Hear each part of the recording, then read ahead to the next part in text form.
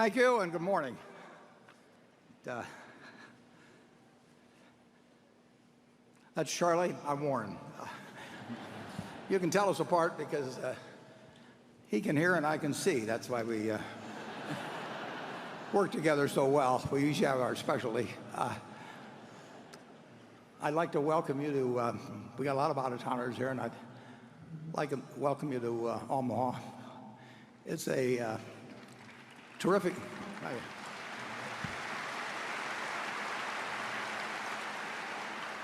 it's a terrific city, and Charlie's lived in California now for about 70 years, but he's still got a lot of Omaha in him. Both of us were born within 2 miles of this building that you're in. And Charlie, as he mentioned in his description of his amorous triumphs in high school, Charlie graduated from Central High, which is about 1 mile from here. It's a public school. And my dad, my first wife, my 3 children, and 2 of my grandchildren have all graduated from the same school. In fact, my grandchildren say they've had the same teachers that my dad. Oh, it's a great city. I hope you get to see a lot of it while you're here.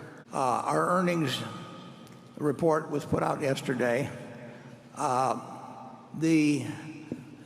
we regularly explain, the realized investment gains or losses in any period really mean nothing. I mean, we could take a lot of gains if we wanted to. We could take a lot of losses if we wanted to, but we don't really think about the timing of what we do at all, except in relation to the intrinsic value of what we're buying or selling.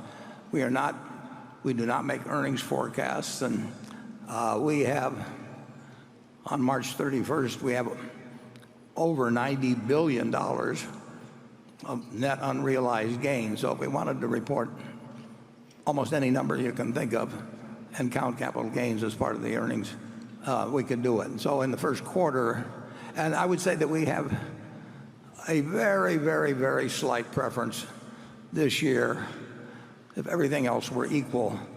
Well, it's true in any year, but it's a little more so this year. We would rather take losses than gains because of the tax effect if 2 securities were equally valued. And there's probably just one touch more of emphasis on that this year because we are taxed on gains at 35%, which means we also get the tax benefit at 35% of any losses we take. And I would say that there's some chance of that rate being lower, meaning that losses would have less tax value to us after this year than they would have after this year than this year. That is not a big deal, but it would be a very slight preference, and it may get to be more of a factor in deferring any gains and perhaps accelerating any losses as the year gets closer to December 31st, assuming, and I'm making no predictions about it, but assuming that there were to be a tax act that had the effect of reducing the earnings. So in the first quarter, insurance underwriting was the swing factor, and then there's a lot more about this in our 10Q, which you can look up on the internet. And you really, if you're seriously interested in evaluating our earnings or our businesses, you should go to the 10Q because the summary report, as we point out every quarter, does not really get to a number of the main points of valuation. I would just mention 2 factors in connection with the insurance situation, which I love. In the first 4 months, not the first 3 months, but the first 4 months, GEICO has had a net gain of 700,000 policyholders, and that's the highest number I can remember. There may have been a figure larger than that somewhere in the past. I did not go back and look at them all.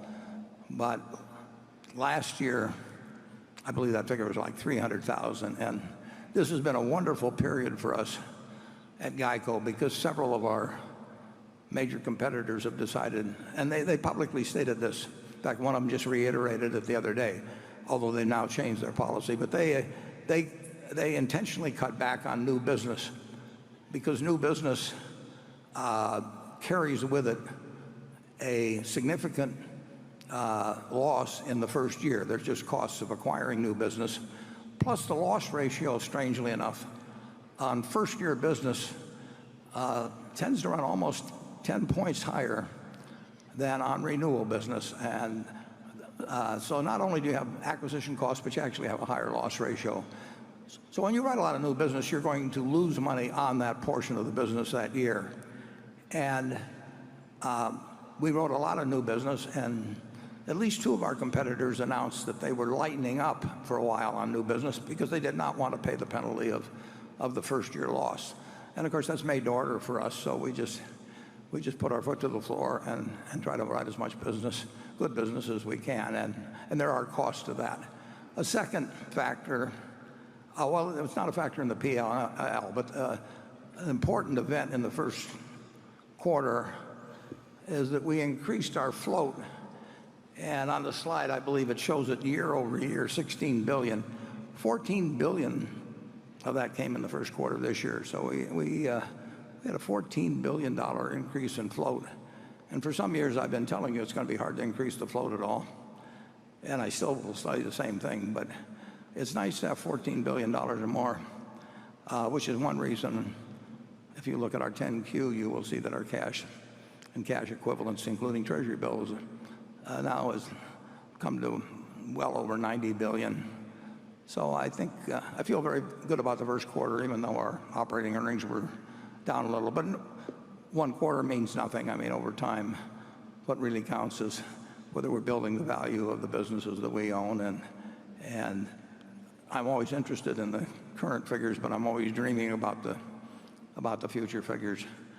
There's one more person I would like to introduce to you today, and I'm quite sure he's here. I haven't seen him, but I understood he was coming. There's I believe that he's made it today, and that is Jack Bogle, who I talked about in the annual report. Jack Bogle has probably done more for the American investor than any man in the country. And Jack, could you stand up? There he is.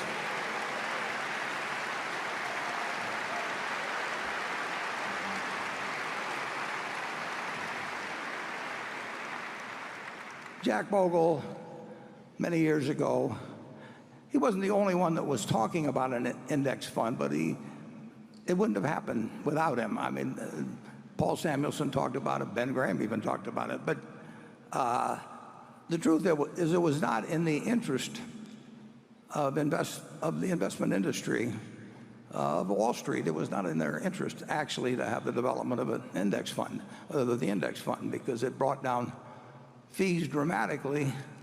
And as we've talked about some in the reports and other people have commented, index funds overall have delivered for shareholders a result that has been better than Wall Street professionals as a whole. And part of the reason for that is that they brought down the costs very significantly. So when Jack started, very few people, certainly Wall Street, did not applaud him. And he was the subject of some derision and a lot of attacks. And now we're talking trillions when we get into index funds. And we're talking a few basis points when we talk about investment fees in the case of index funds, but still hundreds of basis points when we talk about fees elsewhere. And I estimate that Jack, at a minimum, has left in the pockets of investors without hurting them overall in terms of performance at all, gross performance. He's put tens and tens and tens of billions into their pockets, and those numbers are going to be hundreds and hundreds of billions over time. So it's Jack's 88th birthday on Monday. So I just say happy birthday, Jack, and thank you on behalf of American investors. And Jack, I've got great news for you. You're going to be 88 on Monday, and in only 2 years, you'll be eligible for an executive position at Berkshire. So hang in there, buddy. Wells Fargo's decentralized corporate structure gave too much autonomy to the community bank's senior leadership. End of quote. Mr. Buffett, how do you satisfy yourself that Berkshire isn't subject to the same risk with its highly decentralized structure and the very substantial autonomy given to senior leadership of the operating companies? Yeah, it's true that we at Berkshire probably operate on this. We certainly operate on a more decentralized plan than any company of remotely our size. And we count very heavily on principles of behavior rather than loads of rules. It's one reason at every annual meeting you see that Solomon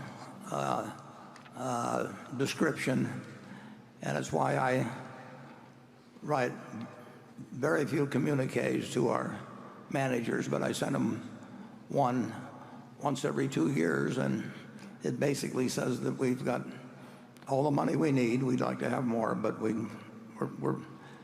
it's not a necessity. But we don't have 1 ounce of reputation more than we need, and that our reputation at Berkshire is in their hands. And Charlie and I believe that if you establish the right sort of culture, and that culture to some extent self-selects who you obtain as directors and as managers, that you will get better results that way in terms of behavior than if you have a 1,000-page guidebook. You're going to have problems regardless. We have 367,000, I believe, employees. Now, if you have a town with 367,000 households, which is about what the Omaha metropolitan area is, people are doing something wrong as we talk here today. There's no question about it. And the real question is whether the managers are in a better, are worrying and thinking about finding and correcting any bad behavior, and whether if they fail in that, whether the message gets to Omaha and whether we do something about it. At Wells Fargo, there were 3 very significant mistakes, but there was one that dwarfs all of the others. You're going to have incentive systems at any business, almost any business. There's nothing wrong with incentive systems, but you've got to be very careful what you incentivize. And you can incentivize bad behavior, and if so, you better have a system for recognizing it. Clearly, at Wells Fargo, there was an incentive system built around the idea of cross-selling and number of services per customer, and the company in every quarterly investor presentation highlighted how many services per customer. So it was the focus of the organization, a major focus, and undoubtedly people got paid and graded and promoted based on that number, or at least partly based on that number. Well, it turned out that that was incentivizing the wrong kind of behavior. We've made similar mistakes. I mean, any company's going to make some mistakes in designing a system, but it's a mistake, and you're going to find out about it at some point, and I'll get to how we find out about it. But the biggest mistake was that, and I don't know, obviously I don't know the facts as to how the information got passed up the line at Wells Fargo, but at some point, if there's a major problem, the CEO will get wind of it. And that is, at that moment, that's the key to everything, because the CEO has to act. That Solomon situation that you saw happened because on April, I think, 28th, the CEO of Solomon, the president of Solomon, the general counsel of Solomon, sat in a room, and they had described to them by a fellow named John Merriweather some bad practice, terrible practice that was being conducted by a fellow named Paul Moser, who worked for him. And Paul Moser was flim-flamming the United States Treasury, which is a very dumb thing to do. And he was doing it partly out of spite because he didn't like the Treasury and they didn't like him. So he put in phony bids for U.S. Treasuries and all of that. So on April 28th, roughly, the CEO and all these people knew that they had something that had gone very wrong, and they had to report it to the Federal Reserve Board in New York, or Federal Reserve Bank in New York. And the CEO, John Goodfriend, said he would do it, and then he didn't do it. And he undoubtedly put it off just because it was an unpleasant thing to do. And then on May 15th, another Treasury auction was held, and Paul Moser put in a bunch of phony bids again. And at this point, it's all over because the top management had known ahead of time, and now a guy that was a pyromaniac had gone out and lit another fire, and he lit it after they'd been warned that he was a pyromaniac, essentially. And it all went downhill from there. It had to stop when the CEO learns about it. And then they made a third mistake, actually, but again, it pales in comparison to the second mistake. They made a third mistake when they totally underestimated the impact of what they had done once it became uncovered, because there was a penalty of $185 million, and in the banking business, people get fined billions and billions of dollars for mortgage practices and all kinds of things. The total fines against the big banks, I don't know whether it totals 30 or 40 or billion or whatever the number may be.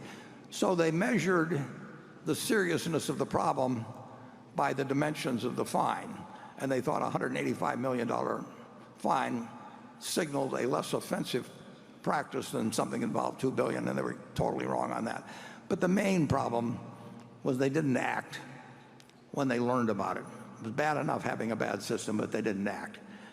At Berkshire, we have the main source of information for me about anything that's being done wrong at a subsidiary is the hotline. Now we get 4,000 or so hotline reports, or that come, we get communications on the hotline, perhaps 4,000 times a year, and most of them are frivolous. You know, the guy next to me has bad breath or something like that. I mean, but there are a few serious ones, and the head of our internal audit, Becky Amick, looks at all those people. A lot of them come in anonymous, probably most of them, and some of them she refers back to the companies, probably most of them. But anything that looks serious, you know, I will hear about, and that has led to action. We'll put them more than once, and we spent real money investigating some of those. We put special investigators sometimes on them, and like I say, it is uncovered certain practices that we would not at all condone at the parent company. I think it's a good system. I don't think it's perfect. I don't know what. I'm sure they've got an internal audit at Wells Fargo, and I'm sure they've got a hotline, and I don't know the facts, but I would just have to bet that a lot of communications came in on that, and I don't know what their system was for getting them to the right person, and I don't know who did what at any given time. But it was a huge, huge, huge error if they were getting, and I'm sure they were, getting some communications and they ignored them, or they just sent them back down to somebody down below. Charlie, you followed it. What are your thoughts on it? Well, put me down as skeptical when some law firm thinks they know how to fix something like this. If you're in a business where you have a whole lot of people under incentives very likely to cause a lot of misbehavior, of course you need a big compliance department. Every big wirehouse stock brokerage firm has a huge compliance department, and if we had one, we would have a big compliance department too, wouldn't we, Warren? Absolutely. Absolutely. But that doesn't mean that everybody should try and solve their problems with more and more compliance.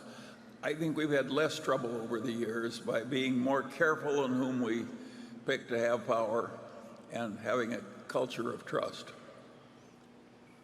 I think we have less trouble, not more. But we will have trouble from time to Yes, time. of course. We'll be blindsided someday. Charlie says an ounce of prevention. He said when Ben Franklin, who he worships, said an ounce of prevention is worth a pound of cure, he understated it, that an ounce of prevention is worth more than a pound of cure. And I would say a pound of cure promptly applied is worth a ton of cure that's delayed. And problems don't go away. John Goodfriend said that problem originally was, he called it a traffic ticket. He told the troops there at Solomon it was a traffic ticket, and it almost brought down a business. Some other CEO that day described the problem that he had encountered as a footfall, and it resulted in incredible damage to the institution and so on. You've got to act promptly, and frankly, I don't know any better system than hotlines and anonymous letters. To me, I get anonymous letters, and I've gotten 3 or 4 of them, probably in the last 6 or 7 years, that have resulted in major changes. And very, very occasionally they're signed. Usually, almost always they're anonymous, but it wouldn't make any difference because there will be no retribution against anybody, obviously, if they call our attention to something that's going wrong. But I will tell you, as we sit here, somebody is doing, quite a few people are probably doing something wrong at Berkshire, and usually it's very limited. I mean, maybe stealing small amounts of money or something like that. But when it gets to some sales practice like was taking place at Wells Fargo, you can see the kind of damage it would do. Is autonomous technology more of an opportunity or more of a threat for the Burlington Northern? Oh, I would say that the driverless trucks are a lot more of a threat than an opportunity to the Burlington Northern. And I would say that if driverless cars became pervasive, it would only be because they were safer, and that would mean that the overall economic cost of auto-related losses had gone down, and that would drive down the premium income of GEICO. So I would say both of those, and autonomous vehicles, widespread, would hurt us if they spread to trucks, and they would hurt our auto insurance business. I think my personal view is that they will certainly come. I think they may be a long way off, but that will depend. It'll probably, frankly, depend on experience in the first early months of the introduction in other than test situations. And if they make the world safer, it's going to be a very good thing, but it won't be a good thing for auto insurers. And similarly, if they learn how to move trucks more safely, tends to be driver shortages in the truck business now. It obviously improves their position vis-a-vis the railroads. Charlie? Well, I think that's perfectly clear. Finally, approval all these years. Ted Williams knew his sweet spot was a pitch right down the middle. When both of you look at potential investments, what attributes make a company a pitch in your sweet spot that you'll take a swing at and invest in? I'm not sure I can define it in exactly the terms you would like, but we sort of know it when we see it, and it would tend to be a business that, for one reason or another, we can look out 5 or 10 or 20 years and decide that the competitive advantage that it had at the present would last over that period, and it would have a trusted manager that would not only fit into the Berkshire culture, but that was eager to join the Berkshire culture.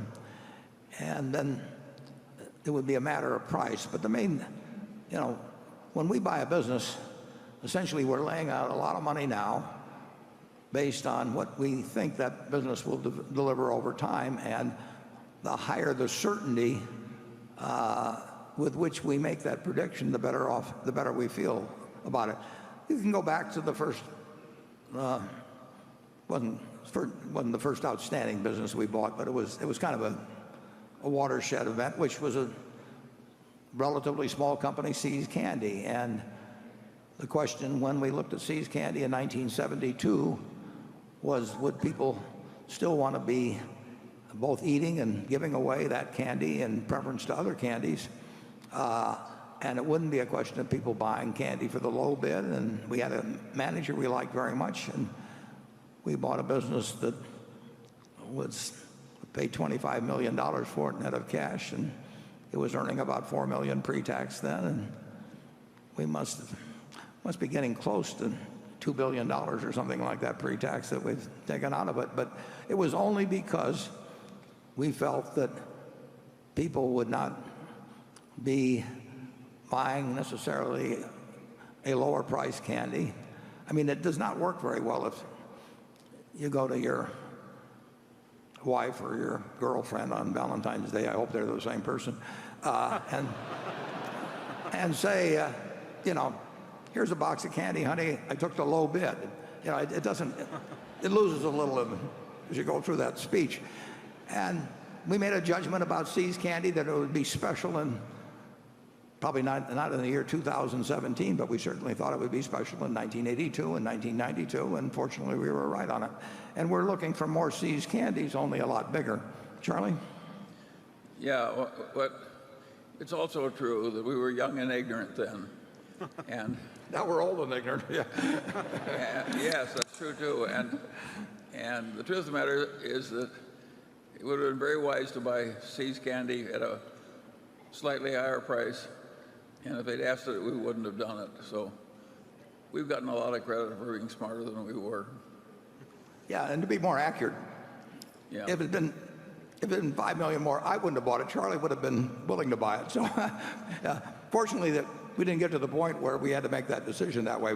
But he would have pushed forward when I probably would have faded. It's a good thing. It's a good thing that the guy came around. Actually, the seller was the grandson of Mrs. C, wasn't he, Charlie? He was Larry C's son. Am I correct? Or Larry C's brother. But he was not interested in the business, and he was more interested in girls and grapes, actually. And he almost changed his mind. Well, he did change his mind about selling, and I wasn't there, but Rick Aaron told me that Charlie went in and gave an hour talk on the merits of girls and grapes over having a candy company. This is true, folks. And the fellow sold to us, so that I pulled Charlie out in emergencies like that. We were very lucky that early the habit of buying horrible businesses because they were really cheap. It gave us a lot of experience trying to fix unfixable businesses as they headed downward toward doom.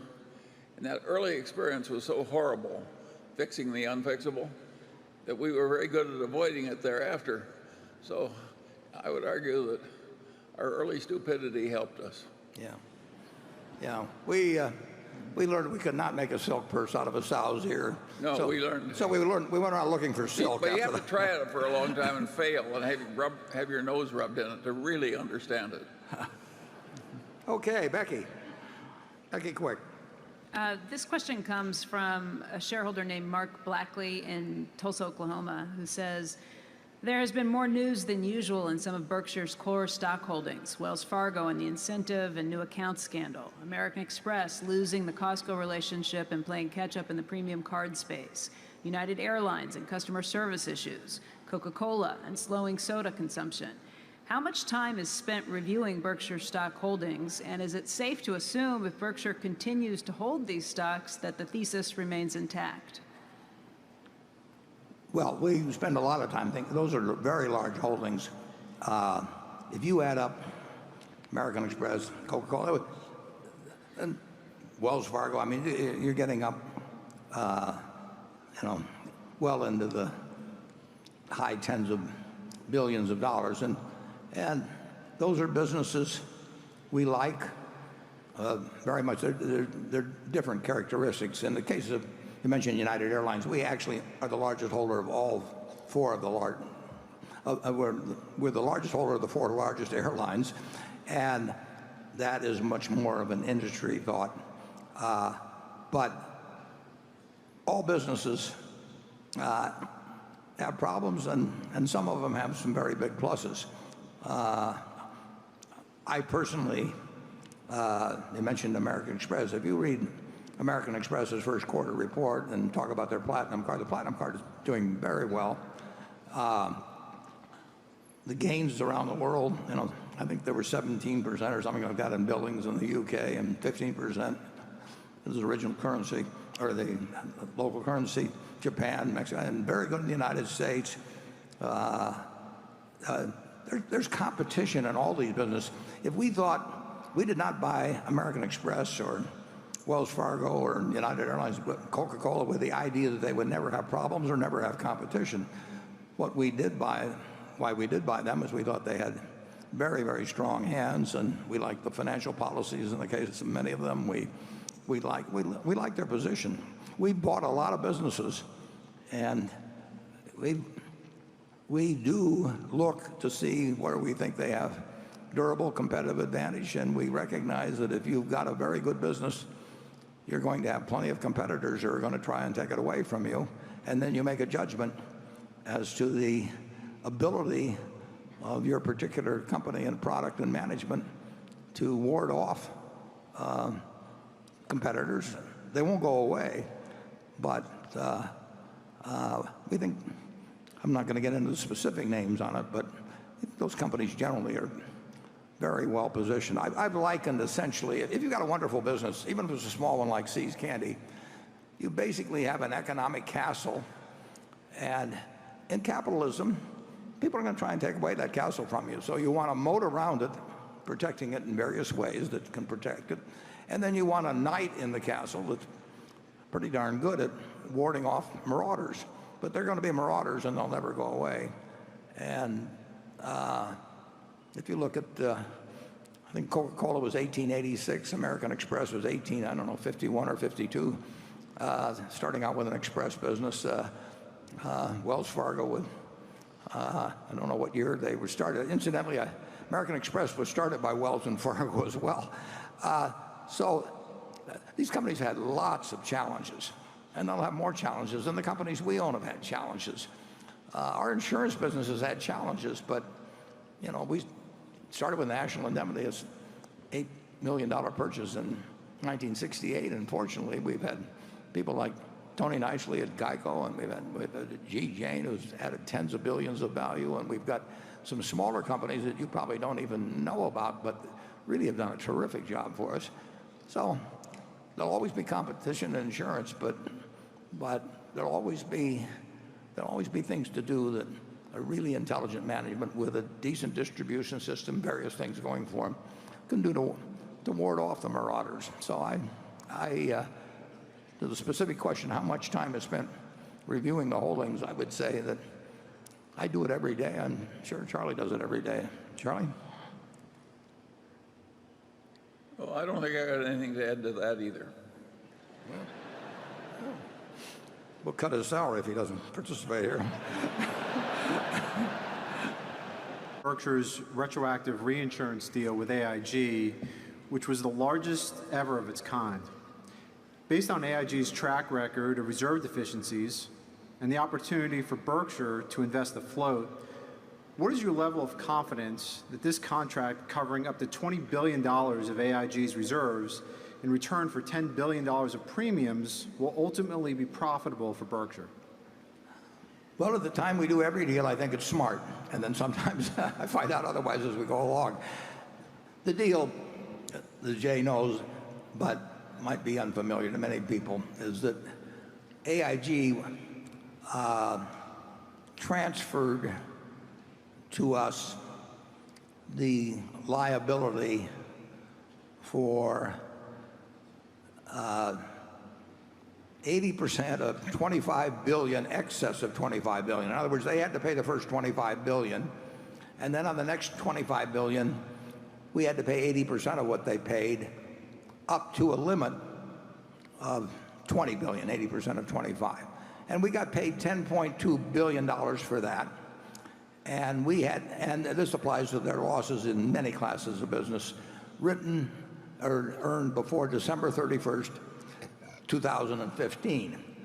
So Ajit Jain, who has made a lot more money for Berkshire for you than I have, but he evaluates that sort of transaction. We talk about it a fair amount ourselves. I just find it interesting. I particularly find the $10.2 billion that they're going to give us interesting. And we come to the conclusion that we think we'll do well by getting $10.2 billion today with a maximum payout of $20 billion over some between now and Judgment Day on this large piece of business. AIG had very good reasons for doing this because their reserves had been under criticism, and this essentially probably it should have, I think, put to bed the question whether they were under reserved on that business. And we get the $10.2 billion, and the question is how fast we pay out the money and how much money we pay out. And Ajit does 99% of the thinking on that, and I do 1%.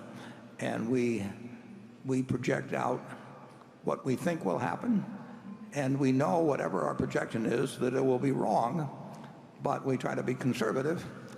And we've done a fair amount of these deals. This is the largest. The second largest was a creature that was formed out of Lloyd's of London some years ago. And we've been wrong on one transaction that involved something over $1 billion of premium. I mean, clearly wrong. And there are a couple of others that may or may not work out depending on what you assume we have earned on the funds. But they're okay. But they probably didn't come out as well as we thought they would, though. But overall, we've done okay on this. It's less okay when we're sitting around with $90+ billion of cash. So the incremental $10.2 billion we took in the first quarter is earning us peanuts at the moment. And peanuts is not what fits into the formula for making this an attractive deal. So we do have to assume we'll find uses of the money, but the money will be with us quite a while. And I think our calculations are on the conservative side. They're not the identical calculations that AIG makes. I mean, we come up with our own estimate of payouts and all of that. And I think it was quite a good transaction from AIG's standpoint, because they did take $20 billion of potential losses off for $10.2 billion, and I think they satisfied the investing community that they were quite unlikely to have adverse development in the period prior to 2015 that was not accounted for by this transaction. Charlie? Well, I think it's intrinsically a dangerous kind of activity, but that's one of its attractions. I don't think there are any two people in the world that are better at this kind of transaction than Ajit and Warren, and nobody else has had the experience we've had. Just get me in a lot more of those businesses, and I'll accept a little extra worry. There's one thing I should mention too, that we actually were the only insurance operation in the world that would write that sort of a contract, and where it would be satisfactory to the other party. I mean, when somebody hands you $10.2 billion and says, I'm counting on you to pay $20 billion back, even if it's 50 years from now on the last dollar, there are very few people that they want to hand $10.2 billion to. So there's limited people on the other side. I mean, there's not that many people remotely that have that kind of size deal. Very few is a good expression. He means one. In your career of thousands of negotiations and business dealings, could you describe for the crowd which one sticks out in your mind as your favorite or as otherwise noteworthy? Well, I don't think I've got a favorite, but The one that probably did us the most good as a learning experience was See's Candy. It just, the power of the brand, the unending flow of ever-increasing money with no work. Sounds nice. It was, and I'm not sure we would have bought the Coca-Cola if we hadn't bought the C's. I think that a life properly lived is just learn all the time. And I think Berkshire's gained enormously from these investment decisions by learning through a long period. Every time you appoint a new person that's never had big capital allocation experience, it's like rolling the dice. And I think we're way better off having done it so long. But the decisions blend, and the one feature that comes through is the continuous learning. If we had not kept learning, you wouldn't even be here. You'd be alive probably, but not here.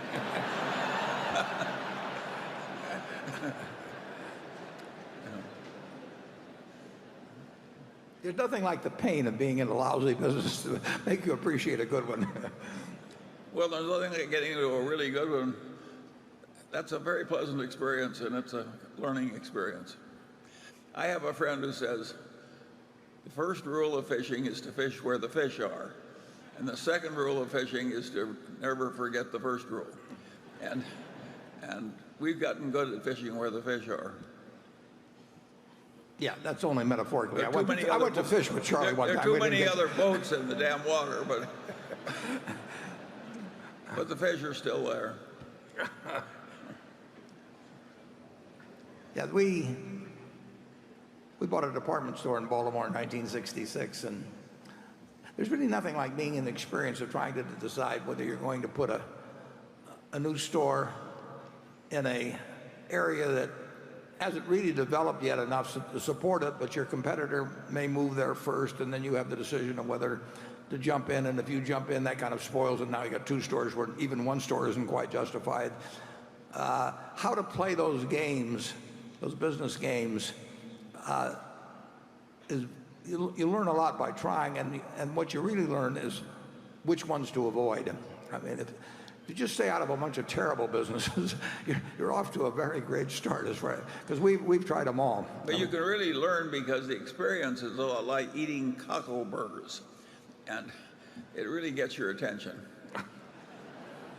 Well, we won't expand on that. Then you seemed to change your view about technology when you invested in IBM, and again when you recently invested in Apple. But then on Friday, you said IBM had not met your expectations and sold a third of our stake. Do you view IBM and Apple differently? Well, I do view them differently, but obviously, when I bought the IBM, started buying it 6 years ago, I thought it would do better in the 6 years that have elapsed than it has. And Apple, I regard them as being quite different business. I think Apple was much more of a consumer products business in terms of in terms of sort of analyzing moats around it and consumer behavior and all that sort of thing. It's obviously a product with all kinds of tech built into it, but in terms of laying out what their prospective customers will do in the future as opposed to, say, on IBM's customers, it's a different sort of analysis. That doesn't mean it's correct, and we'll find out over time. But they are two different types of decisions, and I was wrong on the first one, and we'll find out whether I'm right or wrong on the second. But I do not regard them as apples and apples, and I don't quite regard them as apples and oranges, but it's somewhat in between on that. Charlie? Well, we avoided the tech stocks because we felt we had no advantage there and other people did. And I think that's a good idea, not to play where the other people are better. But if you asked me in retrospect what was our worst mistake in the tech field, I think we were smart enough to figure out Google. Those ads worked so much better in the early days than anything else. So I would say that that we failed you there. And we were smart enough to do it and didn't do it. We do that all the time, too. Yeah. We were their customer very early on with Geico, for example, and we saw, I don't, these figures are way out of date, but as I remember, we were paying them $10 or $11 a click or something like that. And anytime you're paying somebody 10 or 11 bucks every time somebody just punches a little thing where you've got no cost at all, that's a good business unless somebody's going to take it away from you. And so we were close up seeing the impact of that. And incidentally, if any of you don't have anything to do in your hotel rooms tonight, just keep punching Progressive or something, and you're gonna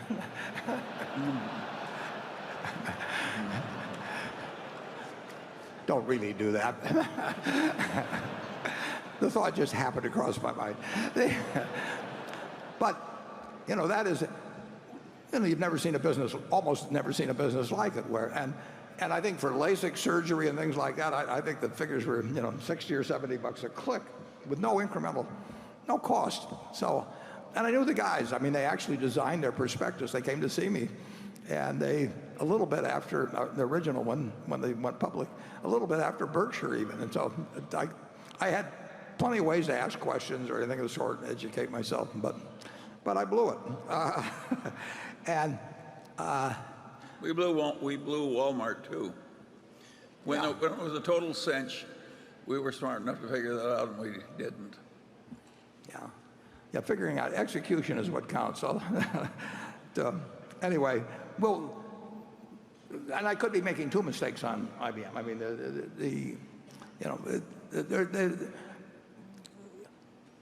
it's harder to predict, in my view, the winners in various items, or how much price competition will enter in to something like cloud services and all that. I made a statement the other day, which it's really remarkable, and I asked Charlie whether he could think of a situation like it, where one person has built an extraordinary economic machine in two really pretty different industries, almost simultaneously, as has happened. From a standing start at zero. From a standing start at zero with competitors with lots of capital and everything else, to do it in retailing and to do it with the cloud, like Jeff Bezos has done. I mean, I mean, people like the Mellons invested in a lot of different industries and all of that, but he has been in effect the CEO simultaneously of two businesses starting from scratch. That if Andy Grove at Intel used to say, think about if you had a silver bullet and you could shoot it and get rid of one of your competitors, who would it be? Well, I think that both in the cloud and in retail, there are a lot of people that would aim that silver bullet at Jeff, and he's done it's a different sort of game. But he's, at the Washington Post, he's played that hand as well as anybody I think possibly could. So it's a remarkable business achievement where he's been involved actually in the execution, not just bankrolling it, of two businesses that are probably as feared by their competitors almost as any you can find. Charlie, you got further thoughts?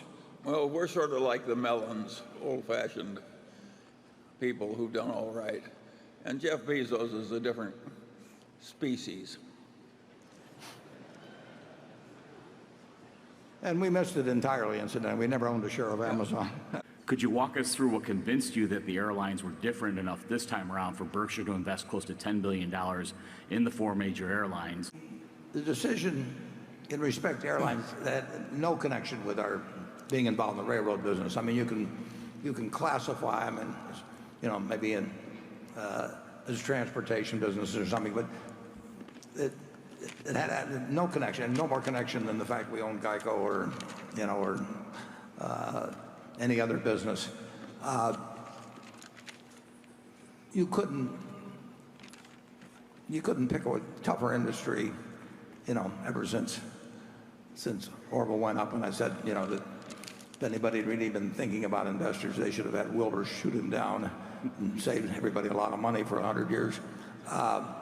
You can go to the internet and type in airlines and bankrupt, and you'll see that something like 100 airlines in that general range, gone bankrupt in the last few decades. And actually, Charlie and I were directors for some time of U.S. Air, and people write about how we had a terrible experience in U.S. Air. It was one of the dumbest things I've ever done. And there's a lot of you made a fair amount of money out of it, too. Yeah, and we made a lot of money out of it. It was undeserved. Yeah, but we made a lot of money out of it because there was one little brief period when people got all enthused about U.S. Air. And after we left as directors and after we sold our position, U.S. Air managed to go bankrupt twice in the subsequent period. I mean, you've named all of the, not all of them, but you've named a number of factors that just make for terrible economics. And I will tell you that if capacity, it's a fiercely competitive industry. The question is whether it's a suicidally competitive industry, which it used to be. I mean, when you get virtually every one of the major carriers and dozens and dozens and dozens of minor carriers going bankrupt, it ought to come upon you finally that maybe you're in the wrong industry. It has been operating for some time now at 80% or better of capacity being available seat miles. And you can see what deliveries are going to be and that sort of thing.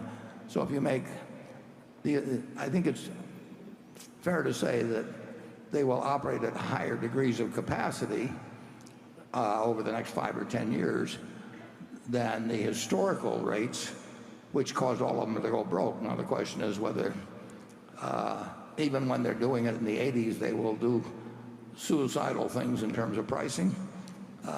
Remains to be seen. They actually, at present, are earning quite high returns on invested capital. I think higher than either FedEx or UPS if you actually check that out. But that doesn't mean tomorrow morning, if you're running one of those airlines and the other guy cuts his prices, you cut your prices. And as you say, there's more flexibility when fuel goes down to bring down prices than there is to raise prices when prices go up. So the industry, it is no cinch that the industry will have some more pricing sensibility in the next 10 years than they had in the last 100 years.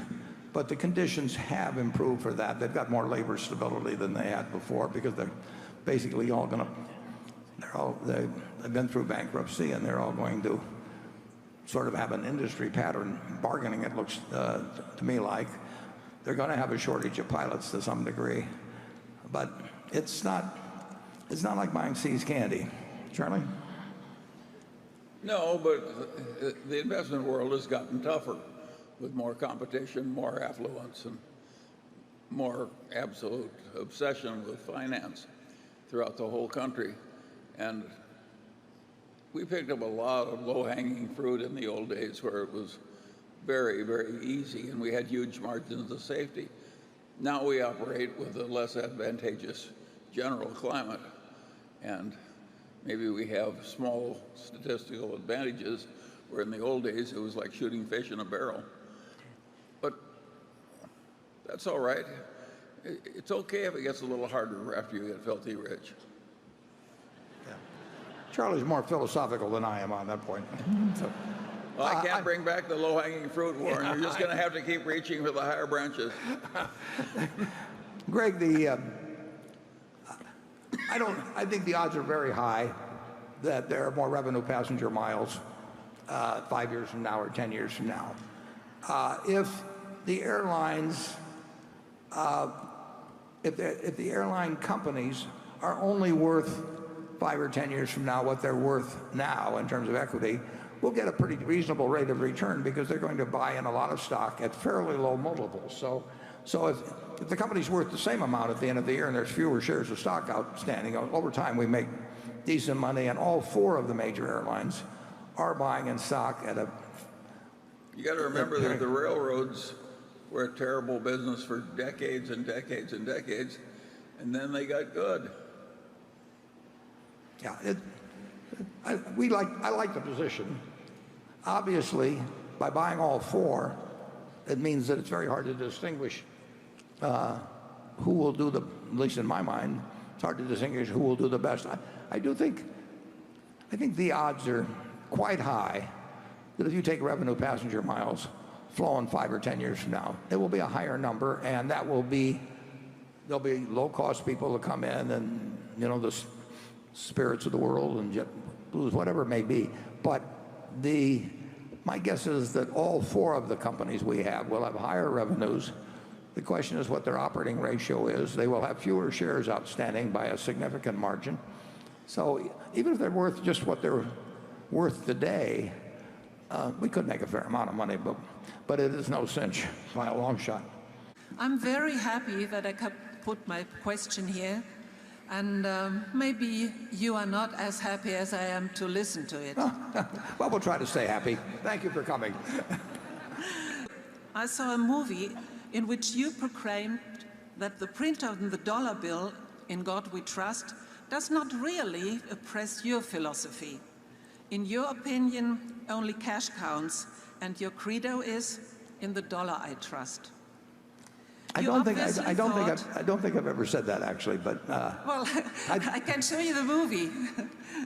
That would prove. Oh, well, send me a clip. Maybe it was just joking, but always behind a joke there is also a truth. Coca-Cola deprives people of their drinking water in drought-prone areas of the world. Are you asking a question? Contaminate the groundwater in these areas. I don't want to interrupt you, but are you making a speech or asking a question? I put my question right now. Okay, good. Will you give up your Coca-Cola shares if the destruction of the environment, the monopolization of the right to healthy drinking water, and the shameless exploitation of the workers continue? Well, that's more of a speech than a question. Yeah.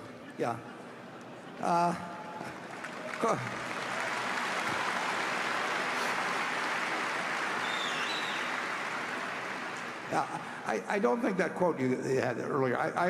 I've said once or twice that it should say "In the Federal Reserve we trust," because they print the money, and if they print too much of it, it could decline in value. But I have never, to my knowledge, I've never said anything like you originally said. And I would say this: I think I've been eating things I like to eat all my life, and Coca-Cola. This Coca-Cola is 12 ounces. I drink about 5 a day. It has about 1.2. It has about 1.2 ounces of sugar in it, and if you look at what different people get their sugar and calories from, they get them from all kinds of things. I happen to believe that I like to get 1.2 ounces with this, and it's enjoyable. Since 1886, people have found it pleasant, and I would say that if you pick every meal in terms of what somebody in some recent publication has told you is the very best for you, I offer you that. I say go to it.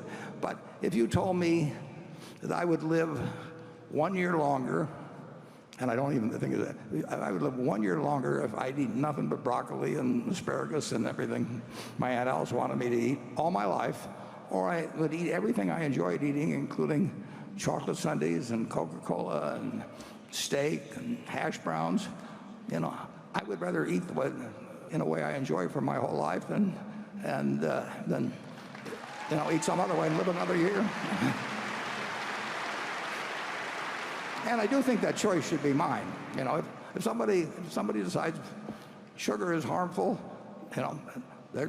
maybe you'd encourage the government to ban sugar, but but sugar in Coca-Cola is not is not different than eating sugar, put on my grape nuts in the morning or whatever else I'm having. So I think Coca-Cola has been a very, very positive factor in America and the world for a long, long time. And you can look at a list of achievements of the company. And I really don't want anybody telling me I can't drink it. Charlie?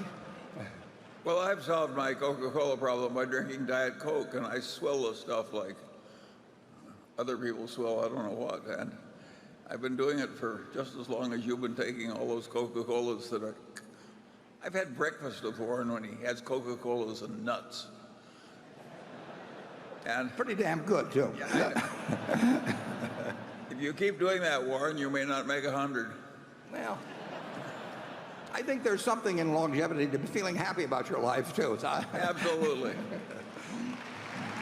At what rate has Berkshire compounded intrinsic value over the last 10 years? Intrinsic value, can only be calculated, or gains, in retrospect. But the intrinsic value, pure definition, would be the cash to be generated between now and Judgment Day, discounted at an interest rate that seems appropriate at the time, and that's varied enormously over a 30 or 40-year period. If you pick out 10 years and you're back to May of 2007, we had some unpleasant things coming up, but I would say that we've probably compounded at about 10%, and I think that's going to be tough to achieve, in fact, almost impossible to achieve if we continued in this interest rate environment. That's the number one question. If you ask me to give the answer to the question, if I could only pick one statistic to ask you about the future before I gave the answer, I would not ask you about GDP growth. I would not ask you about who was going to be president. A million things. I would ask you what the interest rate is going to be over the next 20 years on average, the 10-year or whatever you wanted to do. And if you assume our present interest rate structure is likely to be the average over 10 or 20 years, then I would say it'd be very difficult to get to 10%. On the other hand, if I were to pick with a whole range of probabilities on interest rates, I would say that rate might be, it might be somewhat aspirational, and it might be doable. And you would say, well, we can't continue these interest rates for a long time. I would ask you to look at Japan, where 25 years ago we couldn't see how their interest rates could be sustained, and we're still looking at the same thing. So I do not think it's easy to predict the course of interest rates at all. And unfortunately, predicting that is embedded in giving a good answer to you.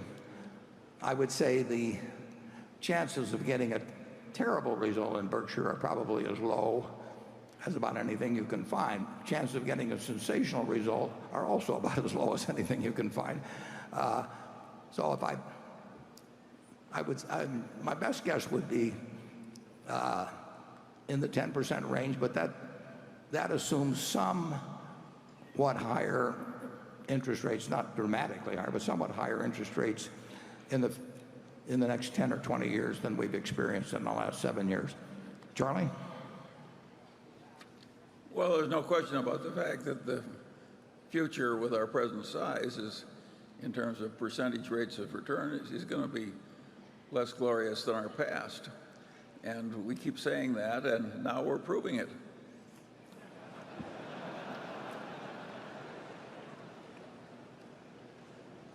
Do you want to end on that note, Charlie, or would you care to? Well, I do think Warren's right about one thing. I think we have a collection of businesses that, on average, has better investment values than, say, the S&P average. So I don't think you shareholders have a terrible, terrible problem. And I would say we probably, well, I'm certain we do have more of a shareholder orientation than the S&P 500 as a whole. I mean, this company has a culture where decisions are made as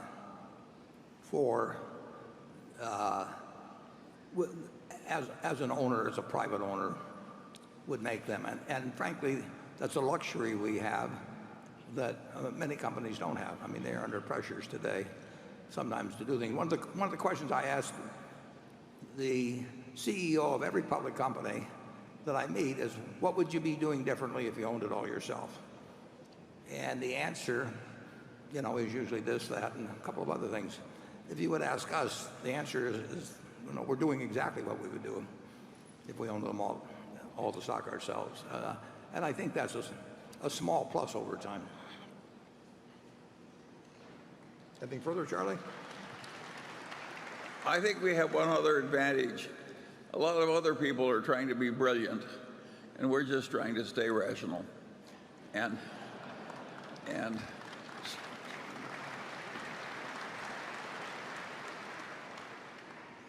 it's a big advantage.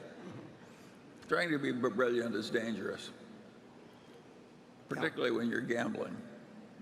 How much of the reduced tax rate will be passed along to Berkshire's customers through, for instance, lower electricity rates or lower railroad shipping rates? And how much will go to Berkshire shareholders? In the case of our utility businesses, all benefit of lower tax rates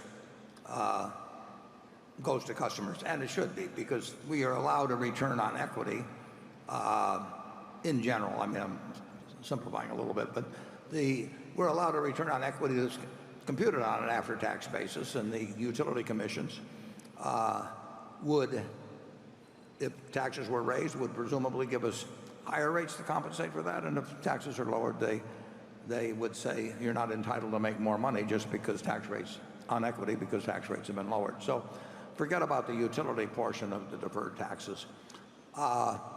The deferred taxes that are applicable to our unrealized gains in securities, we would get all the benefit of, because I mentioned we had 90 billion plus of unrealized gains, and if the rates were changed on those in either direction, our owners, dollar for dollar, will participate in that.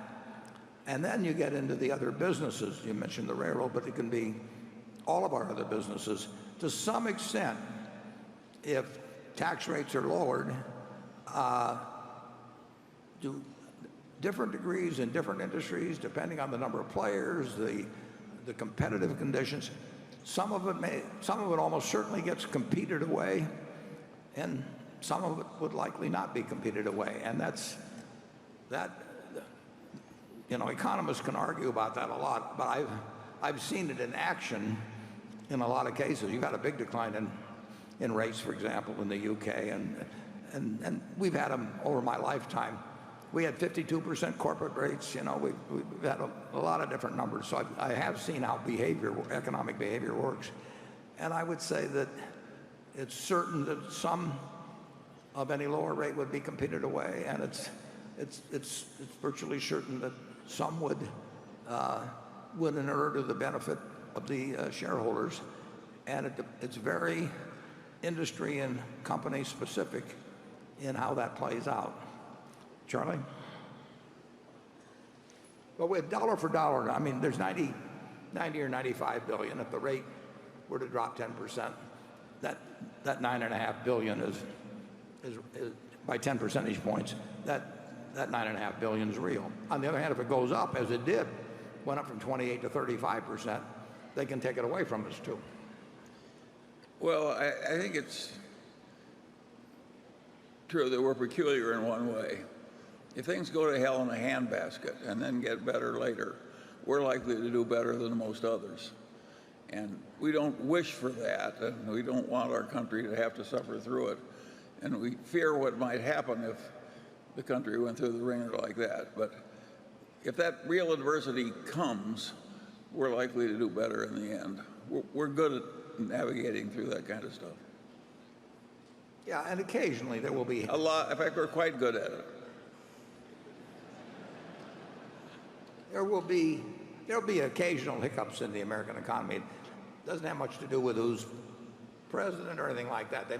Those people may get blamed or given credit for different things, but it's just it is the nature of market systems to occasionally go haywire in one direction or other, and it's been ever thus. It'll be ever thus.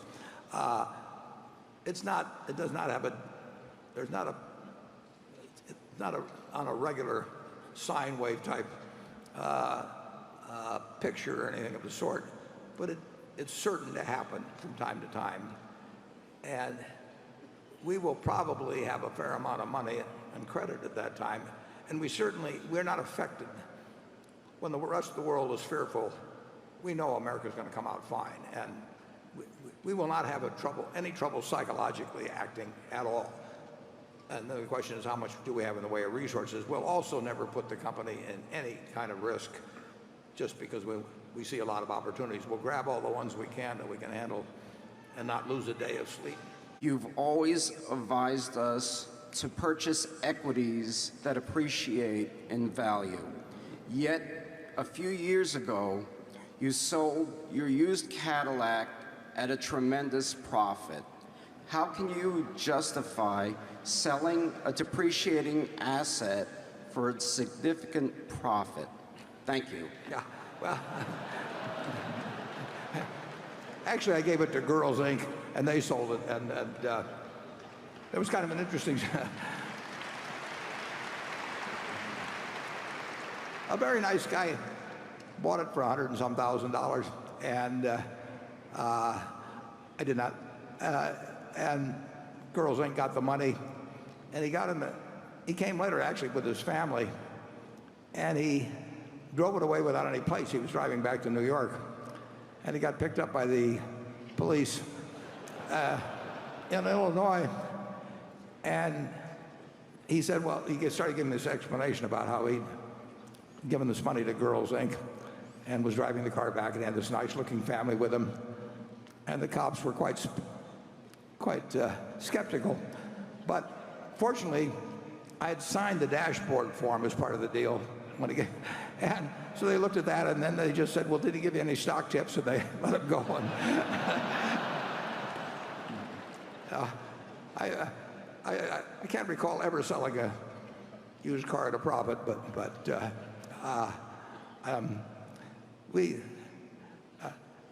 I don't think I've ever sold any personal possession. Well, I've got a house for sale. You don't have any personal possessions. Yeah. No, anything you see with a figure attached like that. You're a fatter version of Mahatma Gandhi. Mahatma Gandhi. The guy was a very nice guy that bought it, and his check cleared, so we're fine. Why have you advised your wife to invest in index funds after your death rather than Berkshire Hathaway? I believe Munger has counseled his offspring to, quote, not be so dumb as to sell. Yeah.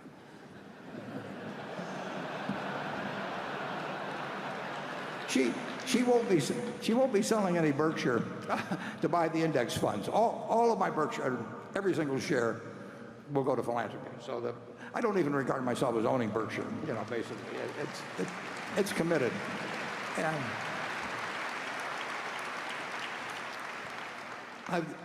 so far about 40% has already been distributed.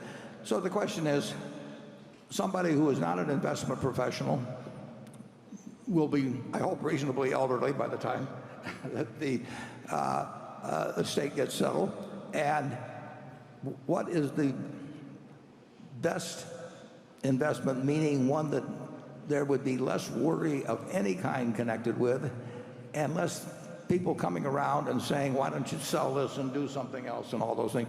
She's going to have more money than she needs. And the big thing then you want is money not to be a problem. And there will be no way that if she holds the S&P, or virtually no way, absent something happened with weapons of mass destruction, but virtually no way that she'll have all the money that she possibly can use.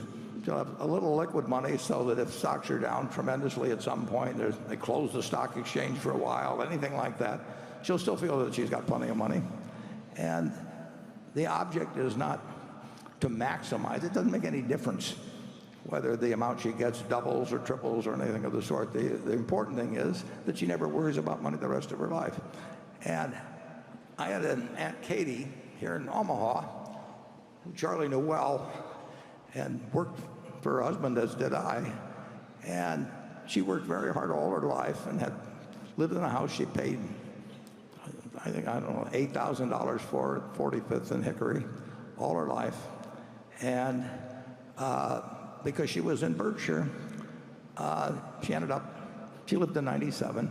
She ended up with, a few $100 million. And she would write me a letter every 4 or 5 months, and she said, "Dear Warren, I hate to bother you, but am I going to run out of money?" And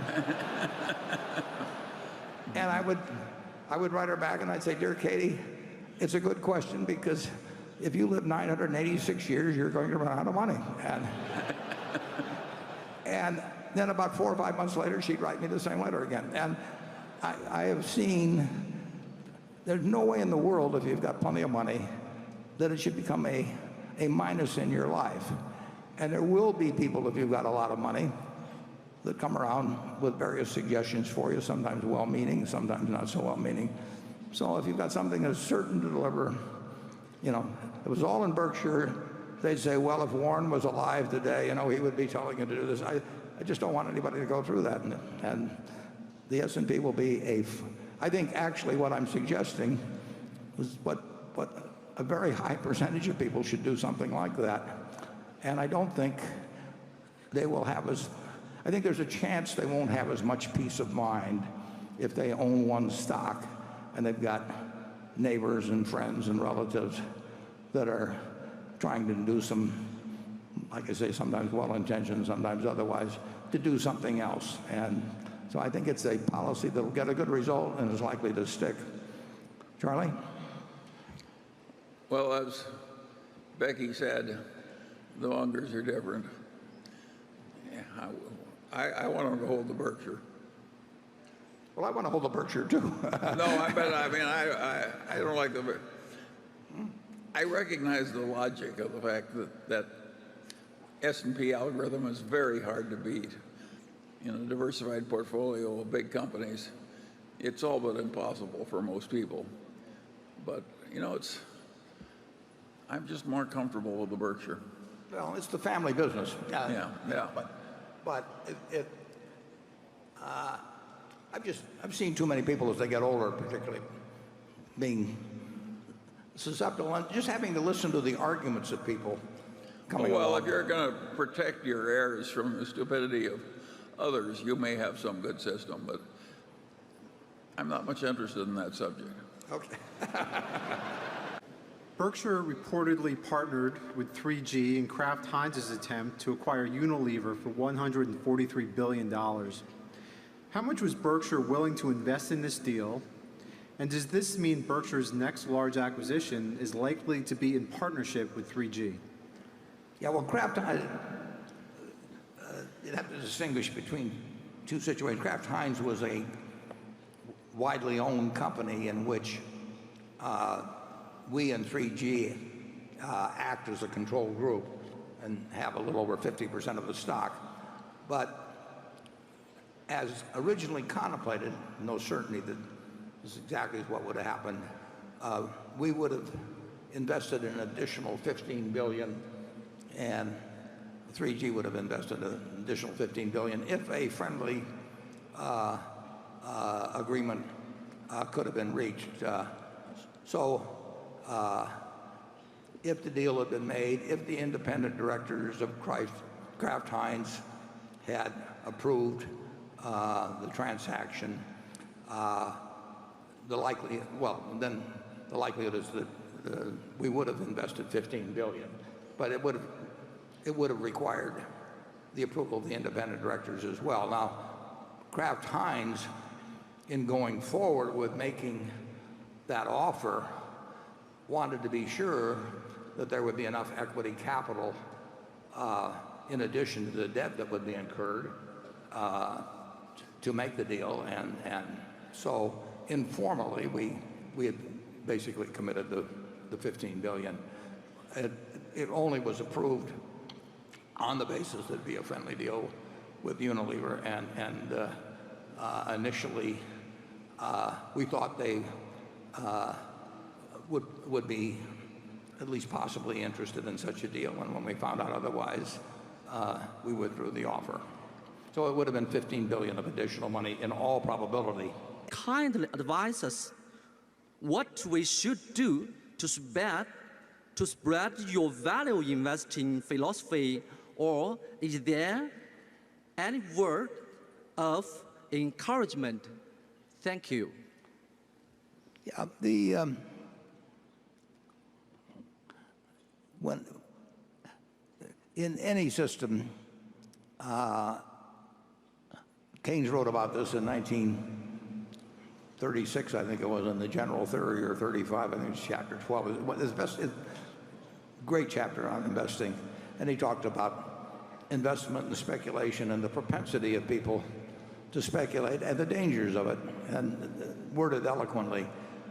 There's always the possibility of, there's always some speculation, obviously, and there's always some value investors and all of that sort of thing in the market. But when speculation gets rampant, and when you're getting what I guess Charlie would call social proof that it's worked recently, people can get very excited about speculating in markets, and we will have it from time to time in this market. There's nothing more agonizing than to see your neighbor, who you think has an IQ about 30 points below you, getting richer than you are by buying stocks, and whether it's internet stocks or whatever, and people succumb to it, and they'll succumb in this economy just as elsewhere.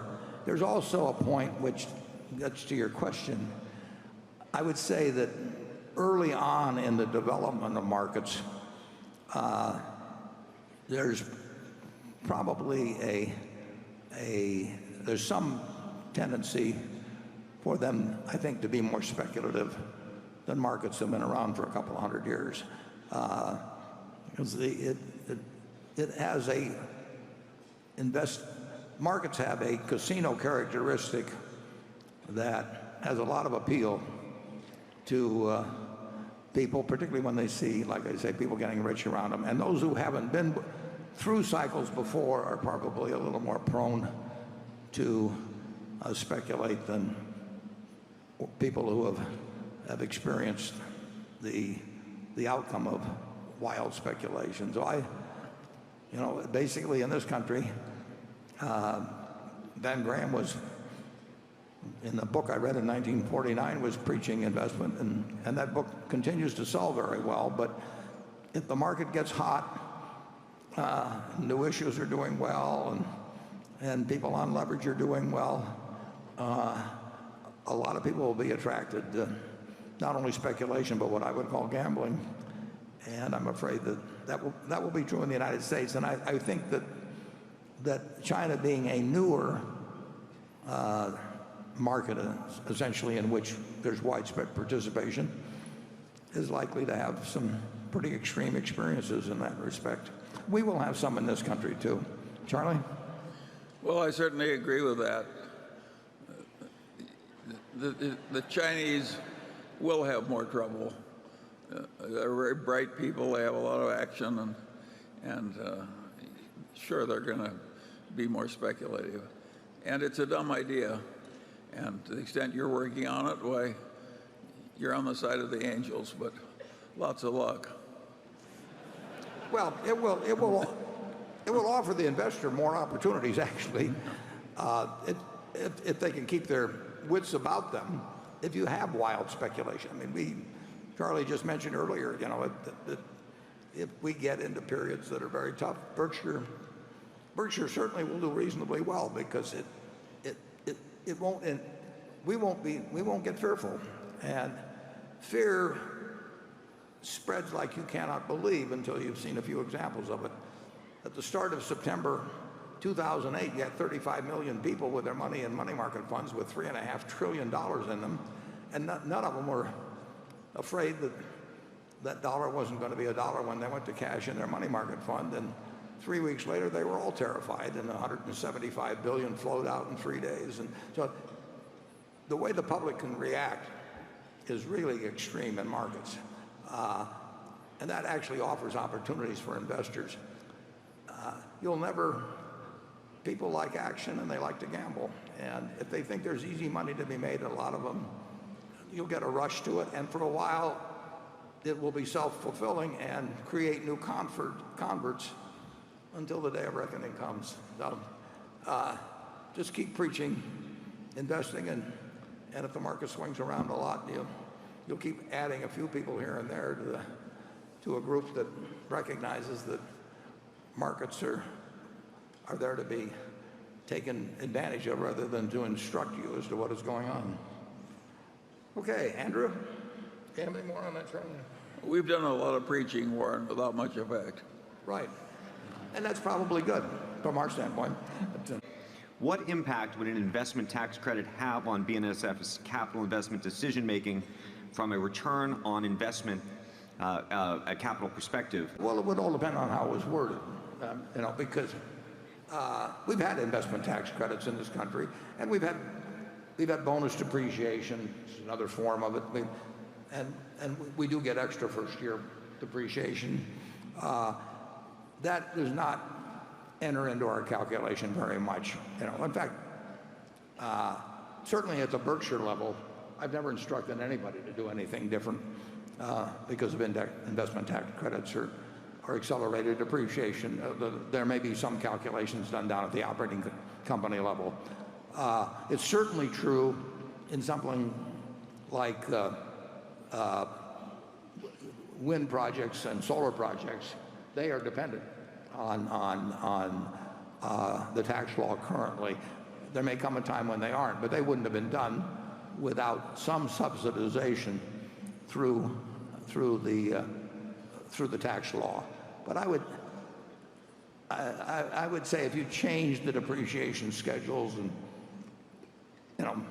double depreciation, triple depreciation, that we're going to do what we need to do at the railroad to make it safer and more efficient if we just had ordinary depreciation. And I doubt if there'd be any dramatic differences. Obviously, if you were going to, say, buy a bunch of planes and the law was going to change on December 31st and the math made it better to wait till January 1st or do it this December 31st, you didn't make that kind of calculation. But I can't recall in all the years that I've ever sent out anything to our managers saying, let's do this because the tax law is being changed or might be changed or something of the sort. As I mentioned earlier, it changes just a little bit if you think there's going to be a change in capital gains rates at a given time. Obviously, if the rate's going to be lowered, you would take losses ahead of time and defer gains maybe a little. And that's why it's useful, actually, if the tax committees, the Senate and the House, are working on something, it might be useful if the chairmans would say that if we do make any changes, we're likely to use this effective date or something of the sort. And I think they've done that a few times in the past. We are not, the big tax-driven item is in wind and solar, and that is a specific policy because the government has decided they want to move people, or society has decided they want to move people toward those forms of electric generation, and the market system wouldn't do it.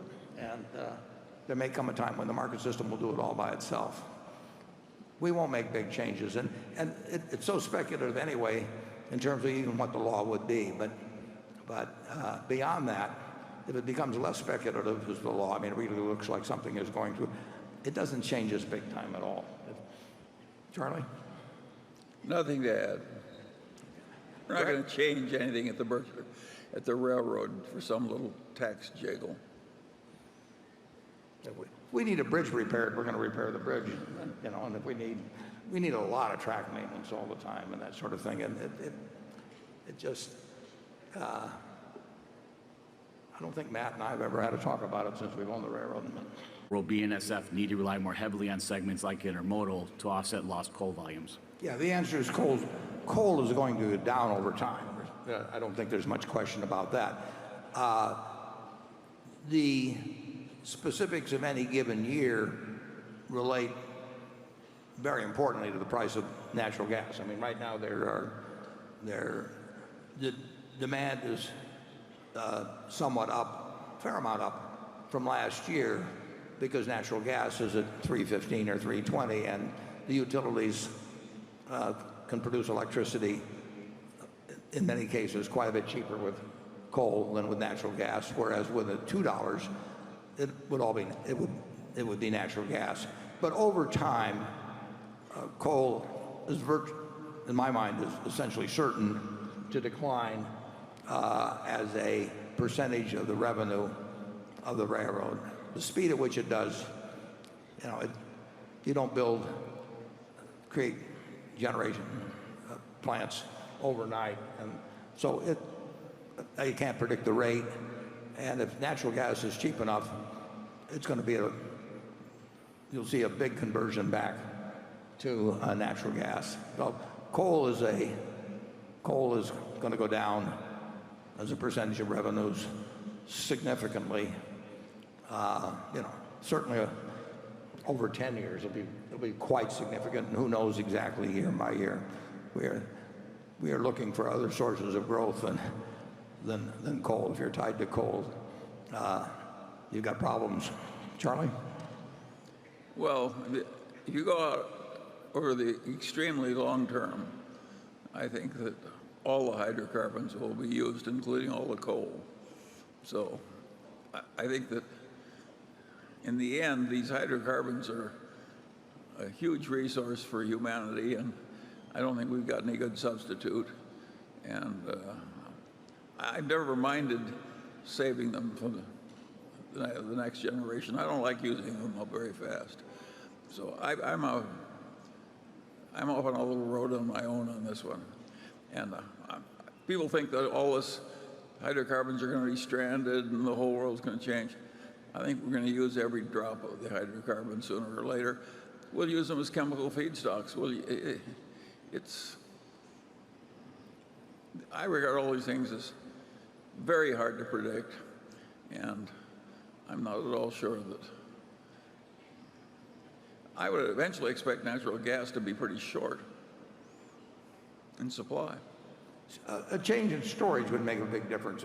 We will produce within a few years as much electricity in Iowa, or virtually as much electricity in Iowa from wind as our customers use, but the wind only blows about 35% of the time or something like that, and sometimes it blows too hard. But the storage, having it 24 hours a day, 7 days a week, is a real problem, even if we've got the capability of producing, like I say, a self-sufficient amount, essentially, in Iowa before very long. Coal, our shipments of coal are up fairly substantially this year on the BNSF, but they were very low last year, and as you said, stockpiles grew and have come down somewhat. They're still on the high side. But in my mind, Charlie's got a longer term outlook on this. In my mind, we're going to be shipping a whole lot less coal 10 or 20 years from now than we are now. On the other hand, I think there's some decent prospects in other long hauls. I mean, it's a pretty cheap way to move bulk commodities long distance, rail is, and I think it's a good business, but the coal aspect of it's going to diminish. You used to buy capital light, cash generative businesses, but now buy lower growth, capital consumptive businesses. I realize Berkshire generates a lot of cash flow, but would shareholders have been better off if you had continued to invest in capital light companies? Well, we'd love to find them. I mean, there's no question that buying a high return on assets, very light capital intensive business that's going to grow beats the hell out of buying something that requires a lot of capital to grow. And this varies from day to day, but I believe, and I don't think it's sufficiently appreciated, I believe that probably the 5 largest American companies by market cap, and some days we're in that group and some days we aren't. Let's assume we're not in that group on a given day. They have a market value of over $2.5 trillion. And that $2.5 trillion is a big number. I don't know whether the aggregate market cap of the U.S. market is, but that's probably getting up close to 10% of the whole market cap of the United States. And if you take those 5 companies, essentially you could run them with no equity capital at all. None. That is a very different world than when Andrew Carnegie was building a steel mill and then using the earnings to build another steel mill and getting very rich in the process, or Rockefeller was building refineries and buying tank cars. Generally speaking, for a very long time in our capitalism, growing and earning large amounts of money required considerable reinvestment of capital and large amounts of equity capital. The railroads being a good example. That world has really changed, and I don't think people quite appreciate the difference. You literally don't need any money to run the 5 companies that are worth collectively more than $2.5 trillion and who have outpaced any number of those names that were familiar if you looked at the Fortune 500 list 30 or 40 years ago, whether it was Exxon or General Motors or you name it. So we would love, there's no question that a business that doesn't take any capital and grows and has, almost infinite returns on required equity capital is the ideal business. And we own a couple of businesses, a few businesses that earn extraordinary returns on capital, but they don't grow. We still love them, but if they were in fields that would grow, believe me, we would, they would be number 1 on our list. We aren't seeing those that we can buy and that we understand well. But you are absolutely right that's a far, far, far better way of laying out money than what we're able to do when buying capital-intensive businesses. Charlie? Yeah, the chemical companies of America at one time were wonderful investments. Dow and DuPont sold at 20 sometimes earnings, and they kept building more and more complicated plants and hiring more PhD chemists, and it looked like they owned the world. Now most chemical products are sort of commoditized, and it's a tough business being a big chemical producer. And in comes all these other people like Apple and Google, and they're just on top of the world. I think the questioner's basically right that the world has changed a lot, and that the people who have made the right decisions in getting into these new businesses that are so different from the old ones have done very well. Yeah, Andrew Mellon would be absolutely baffled by looking at the high cap companies now. The idea that you could create hundreds of billions of value essentially without assets, without tangible assets. Fast, yeah. But that is the world. When Google can sell you something where Geico was paying $11 or something every time somebody clicks something, that is a lot different than spending years finding the right site and developing, iron mines to supply the steel plants, and railroads to haul the iron to where the steel is produced, and distribution points and all that sort of thing. Our world was built, and when we first looked at it, our capitalist system basically was built on tangible assets and reinvestment and all that sort of thing, and a lot of innovation and invention to go with it.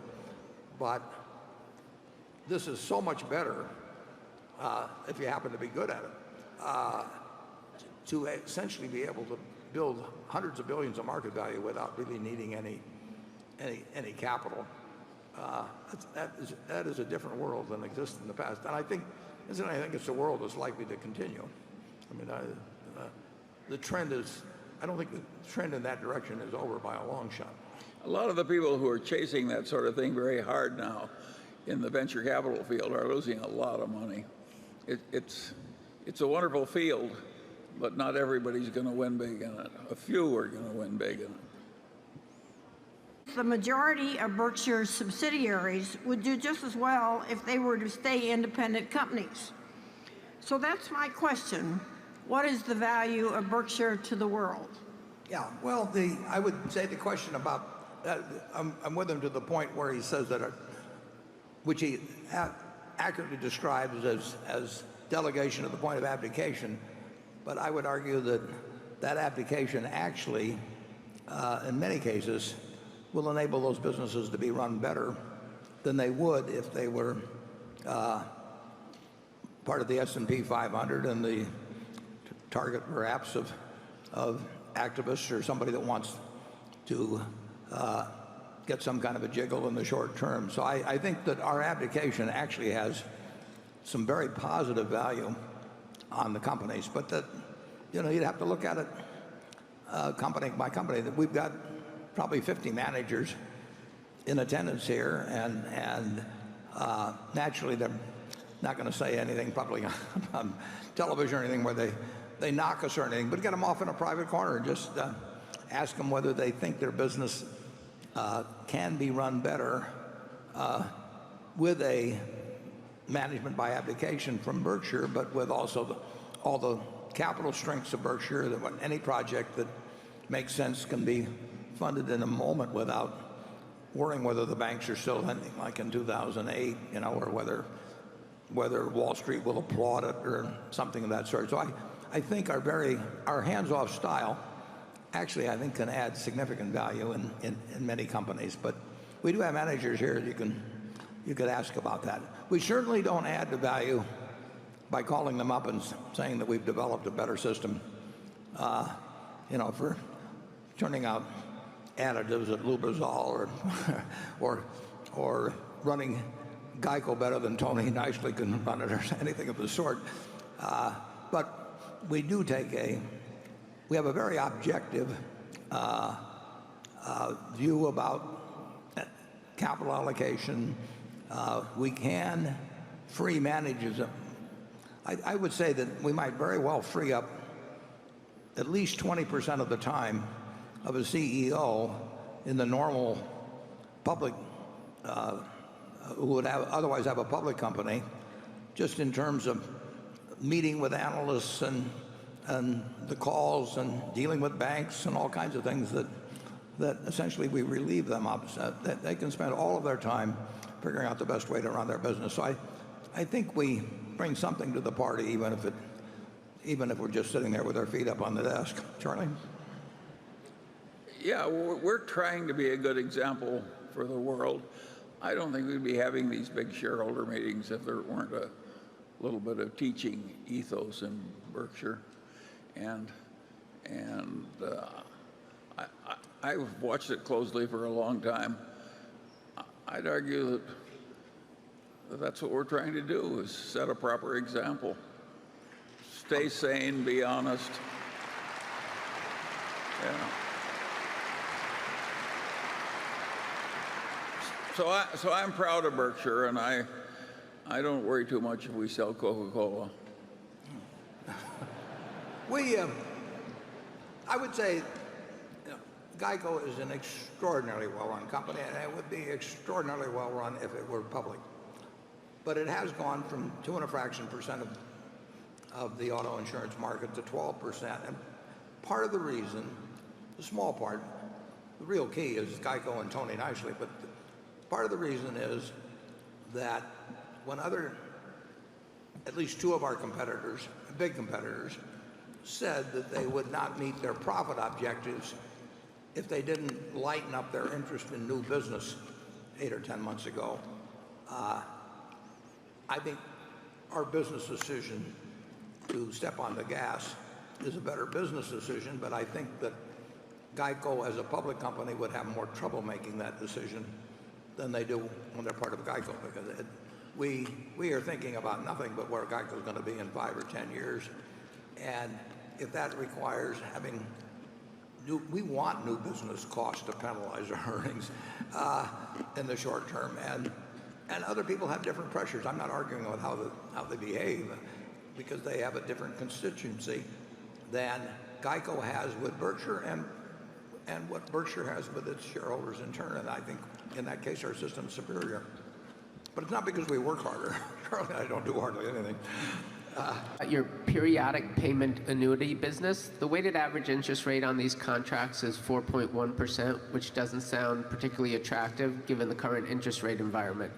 Is the duration of these liabilities long enough to make that an attractive cost of funds, or were these contracts executed primarily when rates were higher? Well, those contracts, these are what are called structured settlements primarily. And when somebody young has a terrible auto accident or whatever it may be, perhaps urged by the court, urged by family members who really do have the interest of the injured party at heart, they may convert what could be a large sum settlement, probably against an insurance company, maybe $1 million, maybe $2 million, into periodic payments for the rest of the life of the injured party.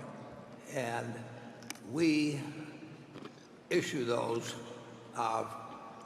for other insurance companies. In fact, sometimes the court directs that Berkshire or hints strongly that Berkshire should be the one to issue those, because you're talking with somebody's life 30 or 40 or 50 years from now, and the court or the lawyer or the family may want to be very, very sure that whoever makes that promise is going to be around to keep it, and Berkshire has a preferred position in that. We look, to get to your question, Johnny, we look for taking the longer maturity situations. We always have, and we have to make assumptions about mortality, and we have to make assumptions, and then we have to decide at what interest rate we'll do it. The 4.1 is a mix of a lot of contracts over a lot of years, obviously. We write maybe 30 million of these, 20 to 30 million a week, looking for the long maturities. And so if you take an average of 15 years or something of the sort, that's how we come up with that sort of a figure. We adjust them to interest rates at all times. And when doing that, we're making an assumption that we're going to earn more money than is inherent in the cost of these structured settlements. It's a business I think we've got 6 or 7 billion up now, and we'll keep doing them. And incidentally, probably a significant percentage of the 6 or 7 billion we're not yet paying anything on. Somebody else may have the earlier payments. And they're certainly weighted far out. So it's a business that we'll be in 10 or 20 years from now. We've got some natural advantage because people trust us more than any other company to make those payments. And the test is whether we earn over time a return above that which we're paying to the injured party. And that's a bet we're willing to make. But if interest rates continue to present levels for a long time,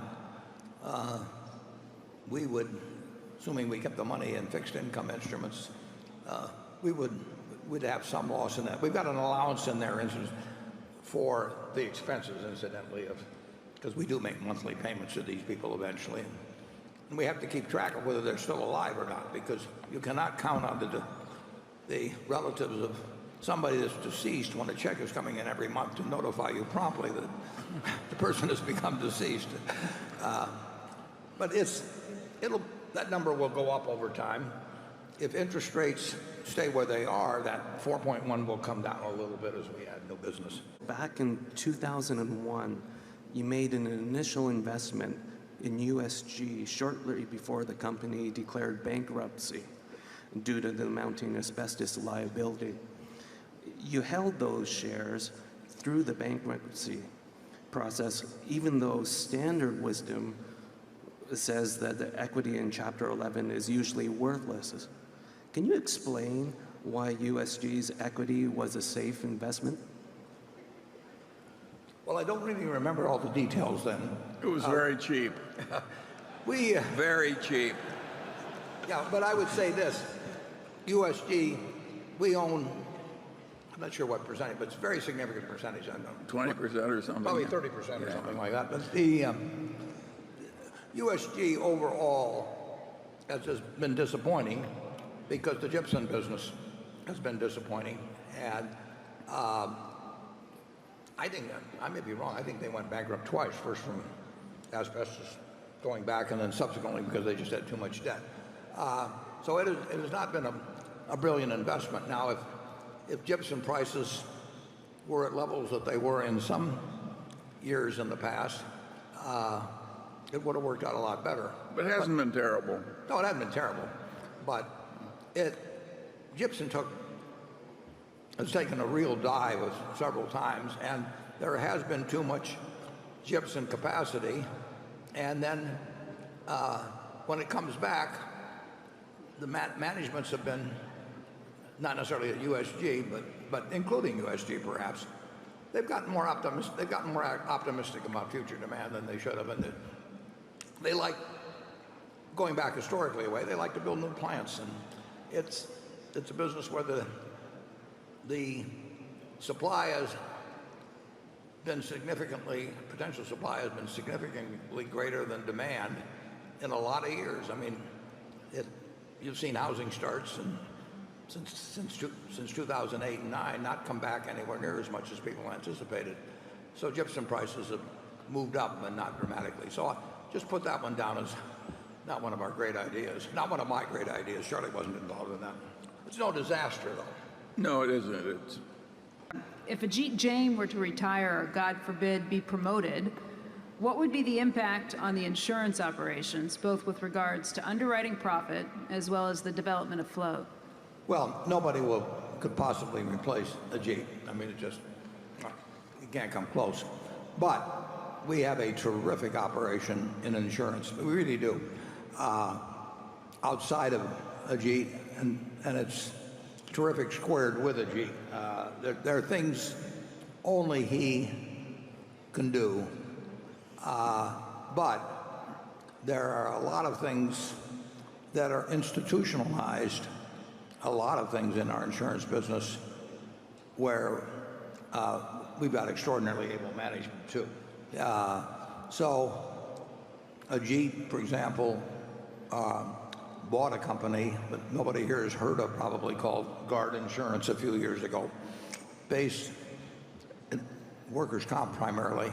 It's based improbably in Wilkes-Barre, Pennsylvania, and it's expanding like crazy in Wilkes-Barre.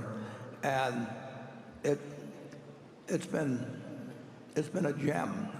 And Ajit oversees it, but we've got a terrific person running it. And we bought Medical Protective some years ago. Tim Kennedy runs that. Ajit oversees it, but Tim Kennedy can run a terrific insurance company with or without Ajit, but he's smart enough to realize that if you got somebody like Ajit that's willing to oversee it to a degree, that's great. But Tim is a great insurance manager all by himself, and Medical Protective has been a wonderful business for us. Most people don't know we own it. The company goes back into the 19th century, actually. We've got a lot of good operations. If you look at that section in the annual report called Other Insurance Company, I mean, that is, in aggregate, that is a wonderful insurance company. There's very few like it. Geico is a terrific company. Ajit has made more money for Berkshire than I have probably, but we've still got what I would consider the world's best property casualty insurance operation, even without him. And with him, you know, nobody, I don't think anybody comes close. Charlie? Well, a few years ago, California made a little change in its workers' compensation law. And Ajit saw instantly that it would caused the underwriting results to change drastically. And he went from a tiny percent of the market, like 10% of the market, which is big, and he just grasped a couple of $1 billion at least out of the air, like was snapping his fingers. And when it got tough, he pulled back. We don't have a lot of people like Ajit. It's hard to just snap your fingers and grab a couple of $1 billion out of the air.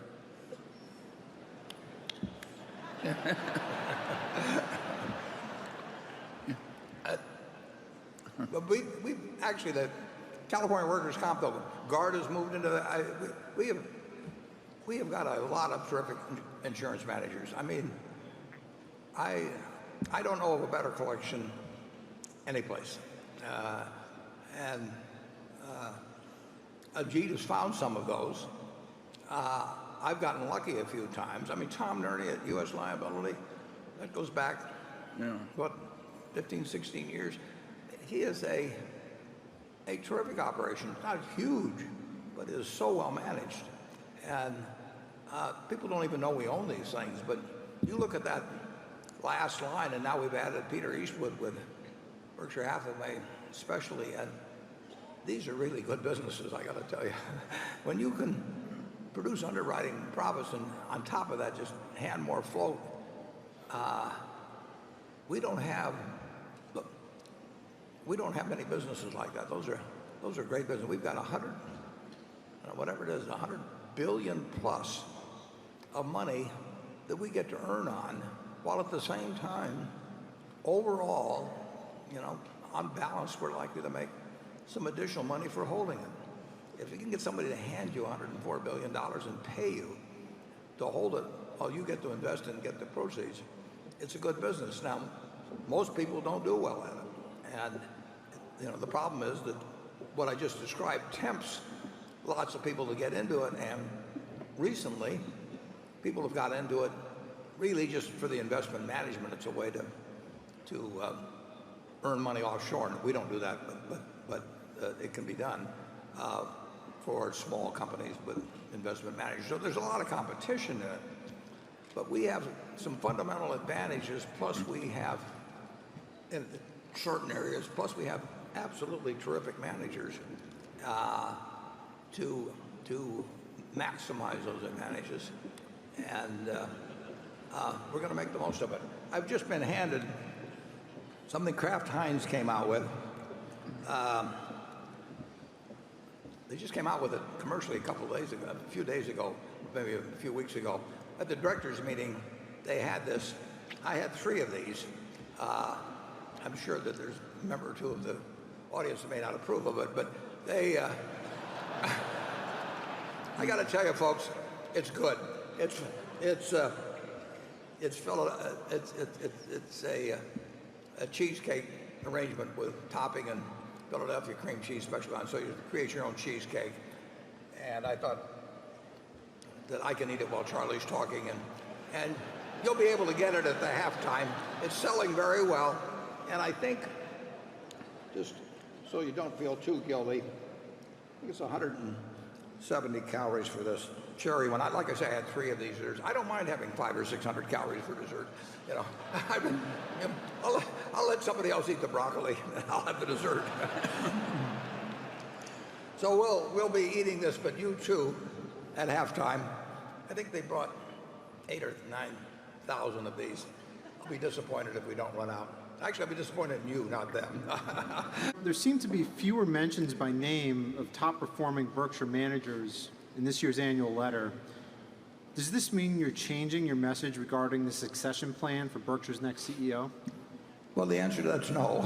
I didn't realize there were fewer mentions by name. I write that thing out and send it to Carol, and she tells me go back to work.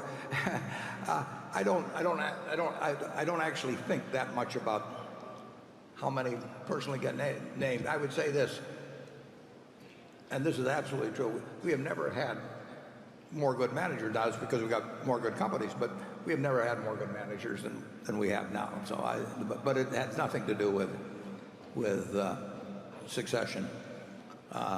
Charlie? Well, I certainly agree with that.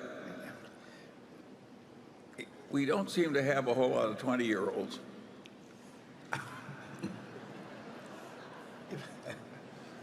Certainly not at the front table.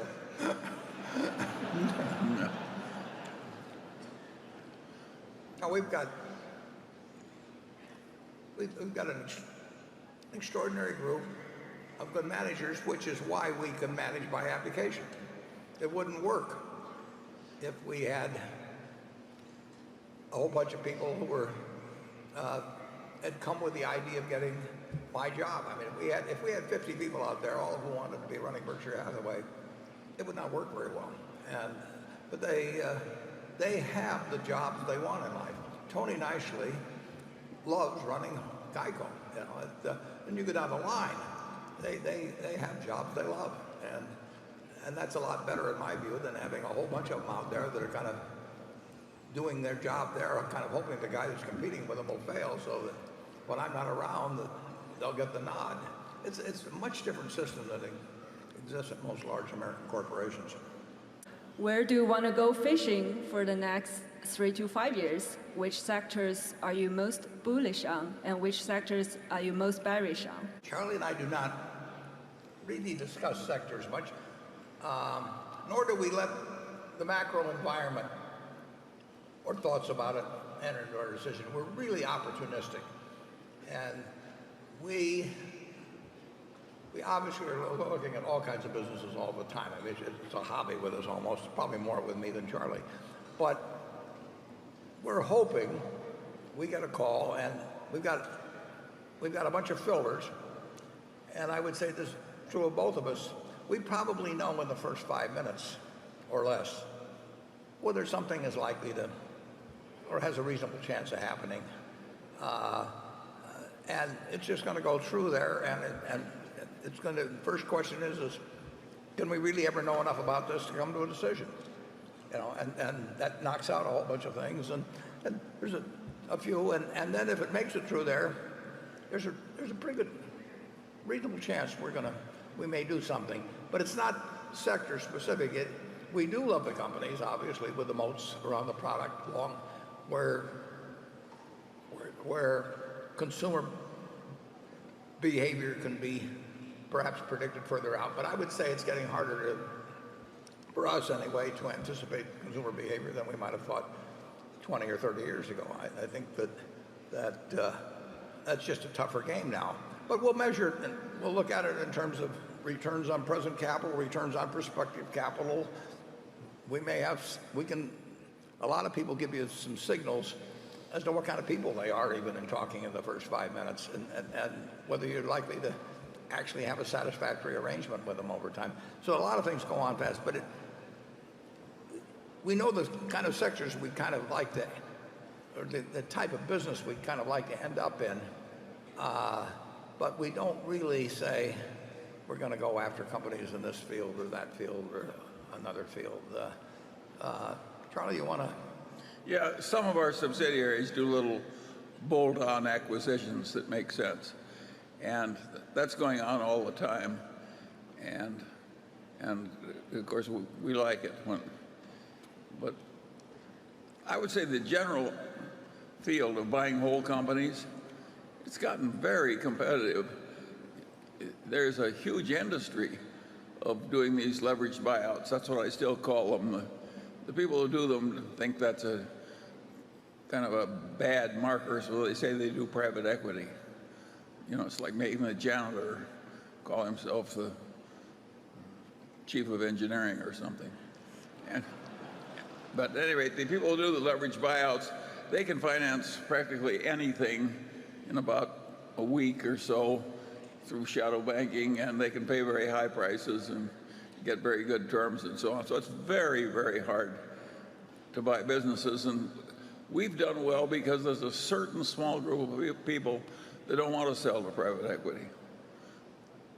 And they love the business so much they don't want it just dressed up for resale.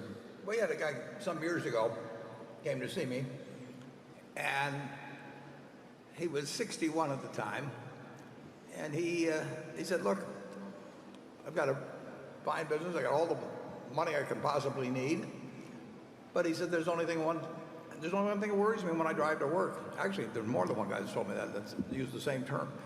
He said, there's only one thing that bothers me when I go to work. Something happens to me today. My wife's left. I've seen these cases where executives in the company try to buy them out cheap, or they sell to a competitor and all the people. He says, I don't want to leave her with a business. I want to decide where it goes, but I want to keep running it. And I love it. And he said, I thought about selling it to a competitor, but if I sell it to a competitor, their CFO is going to become the CFO of the new company, and they're, on down the line. And all these people who helped me build the business, a lot of them are going to get dumped, and I'll walk away with a ton of money, and some of them will lose their job. He said, I don't want to do that. And he says, I can sell it to a leveraged buyout firm who would prefer to call themselves private equity, but they're going to leverage it to the hilt, and they're going to resell it, and they're going to dress it up some, but in the end, it's not going to be in the same place. I don't know where it's going to go. He said, I don't want to do that. So he said, it isn't because you're so special. He says, there just isn't anyone else.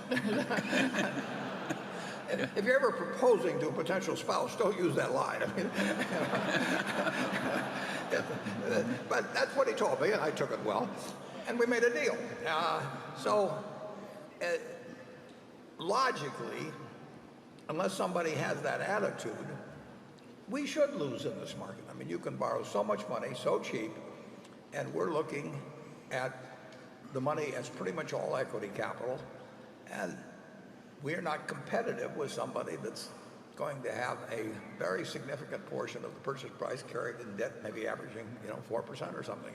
And he won't take the losses if it goes down. He gets part of the profit if it goes up. Yeah, his calculus is just so different than ours, and he's got the money to make the deal. So if all you care about is getting the highest price for your business, we are not a good call. And we will get some calls in any event, and we can offer something that wouldn't call it unique, but it's unusual. The person that sold us that business, and a couple of others that actually, it's almost word for word the same thing they say. They are all happy with the sale they made, very happy, and they have lots and lots and lots of money, and they're doing what they love doing, which is still running the business, and they know that they made a decision that will leave their family and the people who work with them all their lives in the best possible position. And that's, in their equation, they have done what's best. But that is not the equation of many people, and it certainly isn't the equation of somebody who buys it and borrows every dime they can with the idea of reselling it after they maybe dress up the accounting and do some other things. But when the disparity gets so wide between what a heavily debt financed purchase will bring as against an equity type purchase, it gets to be tougher. There's just no question about it, and it'll stay that way. But it's been tough for a long time, and we've bought some good businesses. Yeah. Can you tell us now, at least philosophically, how you've been thinking about the way the company should compensate your successor? Well, unfortunately, at my age, I don't have to worry about things I said 3 years ago, but this guy, obviously much younger, remembers.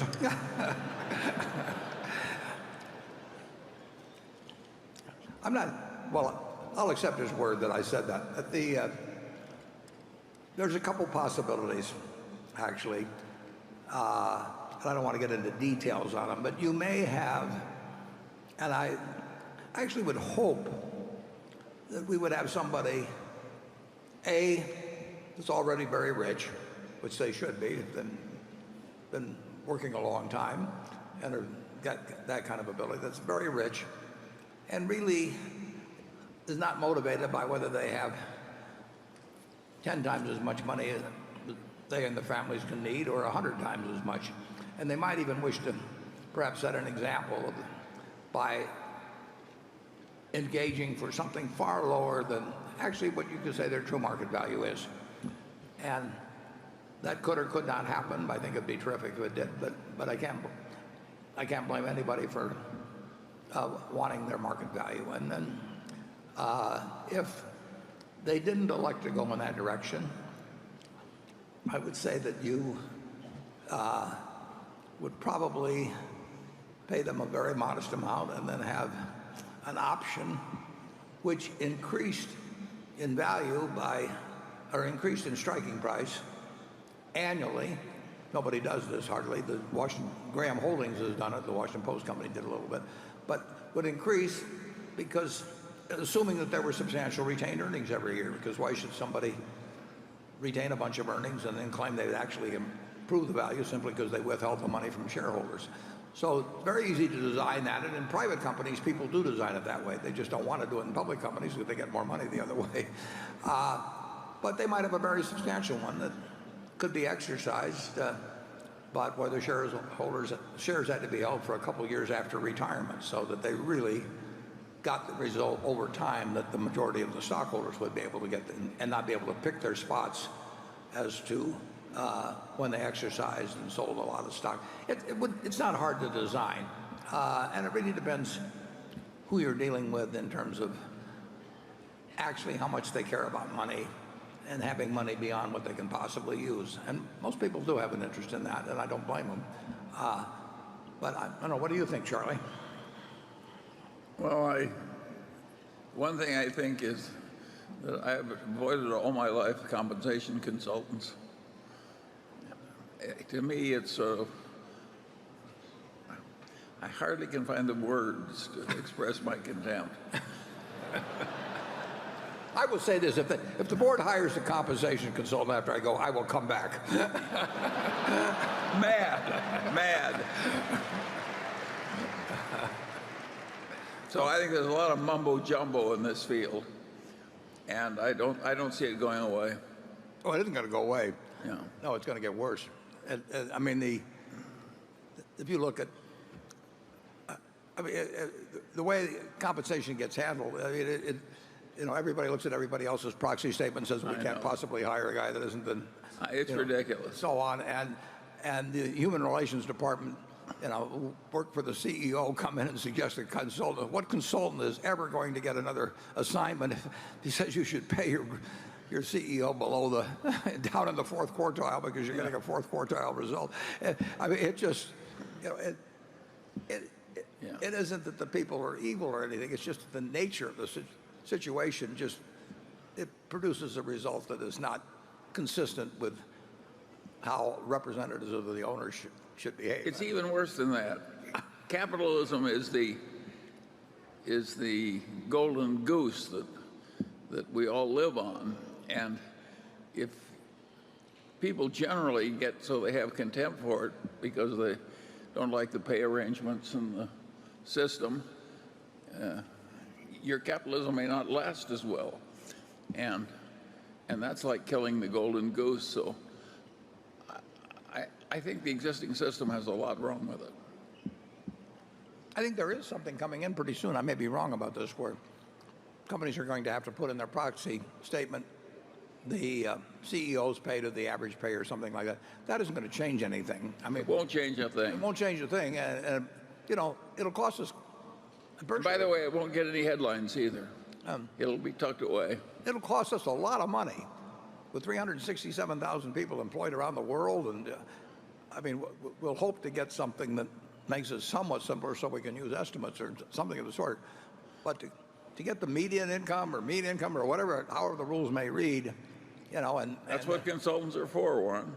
Yeah, well, it is human nature that produces this, and I write in this letter to the managers every 2 years. I said the only excuse I won't take on something is that everybody else is doing it. But of course, everybody else is doing it is exactly the rationale for why people did not want to count the cost of stock options as a cost. I mean, it was ridiculous. All these CEOs went to Washington, and they got the Senate, I think, to vote 88-9 to say that stock options aren't a cost.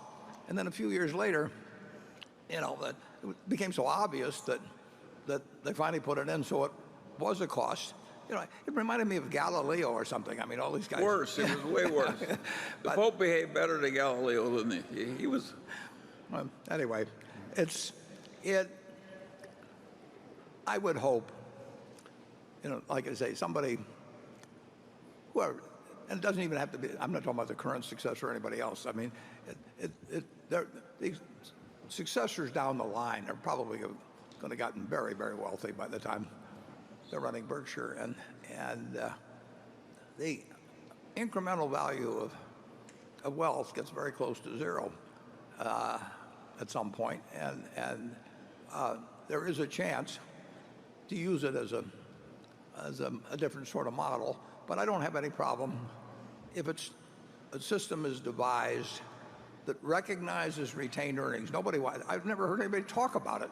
At the 20 boards I've been on, or if you and I were partners in a business, and we kept retaining earnings in the business, and I kept having the value to buy a portion of you out at a constant price, you'd say this is idiocy. But of course, that's the way all the option systems are designed, and it's better to be for the CEO and for the consultants, and of course, usually if there's some correlation between what CEOs are paid and what boards are paid. If CEOs were getting paid at the rate that they got paid 50 years ago, adapted to present dollars, director pay would be lower. So it's got all these built-in things that, to some extent, sort of kindle the. No Berkshire director is in it for the money. Well, they are. They own a lot of stock, and they bought it in the market just like this. Yeah, yeah. No, shareholder did. It's a very old-fashioned system. I looked at one company the other day, and 7 of the directors had never bought a share of stock with their own money.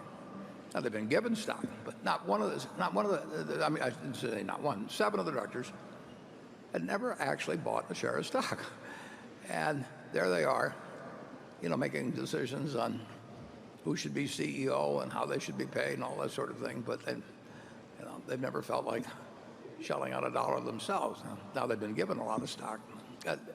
It's, we're dealing with human nature here, folks, and that what you want is to have a system that works well in spite of how human nature is going to drive it.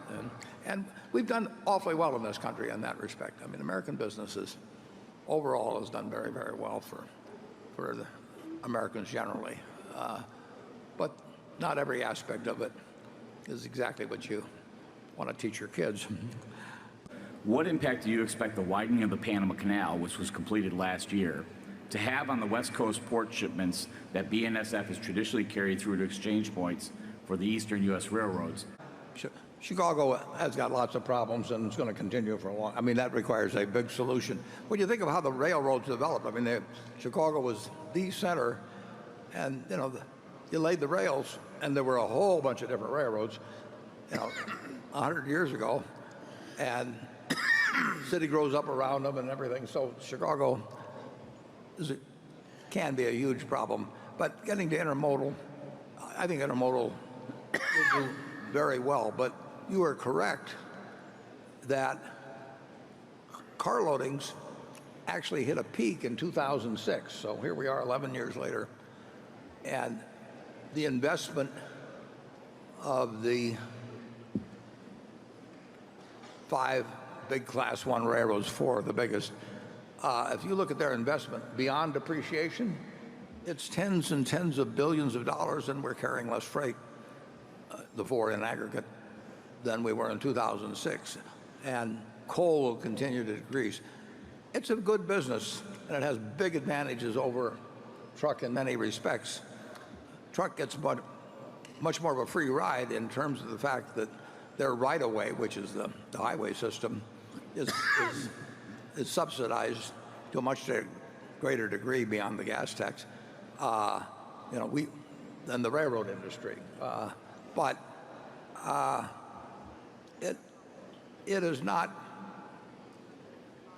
been a growth business in physical volume to any great degree. I think it's unlikely to be. I think it's likely to be a good business. I think we've got a great territory. I like the West better than the East, and as you mentioned, there will be some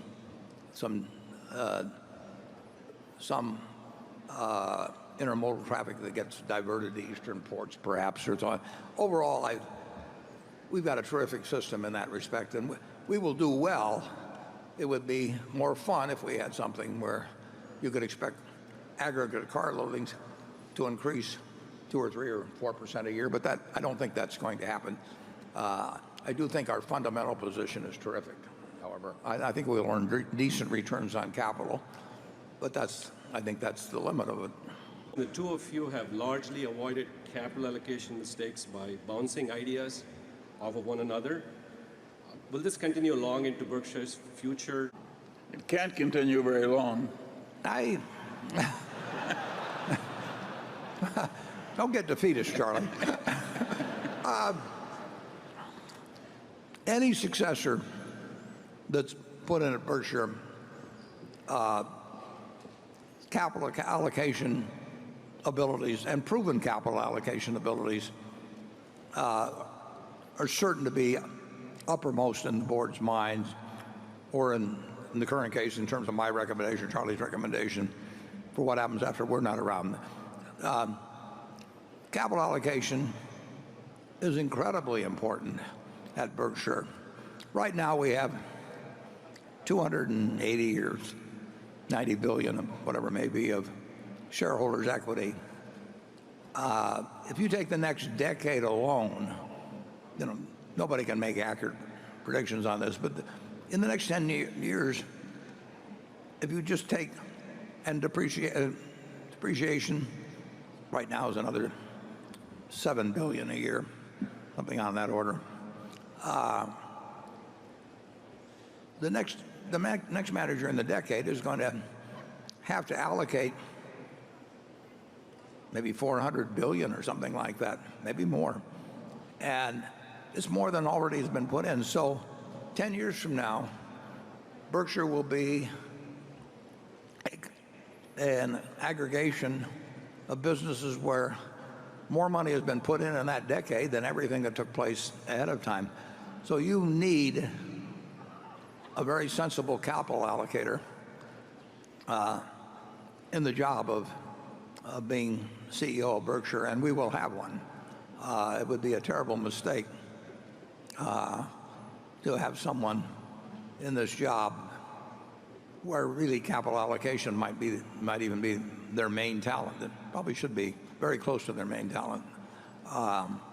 And of course, we have an advantage at Berkshire in that we do know how important that is, and there is that focus on it. And in a great many companies, people get to the top through ability and sales. Sometimes they come from the legal side, sometimes all different sides, and they then have the capital allocation sort of in their hands. Now, they may establish strategic thinking divisions, and they may listen to investment bankers and everything, but they better be able to do it themselves. And if they've come from a different background or haven't done it, it's a little bit, as I put in one of my letters, I think it's like getting to Carnegie Hall, playing the violin, and then you walk out on the stage and they hand you a piano.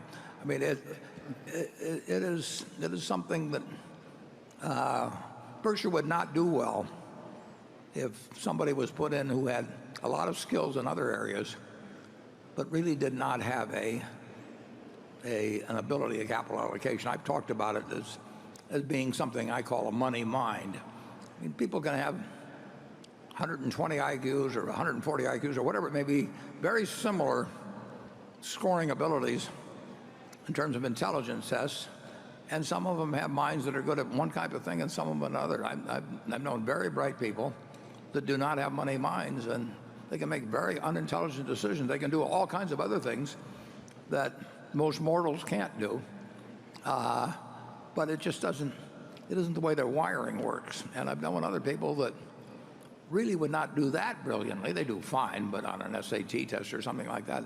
But they've never made a dumb money decision in their life. And Charlie, I'm sure, has seen the same thing. So we do want somebody, and hopefully they've got a lot of talents, but we certainly do not want somebody that, if they lack a money mind. Charlie? Well, there's also the option of buying in stock, which, so it isn't like it's some hopeless problem. One way or another, something intelligent will be done. And a money mind will recognize when it makes sense to buy in stock and doesn't. And in fact, it's a pretty good test for some people in terms of managements, how they think about something like buying in stock. Because it's not a very complicated equation if you sort of think straight about that sort of a subject. But some people think that way and some don't, and they're probably miles better at something else. But they say some very silly things when you get to something that seems so clear as whether, say, buying in stock makes sense. In nearly every annual letter and on the movie this morning, you describe how valuable Charlie's advice and counsel has been to you, and in turn to the incredible rise in Berkshire's value over time. Given that, would you be willing to pay the industry standard, quote, financial helper fee of 1% on assets to Charlie? Or would you perhaps even consider 2 and 20 for him? What is your judgment about this matter? Yeah. Well, I've said in the annual report that I've known maybe a dozen people in my life. And I said there are undoubtedly hundreds or maybe thousands out there, but I've said that I've known personally a dozen where I would have predicted or did predict in a fair number of those 12 cases, I did predict that the person involved would do better than average in investing over a long period of time. And obviously, Charlie is one of those people. So would I pay him? Sure. But would I take financial advisors as a group and pay them 1% with the idea that they would deliver results to me that were better than the S&P 500 by 1%, and thereby leave me breaking even against what I could have done on my own? There's very few. So it's just not a good question to ask whether, I'd pay Charlie 1%. That's like asking, whether I'd have paid Babe Ruth, $100,000 or whatever it was to come over from the Red Sox to the Yankees. I mean, sure I would have, but there weren't very many people I would have paid $100,000 to in 1919 or whatever it was to come over to the Yankees. So it's a fascinating situation because the problem isn't that the advisors are going to do so terrible. It's just that you have an option available that doesn't cost you anything that is going to do better than they are in aggregate. And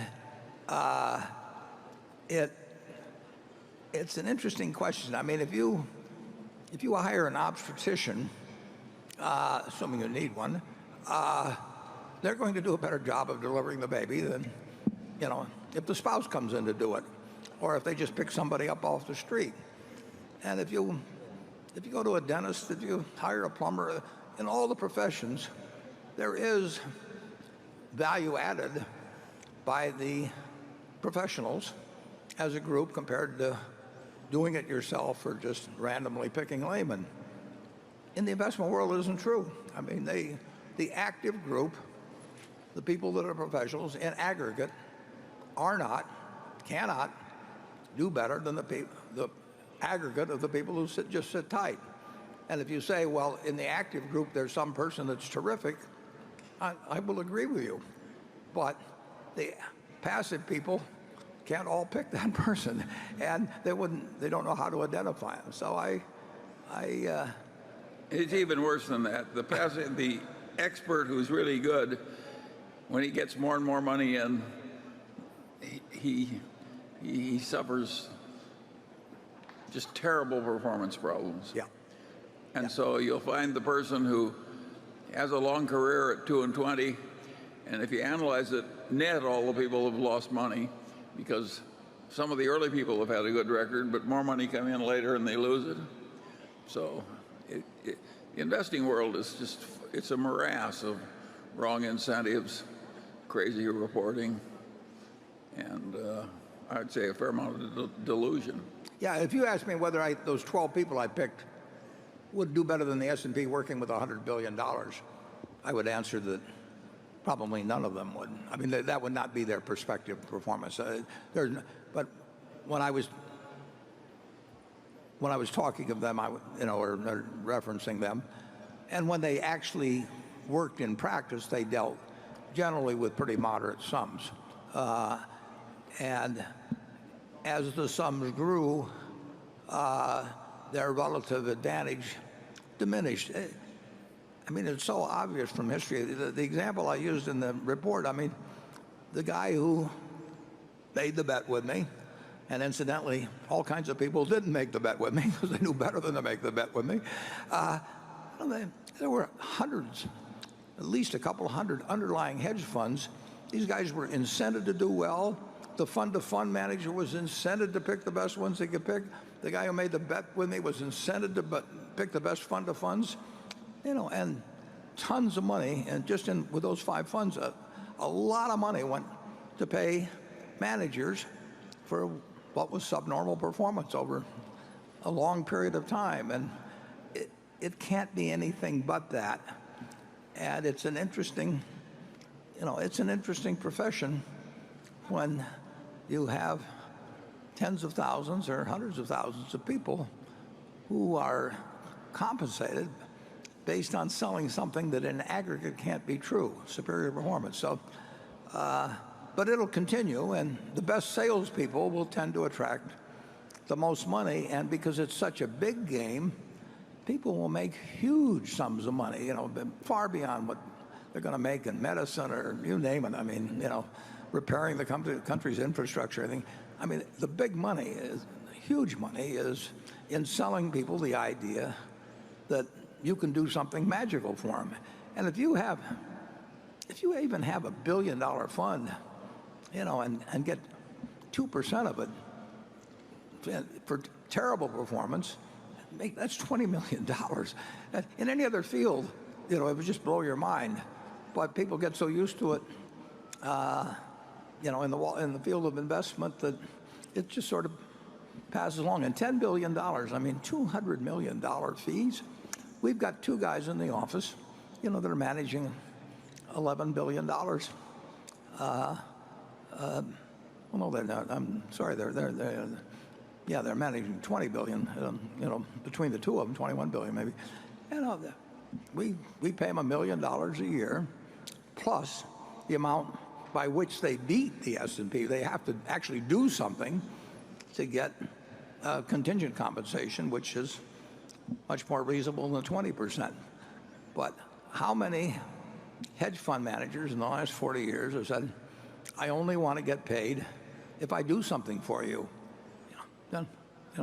Unless I actually deliver something beyond what you can get yourself, I don't want to get paid. It just doesn't happen. And it gets back to that line that I've used. But when I asked the guy, how can you, in good conscience, charge 2 and 20? And he said, because I can't get 3 and 30. Any more, Charlie, or we used up our... I think you've beaten up on them enough. Yeah, well... Precision Cast Parts represents the 2nd largest acquisition Berkshire has ever made. There wasn't much qualitative or quantitative information about it in the 2016 annual. Would you be willing to update us here with how it is doing currently? And finally, are there any opportunities in sight for bolt-on acquisitions? Yeah, we've actually made acquisitions, and we will make more that fit there because we've got an extraordinary manager, and we've got a terrific position in the aircraft field. So there will be the chance for sensible acquisitions, and we've already made 2 anyway, and we will make more over time.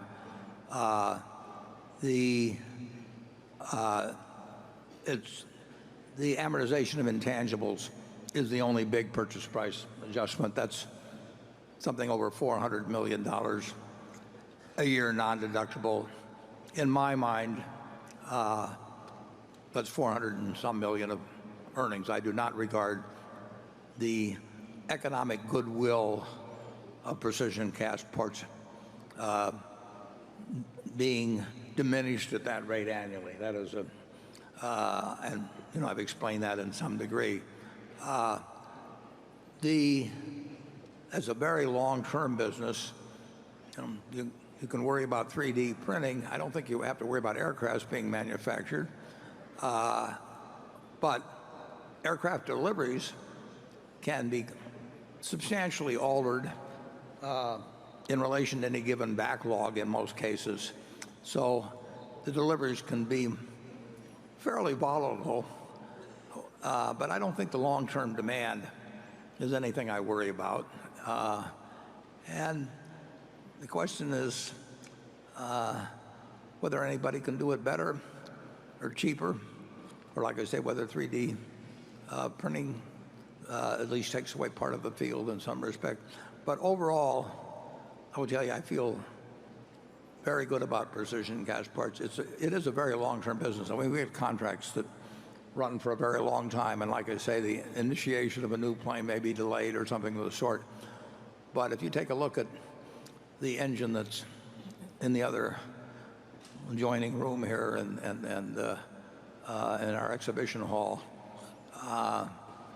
you would, if you were putting that engine together with a 20 or 25-year life or whatever it may have, carrying hundreds of people, you would care very much about your supplier, and you'd care not only in the quality, which would be absolutely you'd care, of the work being done, but you also, if you were an engine manufacturer or an aircraft manufacturer further down the line, you would care very much about the reliability of delivery on something, because you do not want a plane that, or an engine, is 99% complete while somebody is dealing with the problem of faulty parts or anything else that would delay delivery. So the reliability is incredibly important. I don't think anybody has a reputation better than Mark Donegan and the company for delivery. So I love the fact we bought Precision Cast-Parts.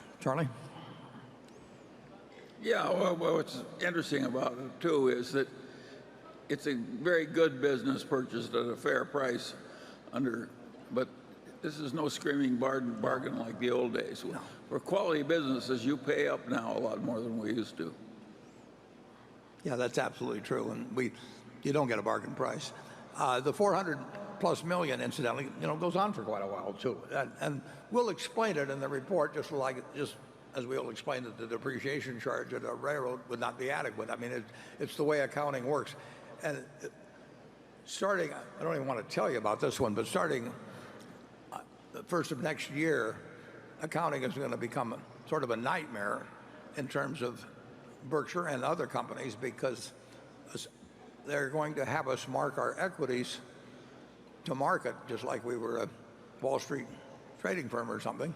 And those changes in the value of Coca-Cola or American Express or anything are going to run through the income account every quarter. In fact, they run through it every day in this series, so that it really will get confusing. Now, it's our job to explain things so that you aren't confused when we report GAAP earnings. But GAAP earnings, as reported, will become even more meaningless looking only at the bottom line than they are now. And that was not necessarily a good idea. No, I think it's a terrible idea, but we'll deal with it. And I mean, it's my job to explain to what extent GAAP accounting is useful to you in evaluating Berkshire and the times when it actually distorts things. Accounting isn't supposed to it's not supposed to describe value. On the other hand, it's a terribly useful tool, if understood, in order to estimate value if you're analyzing businesses. And so in a certain way, you can't blame the auditing profession for doing what they think is their job, which is not to present value, although by using these market values. But you can blame the audit. What's that? You can blame the audit profession for that one. Yeah. That was really stupid. Yeah. Well, I agree with that, actually. But we will do our best to give you, always going to give you the audited figures, and then we're going to explain their shortcomings in either direction and how they what you should use and what you probably should ignore in looking at those numbers and using them to come to a judgment as to the value of your holdings. And I'll explain it to you the same way I would explain it to my sisters or anybody else, that we want you to understand what you own, and we try to cover the details that are really important in that respect. I mean, there's a million things you can talk about that are just of minor importance when you're talking about a $400 billion market value.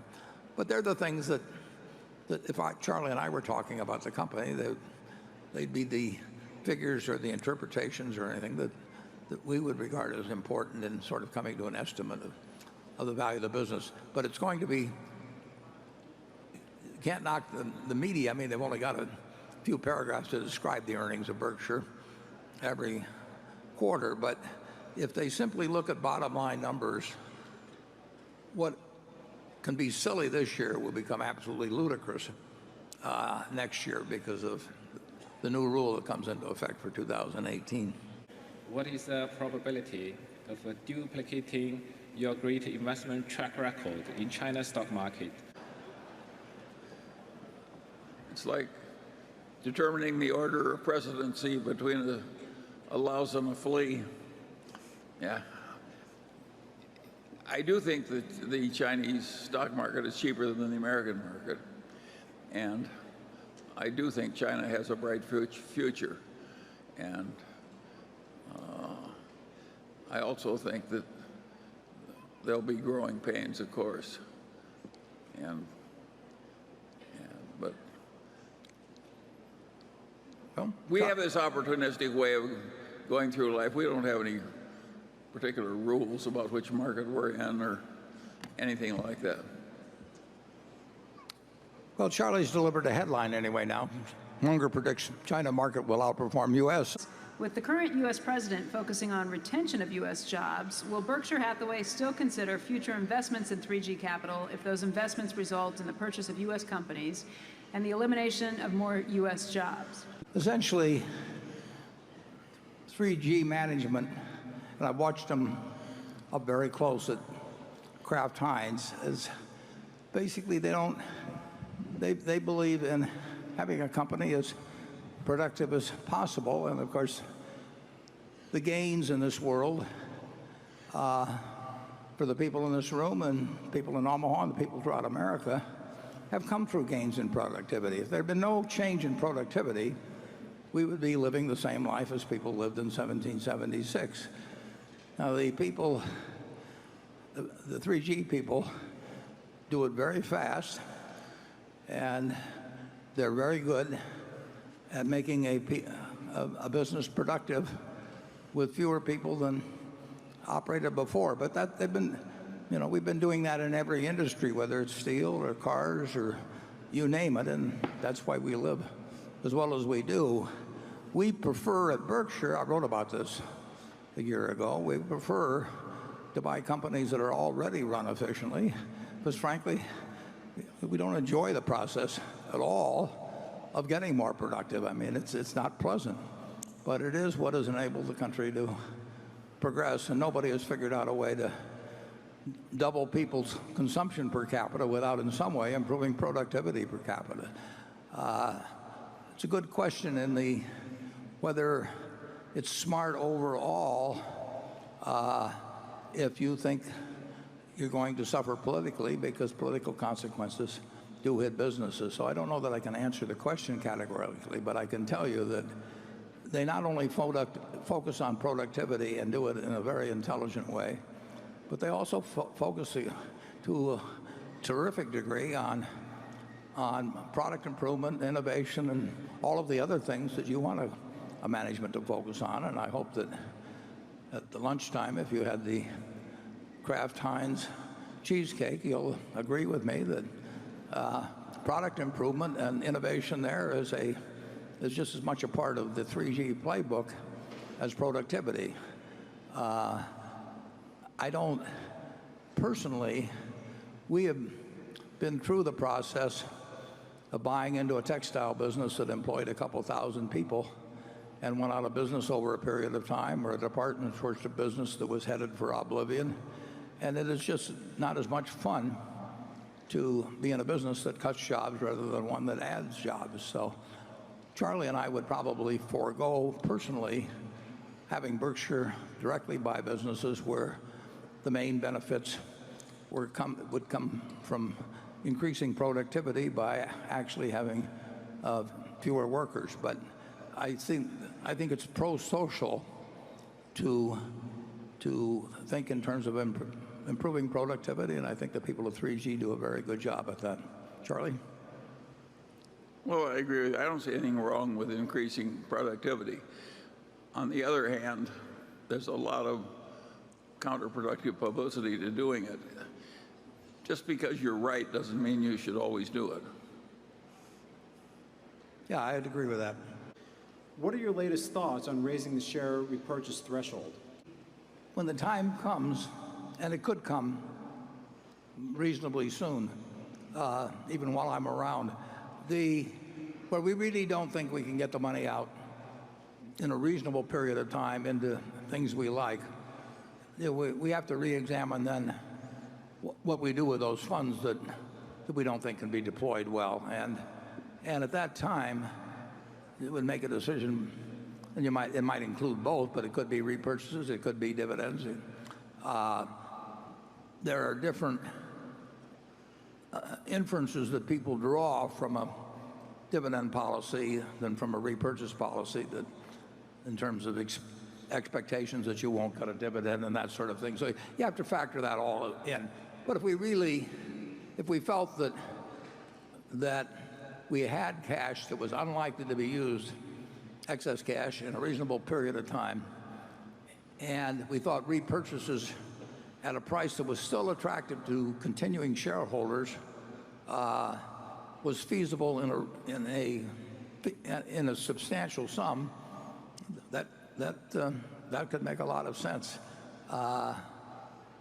At the moment, we're still optimistic enough about deploying the capital that we wouldn't be inclined to move to a price much closer, where there's only a narrow spread between an intrinsic value and the repurchase price.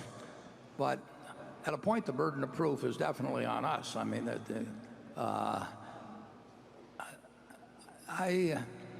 the last thing we like to do is own something at 100 times earnings where the earnings can't grow. I mean, as you point out, we've got almost $100 billion, so $90+ billion invested in a business, we'll call it a business, where we're paying almost 100 times earnings, and it's kind of a lousy business. It's more after tax earnings. Yeah, so we don't like that, and we shouldn't use your money that way for a long period of time.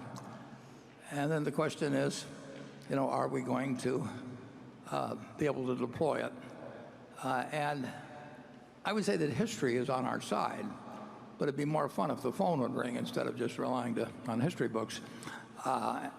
And I am sure that sometime in the next 10 years, and it could be next week or it could be 9 years from now, there will be markets in which we can do intelligent things on a big scale. But it would be no fun if that happens to be 9 years off, and I don't think it will be, but just based on how humans behave and how governments behave and how the world behaves. But like I say, at a point, the burden of proof really shifts to us big time.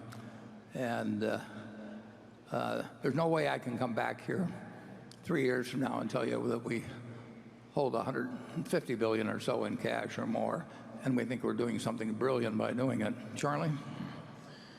Well, I agree with you. The answer is maybe.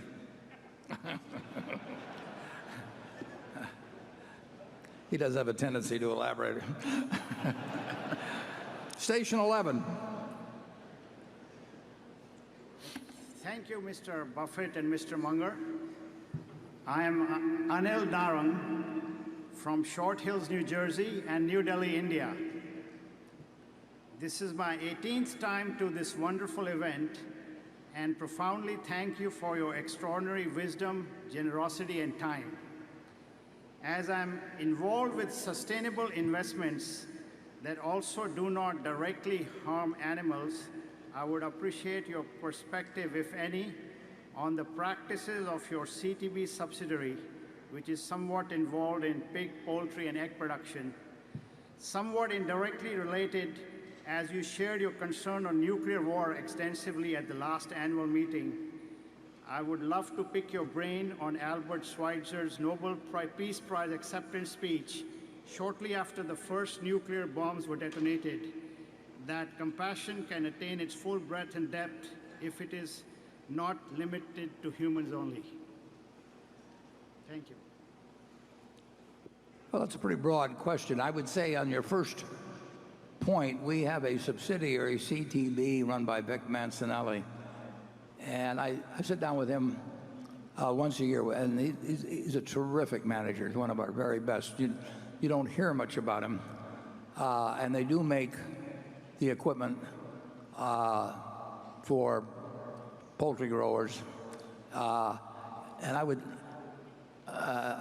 I can't answer your question specifically, but I would be glad to have you get in contact with Vic directly, because I know that what question you raised is it's a major factor in what they do. I mean, they do care about how the equipment is used in terms of poultry and egg production, and as you know, a number of the largest purchasers and the largest producers are also in the same camp.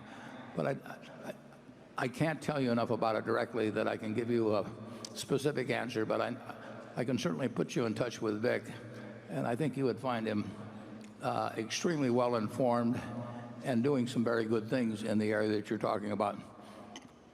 In terms of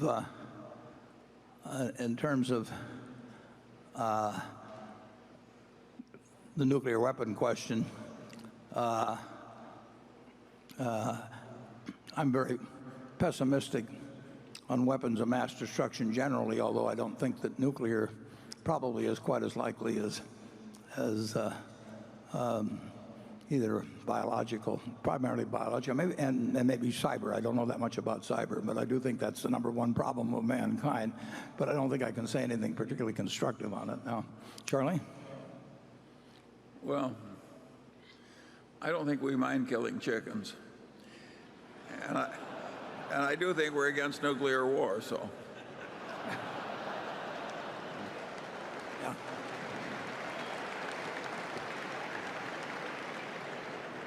We are not actually a poultry producer, but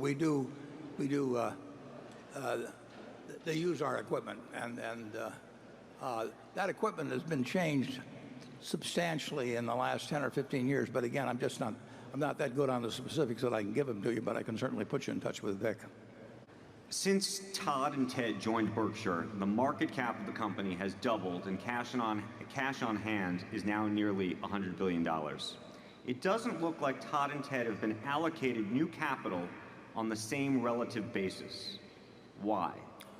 Well, actually, I would say they have been. I think we started out with $2 billion. I could be wrong, but my memory was $2 billion with Todd when he came with us, and so there have been substantial additions, and of course, their own capital has grown just because you can say, in a sense, they retain their own earnings. So, yeah, they are managing a proportion of Berkshire's capital, or also measured by marketable securities.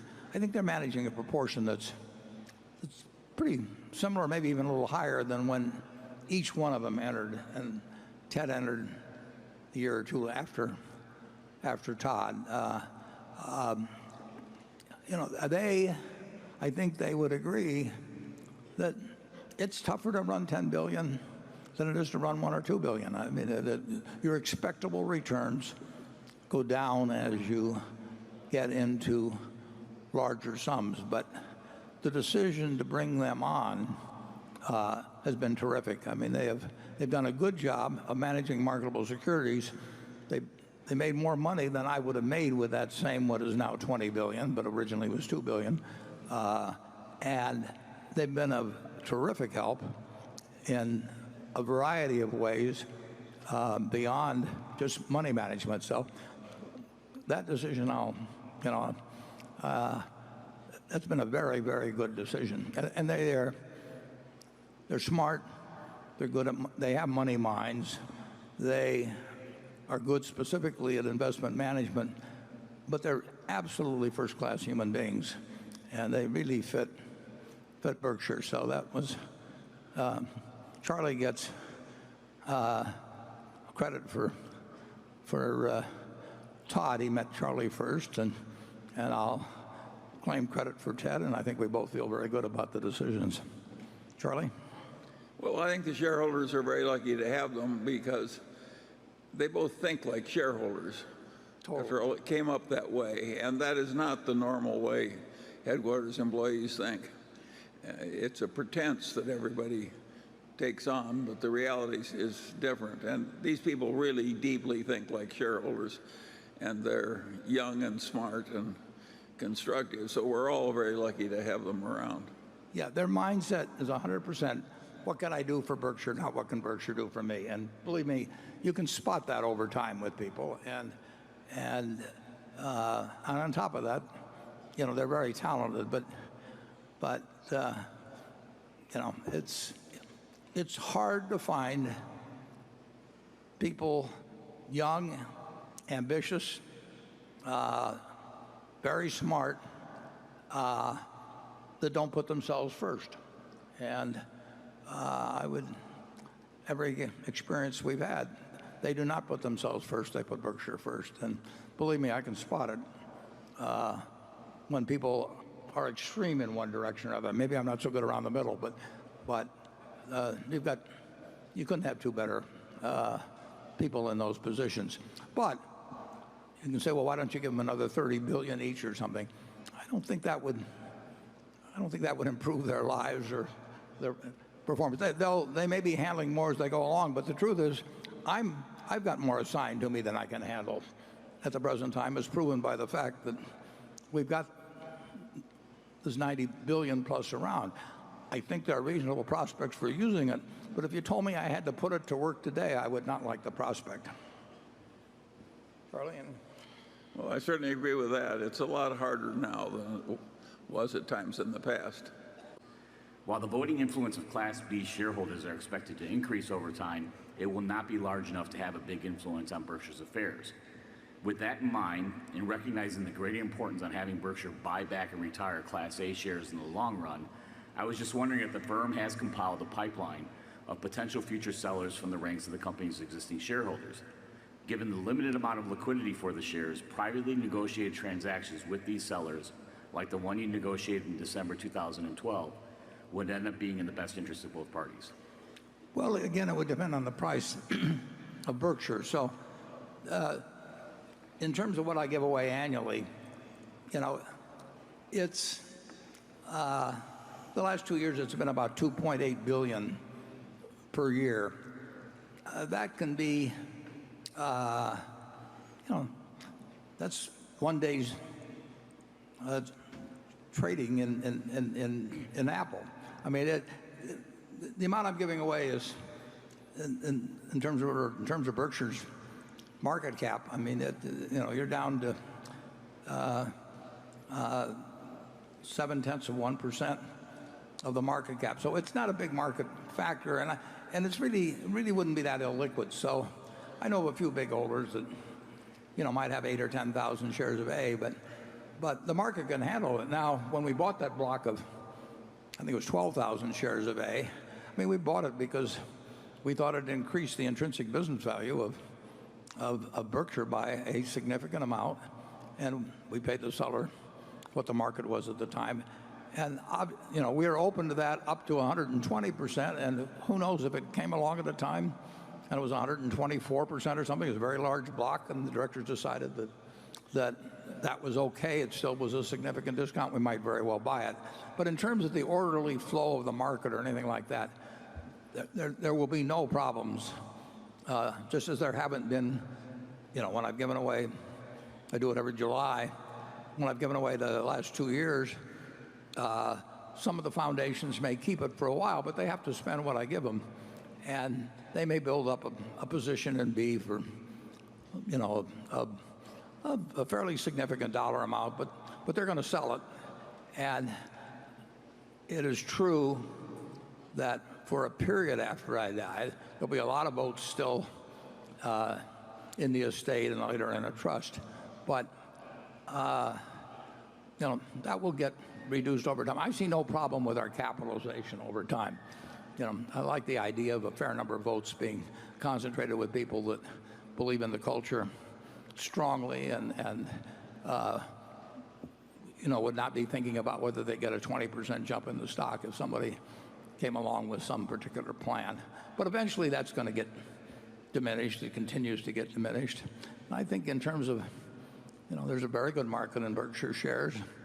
And if we can buy them at a discount from intrinsic business value and somebody offers them a big piece and it may be at 100, stock may be selling at 122%, 124%, I would pick up the phone and call the directors and see if they didn't want to make a change. And we did it once before, and if it made sense, I'm sure they'd say yes, and if it didn't make sense, I'm sure they'd say no. So I don't think we have any problem in terms of blocks of stock or anything. I don't think people that own it have a problem selling it, and I don't think we have a problem in terms of evaluating the desirability of repurchasing it. I kept thinking at the opportunity to ask you a question today that I should make it one that would change my life. Well, that question is, do you know any eligible bachelors living in the New York City area? Yeah. But you certainly have the approach toward life that Charlie and I would have. Back in 2011, you purchased Bank of America preferred stock with a warrant. You had the opportunity at a later date to exercise and convert those into common shares.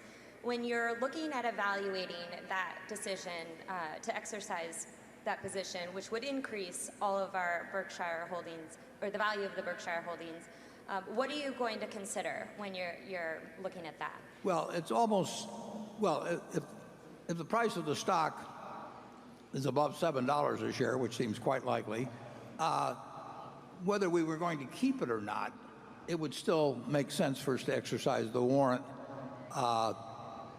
shortly before it expired, because it would be a valuable warrant, but it's only a valuable warrant if it's converted or if it's exercised and exchanged into common, and that warrant does expire. So as I put in the annual report, our income from the investment would increase if the Bank of America ever got to where it was paying 11 cents a quarter.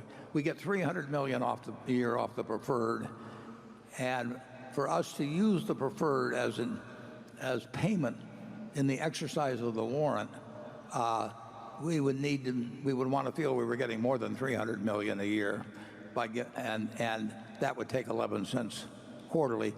They may or may not get to where they pay that amount before the warrant expires in 1921 or 2021.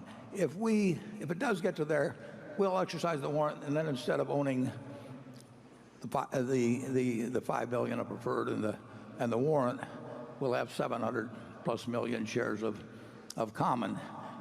Then that becomes a separate decision. Do we want to keep the 700 million shares of common? If it were to happen today, I would definitely want to keep the stock. Now, who knows what other alternatives may be available in 2021. But as of today, if our warrant were expiring tomorrow, we would use the preferred to buy 700 million plus shares of common, and we would keep the common. If they get to 11 cents quarterly dividend, we'll convert it, and we'll very likely keep the common. And if we get to 2021, if the common's above $7, which I would certainly anticipate, we will exercise. So that's all I can tell you on that, but I certainly wish you success on your other objective. And I think probably the fellow will be using very good judgment, too. Okay, Charlie? Well, I think it's a very wise thing for a woman that owns Berkshire stock and is a good-looking woman to put her picture up like that.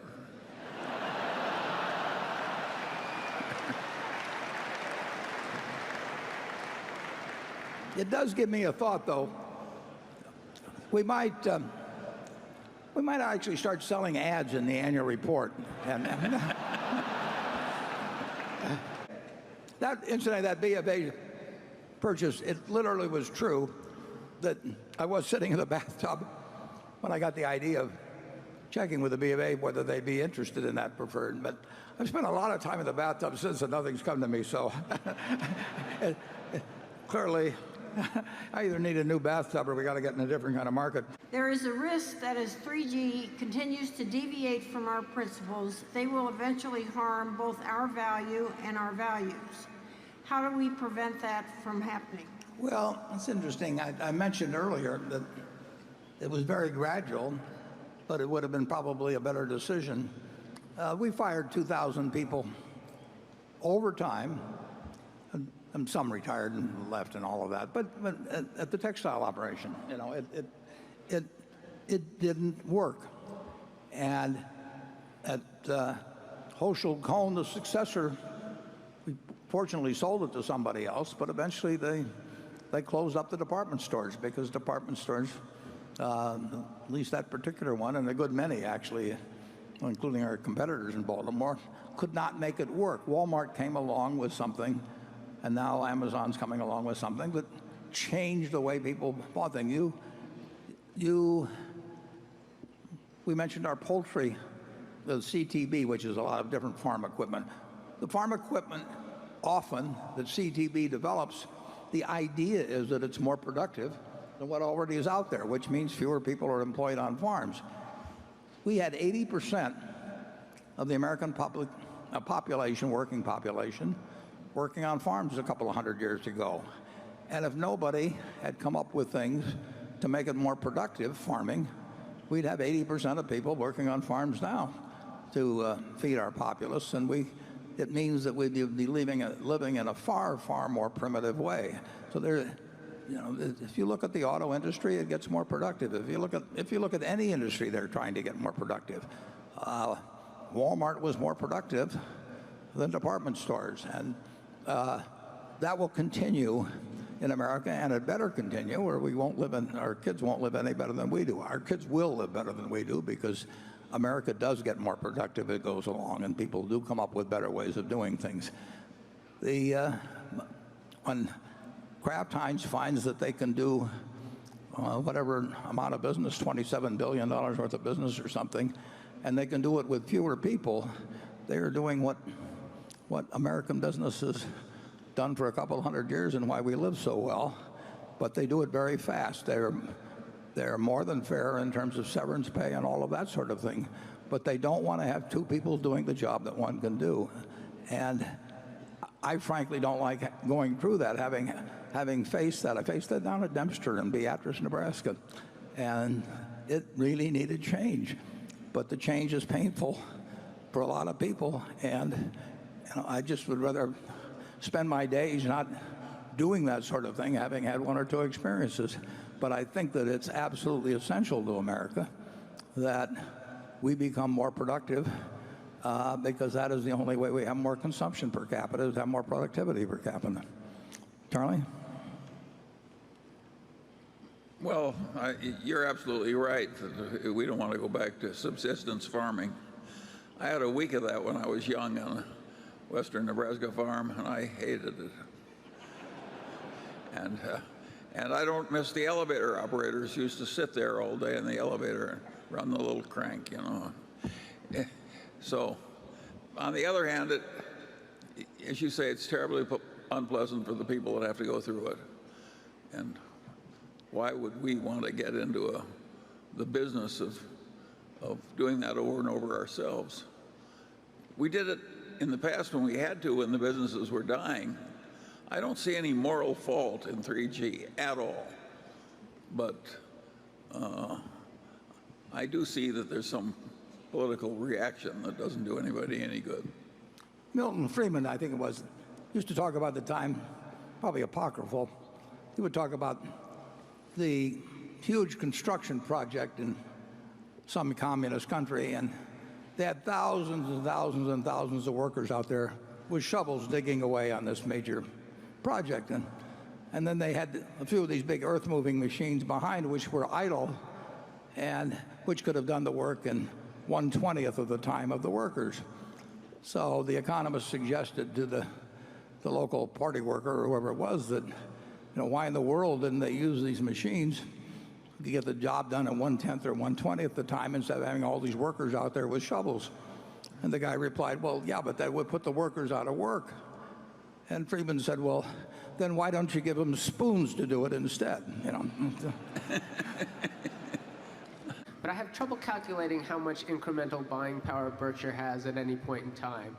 You've talked about having a minimum of $20 billion in cash on a consolidated basis, but for regulatory, risk control, or liquidity purposes, is there some minimum amount of float beyond the $20 billion that has to be in cash, bonds, or say preferred stocks?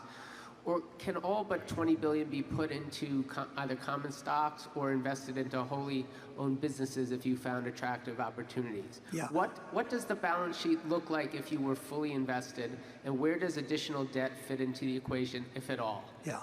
I wouldn't conflate the cash and the bonds. I mean, when we talk about $20 billion of cash, we could own no bonds beyond that. $20 billion would be the absolute minimum. It's a practical matter. Since I've said $20 billion is a minimum, I'm not going to operate with $21 billion any more than I'm going to see on a highway a truck sign that says maximum load 30,000 pounds or something, and then drive 29,800 across it. So we won't come that close. But the answer is that we're not inclined to use debt.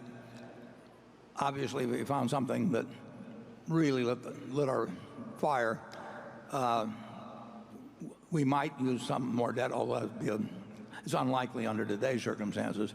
But we can, 20 billion is an absolute minimum. You can say that because I say 20 billion is an absolute minimum, it probably wouldn't be below 24 or 25. And we could do a very large deal if we thought it was sufficiently attractive. I mean, we have not put our foot to the floor on anything for really a very long time. But if we saw something really attractive, we spent $16 billion back when we were much smaller in a period of 2 or 3 weeks, probably 3 weeks maybe, in the fall of 2008, and we never got to a point where it was any problem for me sleeping at night. Now we obviously have a lot more money to put out. So Charlie, at what point, if I called you, would you say, I think that's a little bit big for us today? I would say about $150 billion. Well, in that case, I'll call you.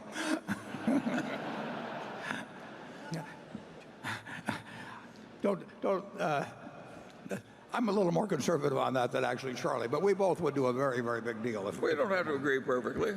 Yeah, it'd have to be. But if we find a really big deal that makes compelling sense, now you're talking. We're going to do it. Your partnership with George Paulo Leman and his associates at 3G has been very successful, taking into account great outcome of transactions such as the Kraft-Heinz merger. Even though you and George Paulo have different investment methods, would you and Charlie consider him to be a member of your board or even your successor? I don't think that will happen, but I think it would complicate things in terms of the board membership. But we love the idea of being their partner, and I think there's a good chance that we will do more and perhaps even bigger things together. But we're probably unlikely to be doing much change in the board, certainly in the next few years, and there will be a successor, and the successor could very well be while I'm alive. But that will be, there's a very high probability that will be from somebody that's been in our company for some time. I mean, the world could change in very strange ways, but that's a very, very high probability. Charlie? Well, all I can say is that my back hurts, and I come to these functions because I want to indicate to my fellow shareholders that they probably got 7 more good years to get out of Warren.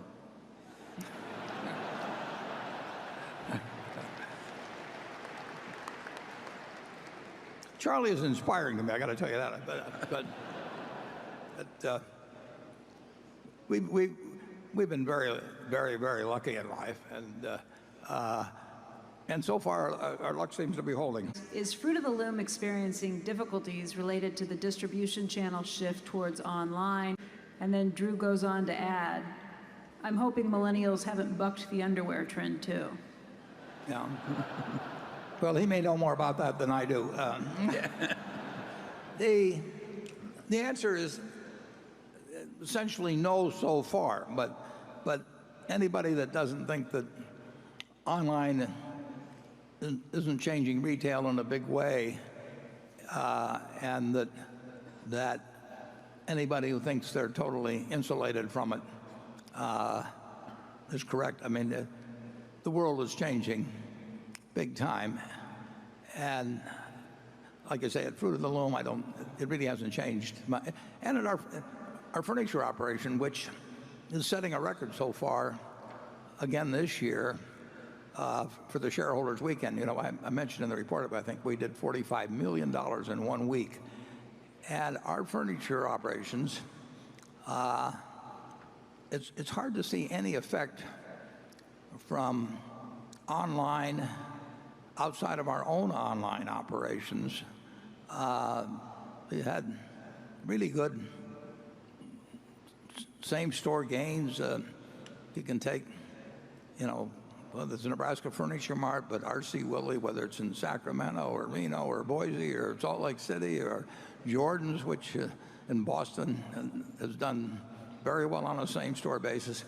So we don't really see it, but there were a lot of things we didn't see 10 years ago that then materialized. So one thing you may find interesting is that the Furniture Mart here in Omaha, which is an extraordinary operation, the online is growing very substantially.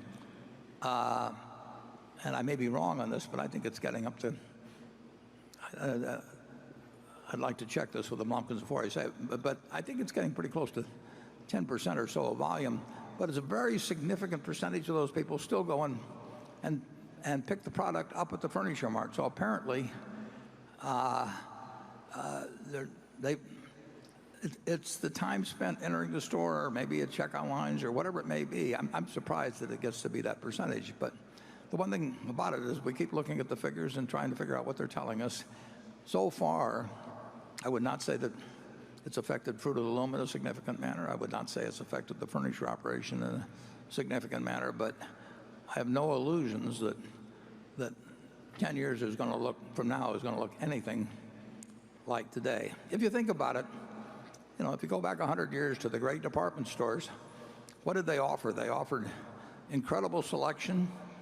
If you had a big department store in Omaha, you had the 1,000 bridal dresses, and if you lived in a small town around, the local guy had 2 or something of the sort. So the department store was the big, exciting experience of variety and decent prices and convenient transportation, because people took the streetcars to get there.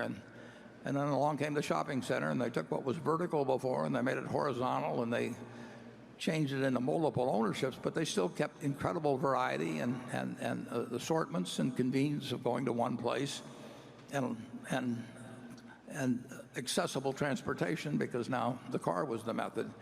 And now you go to, and then we went through the discount stores and all of that. But now you've got the internet, and you've got the ultimate in terms of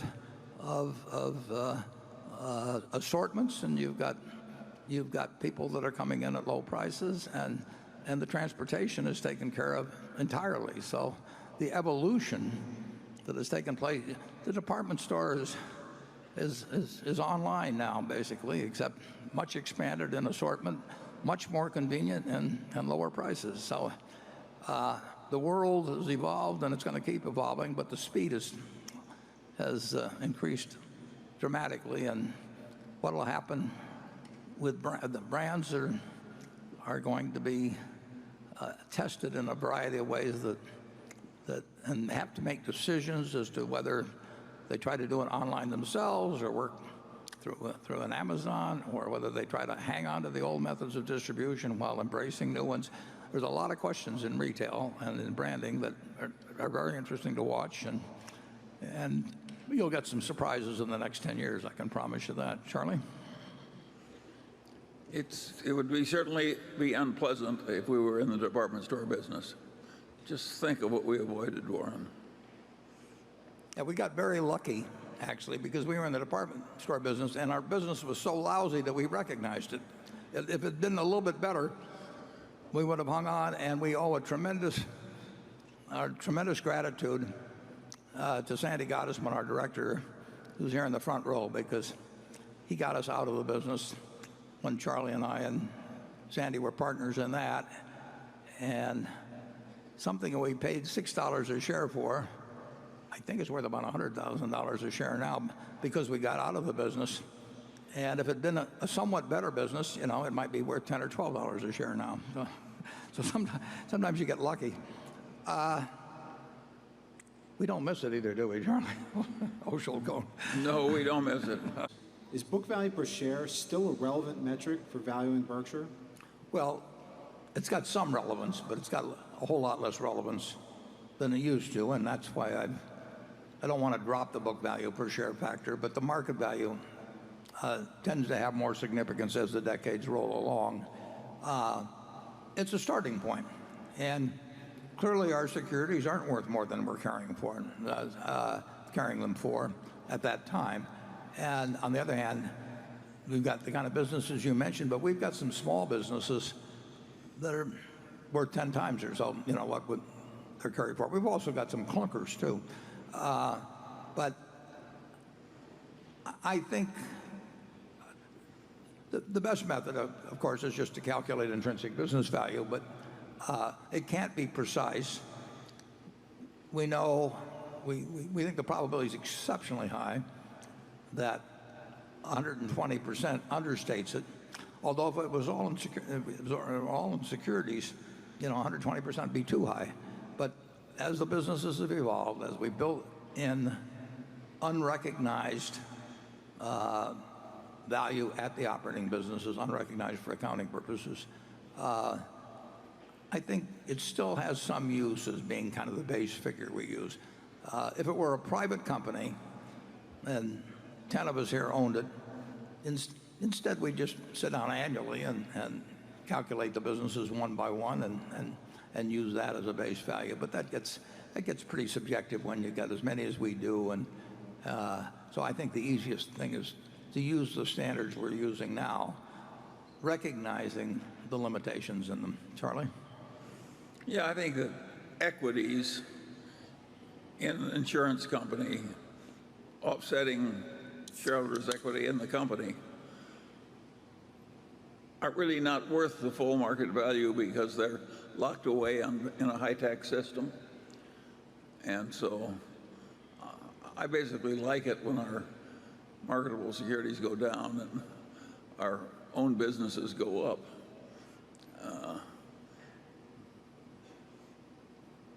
Yeah, we're working to that end. We've been working that way for 30 years now or something like that. We've done a pretty good job, too. Yeah. We've replaced a lot of marketable securities with unmarketable securities that are worth a lot more. Yeah, and it's actually a more enjoyable way to operate, too, beyond that. Yeah, we know a lot of people we wouldn't otherwise be with. Good people.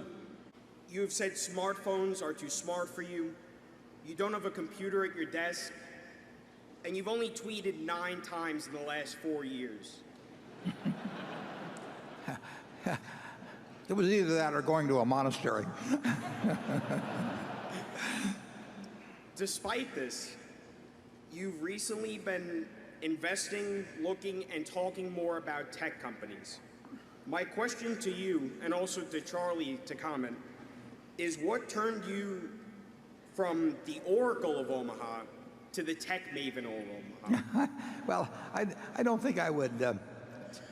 I don't think I've talked that much about tech companies, but the truth is we made a large investment in IBM. I made a large investment in IBM, which has not turned out that well.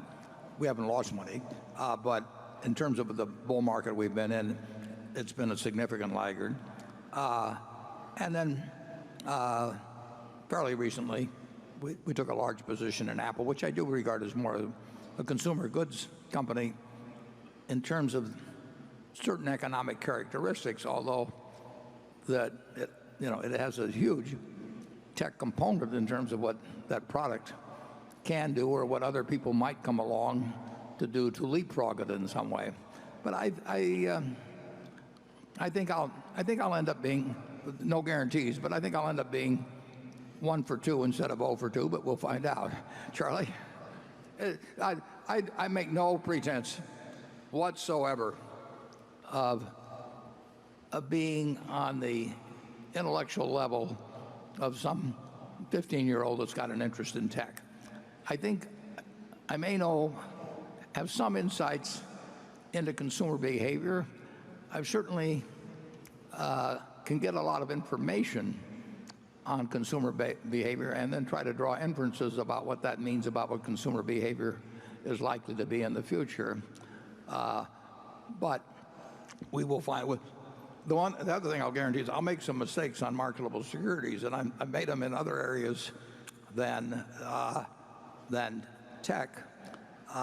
So you'll not bat 1,000, no matter what industries you try to stick with. I know insurance pretty well, but I think we probably lost money on an insurance stock, perhaps, once or twice over the years. So you don't bat 1,000.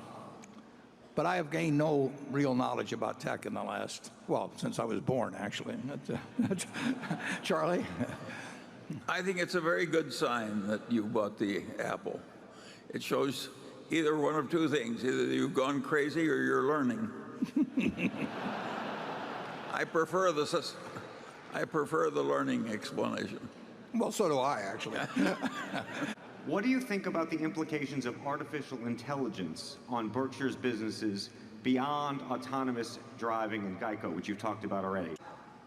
I certainly have no special insights on artificial intelligence, but I will bet a lot of things happen in that field in the next couple of decades and probably a shorter time frame. They should lead, I would certainly think, but again, I don't bring much to this party, but I would certainly think they would result in significantly less employment in certain areas, but that's good for society. And it may not be good for a given business, but let's take it to the extreme. Let's assume one person could push a button and essentially, through various machines, robotics, all kinds of things, turn out all of the output we have in this country. So there's just as much output as we have.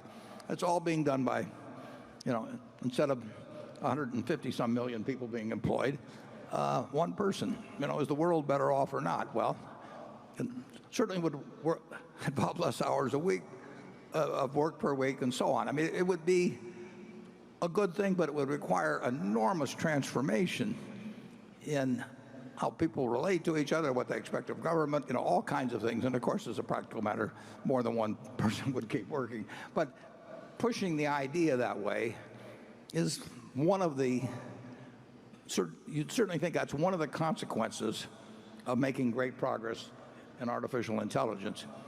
And that's enormously pro-social eventually. It's enormously disruptive in other ways, and it can have huge problems in terms of a democracy and how it reacts to that. It's similar to the problem we have in trade, where trade is beneficial to society, but the people that see the benefits day by day of trade don't see a price at Walmart on socks or whatever they're importing that says, you're paying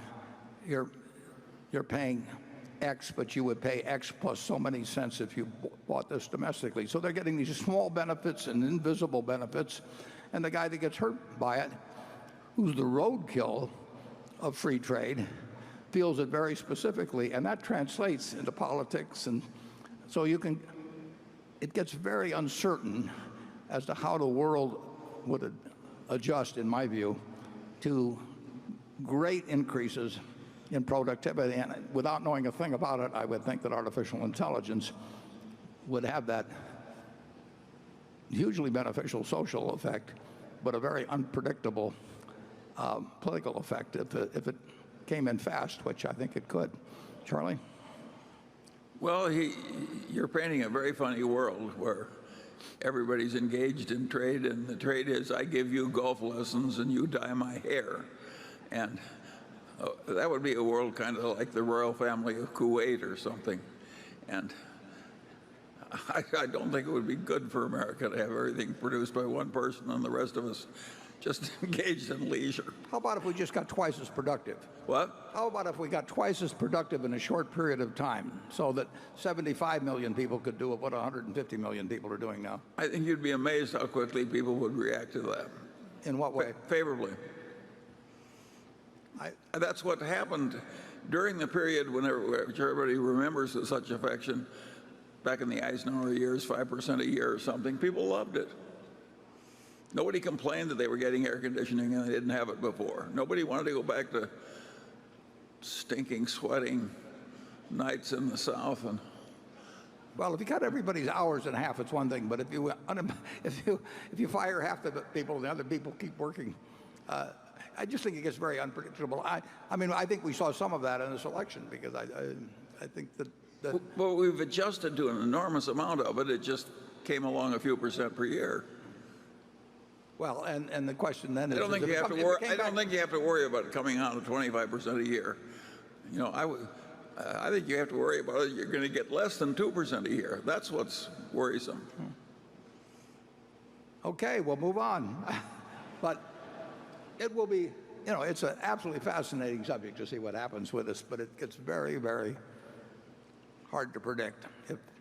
If in some way, you know, we've got 36,000 people, say, employed at GEICO, you know, and if you could do the same, perform all the same functions, or virtually all the same functions even, and do it with 5,000 or 10,000 people, and it came on quickly, and the same thing was happening in a great many other areas. You know, I don't think we've ever experienced anything quite like that, and maybe we won't experience anything like it in the future. I don't know that much about AI, but I don't think you have to worry about that. Well, that's because I'm 86. It's not going to come that quickly. And whether the economics for wind are that much better than solar, given that Mid-American has also been spending heavily on wind investments, or is this just this disparity between the two segments being driven more by genuine capacity needs, which would imply that you have much more solar capacity than you need? Yeah, it is. We don't look at it as having more solar capacity than we need or anything like it. It's really a question of what comes along. I mean, and the projects, they're internally generated, they're externally offered to us, and we've got a big appetite for wind or solar. We have seen, you know, just based on those figures, we have seen more wind lately, but we have no bias toward either one. I mean, if we saw 5 billion of attractive solar projects we could do and didn't happen to see any wind during that period, it wouldn't slow us down from doing the 5 billion or vice versa. So we have an appetite, a huge appetite for projects in either area. We're particularly well situated, as I think I've explained or talked about in the past, because we pay lots of taxes, and therefore solar and wind projects all involve a tax aspect to them, and we can handle those much better than many other, certainly electric utilities. Most electric utilities really don't have that much money left over after dividends, and frequently the taxes aren't that significant. At Berkshire, we pay lots of taxes and we've got lots of money, so it's really just a question of doing the math on the deals as they come along. We've been very fortunate in Iowa and finding lots of projects that made sense. And as a result, we've got a much lower price for electricity than our main competitor in the state. We've got a lower price than in any states that touch us. We've told the people of Iowa they won't have a price increase for many, many, many years, guaranteed that. So it's worked out extremely well. But if somebody walks in with a solar project tomorrow and it takes $1 billion or it takes $3 billion, we're ready to do it. There's no specific, and the more the better. There's no specific preference between the two. It obviously depends where you are in the country. I mean, Iowa's terrific for wind, and obviously California's terrific for sun, and there are geographical advantages to one or the other. But from our standpoint, we can do them any place, and we will do them any place. Amazon has been hugely disruptive due to the brilliance of Jeff Bezos, whom Charlie earlier called the business mind of our generation. What is your current outlook on Amazon, and why hasn't Berkshire bought in? Well, because I was too dumb to realize what was going to happen. Even though I admired Jeff, I've admired him for a long, long time and watched what he was doing, but I did not think that he could succeed on the scale he has, and I certainly didn't even think about the possibility of doing anything with Amazon Web Services or the cloud. So if you'd asked me the chances that while he was building up the retail operation, that he would also be doing something that was disrupting the tech industry, that would have been a very, very long shot for me. And I've really underestimated the brilliance of the execution. I mean, it's one thing to dream about doing this stuff online, but it takes a lot of ability. And you can read his 1997 annual report, and he laid out a roadmap, and he's done it in spades. And if you haven't seen his interview on Charlie Rose 3 or 4 months ago, charlierose.com, go to and listen to it, because you'll learn a lot. At least I did. So I just plain, it always looked expensive, and I really never thought that he would be where he is today. I thought he was really brilliant, but I did not think he would be where he is today when I looked at it 3, 5, 8, 12 years ago, whenever it may have been. Charlie, how did you miss it? It was easy. What was done there was very difficult, and it was not at all obvious that it was all going to work as well as it did. I don't feel any regret about missing out on the achievements of Amazon, but other things were easier, and I think we screwed up a little. No. We won't pursue that line. Well, I meant Google. Well, we missed a lot of things. Yes. We missed a lot of things. And we'll keep doing it. Yeah. And we'll have a Luckily, we don't miss everything, Warren. That's our secret. We don't miss them all. Okay, we better move on, I think. He may start getting specific.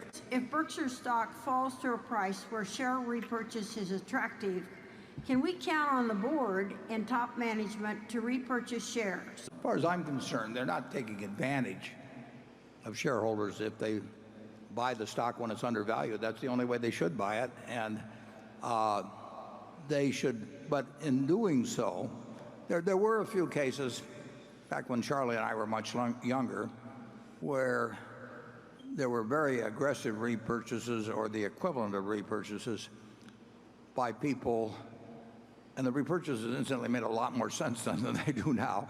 But they were done by people who either, for various techniques, tried to depress the shares. And if you're trying to encourage your partners to sell out at a depressed price, by various techniques, including misinformation, but there's other techniques. I think that's reprehensible. But our board wouldn't be doing that. I'll take exception to the first part of it, but I'll still answer the second. I think the stock is more likely to go up. If I died tonight, I think the stock would go up tomorrow, and there'd be speculation about breakups and all that sort of thing. So it would be a good Wall Street story that now this guy that's obstructed breaking up something where some of the parts might sell for more than the whole. They wouldn't necessarily probably be worth less than the whole, but might sell for temporarily for more than the whole, and it would happen. So I would bet in that direction. But if for some reason it went down to a level that's attractive, I don't think the board is doing anything in the least that's reprehensible by buying in the stock at that point. No false information, no nothing. And their buying means that the seller would get a somewhat better price, or if there are a lot of sellers, they'd get a mildly better price than if they weren't buying, and the continuing stockholders would benefit. So I think it's obvious what they would do, and I would think it's obvious that it's pro-shareholder to do it, and I think they would engage in pro-shareholder acts as far as the eye can see. I mean, we've got that sort of board. Charlie? Well, I think you or I might suddenly get very stupid very quickly, but I don't think our board is going to have that problem.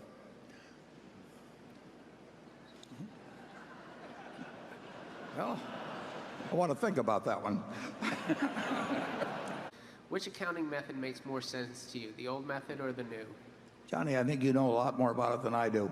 So if I were asked to answer that question, I'd probably call you up and say, what should I say? It's not a factor that will enter into Berkshire, so I really have not.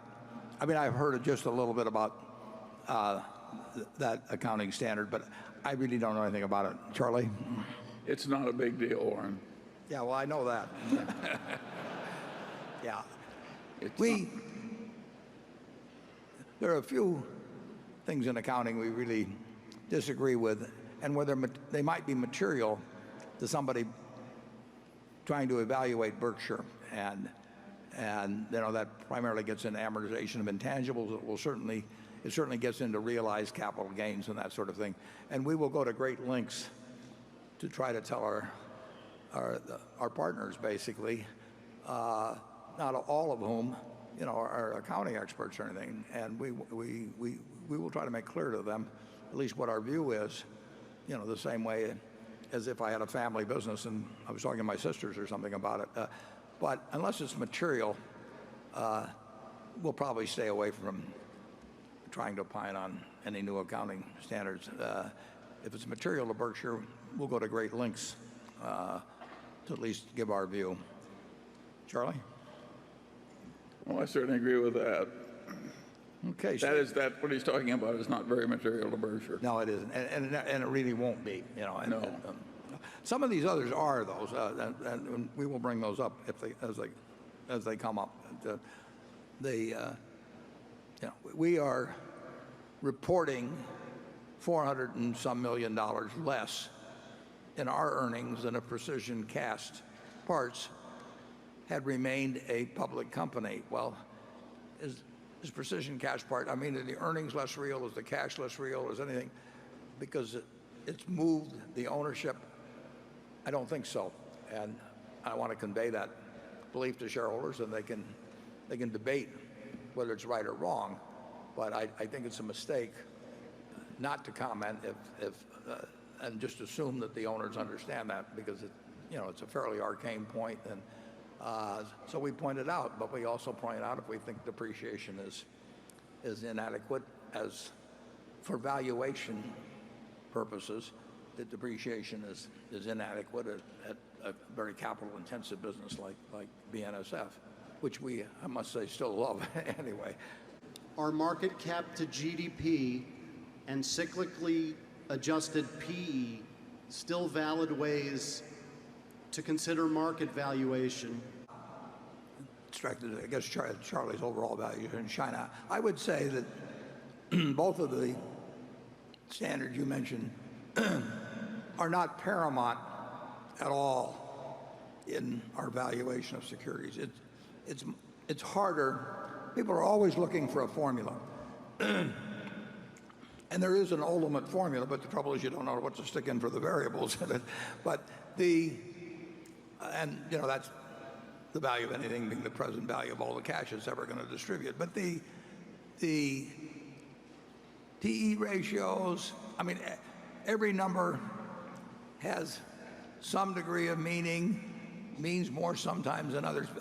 Evaluation of a business is, it's not reducible to any formula where you can actually put in the variables perfectly. And both of the things that you mentioned get bandied around a lot. It's not that they're unimportant, but sometimes they can be very important. Sometimes they can be almost totally unimportant. It's just not. It's not quite as simple as having one or two formulas and then saying the market is undervalued or overvalued or a company is undervalued or overvalued. The most important thing is future interest rates, and and people frequently plug in the current interest rate, saying that's the best they can do. After all, it does reflect a market's judgment, and the 30-year bond should tell you what people who are willing to put out money for 30 years and have no risk of dollar gain or dollar loss at the end of the 30-year period, what better figure can you come up with? I'm not sure I can come up with a better figure, but that doesn't mean I want to use the current figure either. So I would say that I think Charlie's answer will be that he does not come up with China versus the U.S. market based on what you've mentioned as yardsticks. But no, Charlie, you tell him. All I meant was that I said before that the first rule of fishing is to fish where the fish are, is that a good fisherman can find more fish in China if fish is the stock market. That's all I meant. Yeah. I'm going to go back. It's a happier hunting ground. This doesn't really directly relate to this question. I want to go back to one question that was mentioned earlier. I really think if you want to be a good evaluator of businesses, an investor, you really ought to figure out a way, without too much personal damage, to run a lousy business for a while. I think you learn a whole lot more about business by actually struggling with a terrible business for a couple of years than you learn by getting into a very good one where the business itself is so good that you can't mess it up. I don't know whether Charlie has a view on that or not, but it was a big part of our learning experience, and I think a bigger part, in a sense, than being involved with good businesses was actually being involved in some bad businesses and just seeing how awful it was, how awful it is, and how little you can do about it, and how IQ does not solve the problem, and a whole bunch of things. It's a useful experience, but I wouldn't advise too much of it. What do you think so, Charlie? It was very useful to us. There's nothing like personal, painful experience if you want to learn. And we certainly had our share of it. As in life, business, and investing, strategies often work until they don't work. Other than a massive insurance loss, any thoughts on what could cause the Berkshire enterprise to not work? I think the only... Good question. Yeah. Well, if there were some change, if we got some infection, outside agent of some sort to change the culture in some major way, an invasion of different thought. But as a practical matter, I don't think anything, and it's the things you can't think of, but I can't think of anything that can harm Berkshire in a material, permanent way, except weapons of mass destruction, but I don't regard that as a low probability. It would take a recession, a depression, a panic, hurricanes, earthquakes, they all would have some effect. And in some cases, it might even be that we would do better because of them.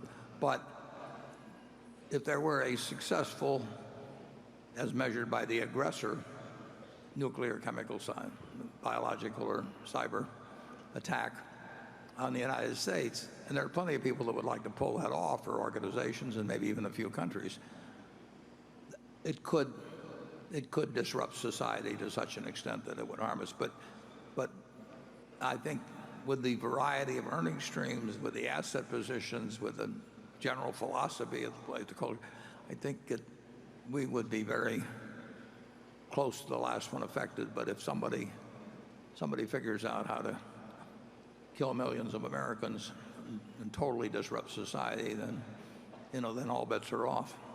Charlie?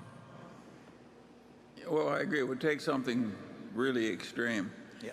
And just take the question, like British Petroleum took a huge loss with one oil well blowing, and Berkshire has all these independent subsidiaries, and they really are independent. And the parent company is not on it. If there's one horrible accident somewhere, we would tend to pay, of course, maybe more than our legal liability, but we are not one accident in one subsidiary that caused a big lot of damage. We're better protected than most companies.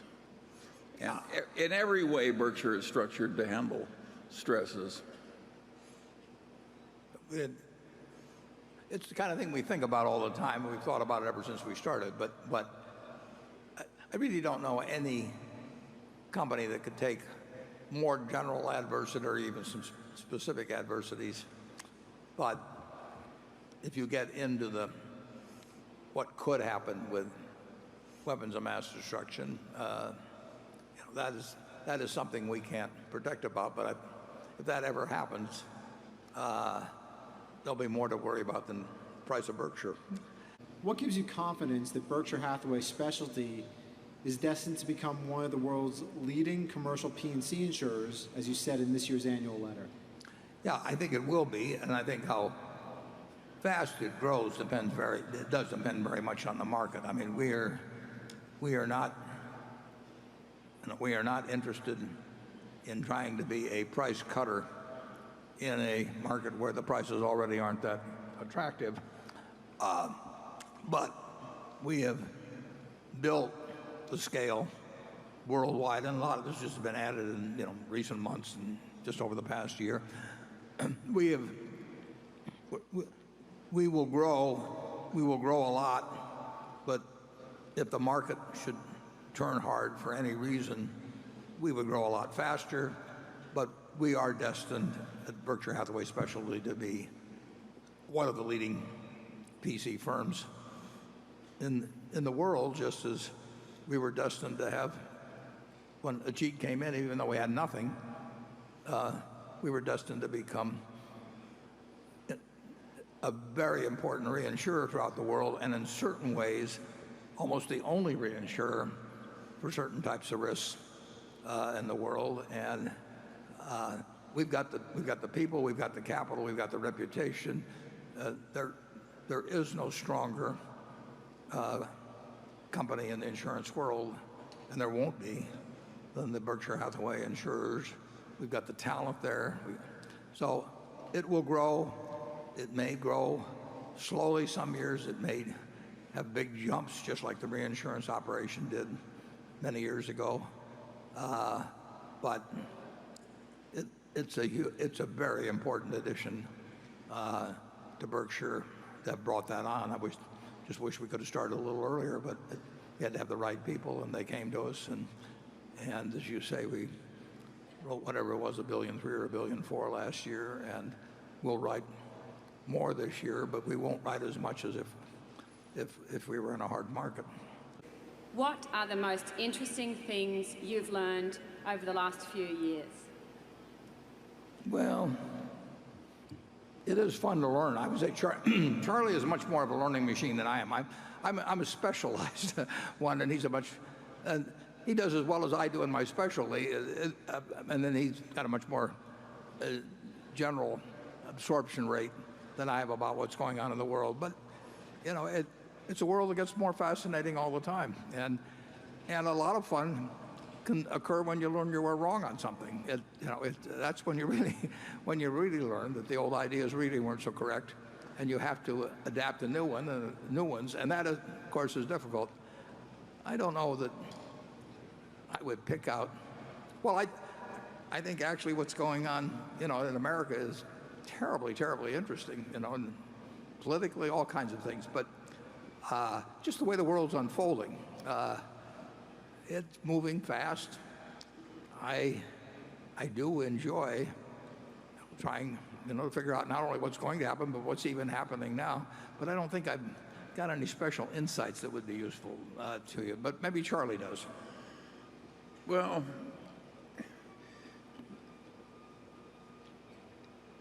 I think buying the Apple stock is a good sign in Warren. And now he did run around Omaha and ask if he could take his grandchildren's tablets away. And I mean, he did market research. And I do think we keep learning. And more important, we don't unlearn the old tricks. And that is really important. You look at the people who try and solve their problems by printing money and lying and so forth. Take Puerto Rico. Who would have guessed that a territory of the United States would be in bankruptcy? Well, I would have predicted it because they behaved like idiots.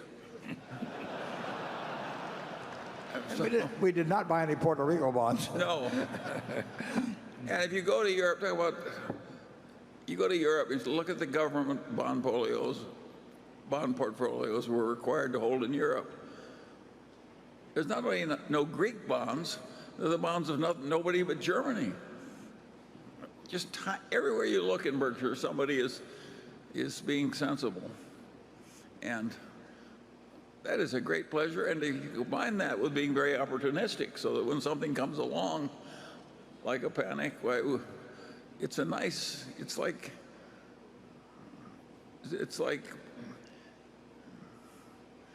like playing with two hands instead of one in a game that requires two hands. It helps to have a fair-sized repertoire. And Warren, we've learned so damn much. There are all kinds of things we've done in the last 10 years we would not have done 20 years ago. Yeah, that's true. Although, if you take, it's interesting.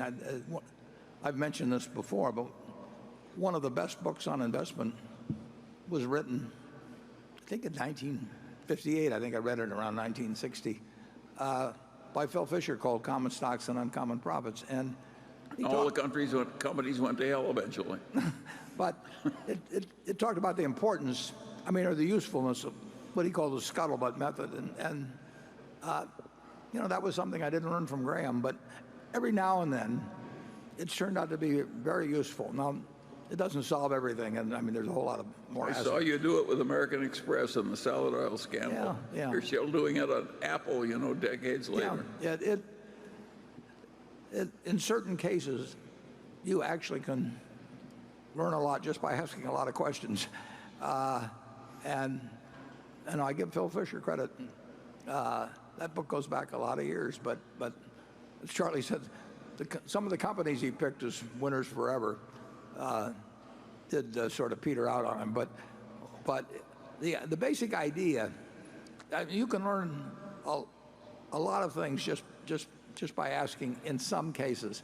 I used to, if I got interested in the coal industry, just say, to pick one out of the air, when I was much younger, more energetic, if I went and talked to the heads of 10 coal companies, and I asked each one of them way later into the conversation after they got feeling very, it felt like talking, and I would I'd just say, if you had to go away for 10 years on a desert island and you had to put all of your family's money into one of your competitors, which one would it be and why? And then, then I'd ask them if they had to sell short one of their competitors for 10 years, all their family money, why?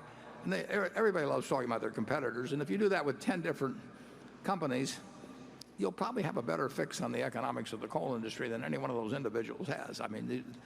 There's ways of getting at things, and sometimes they're useful, sometimes they're not. But sometimes they can be very useful. And the idea of just learning more all the time about, I'm more specialized than that by far than Charlie. I mean, he wants to learn about everything, and I just want to learn about something that will help Berkshire. But it's a very, it's a very useful attitude toward the world. And of course, I don't know who said it, but somebody said the problem is not in getting the new ideas, but shedding the old ones. And there's a lot of truth to that. We would never have bought ISCAR if it had come along 10 years earlier. We would never have bought Precision Castparts if it had come along 10 years earlier. We are learning, and my God, we're still learning. Do you believe that the current administration's plan to repeal and replace ACA will ultimately benefit the economy and Berkshire or not? Yeah. Well, I'll answer. I'll give you two answers here. The first one being that if you go back to 1960 or thereabouts, corporate taxes were about 4% of GDP. I mean, they bounced around some. And now they're about 2% of GDP. And at that time, healthcare was 5% of GDP, and now it's about 17% of GDP.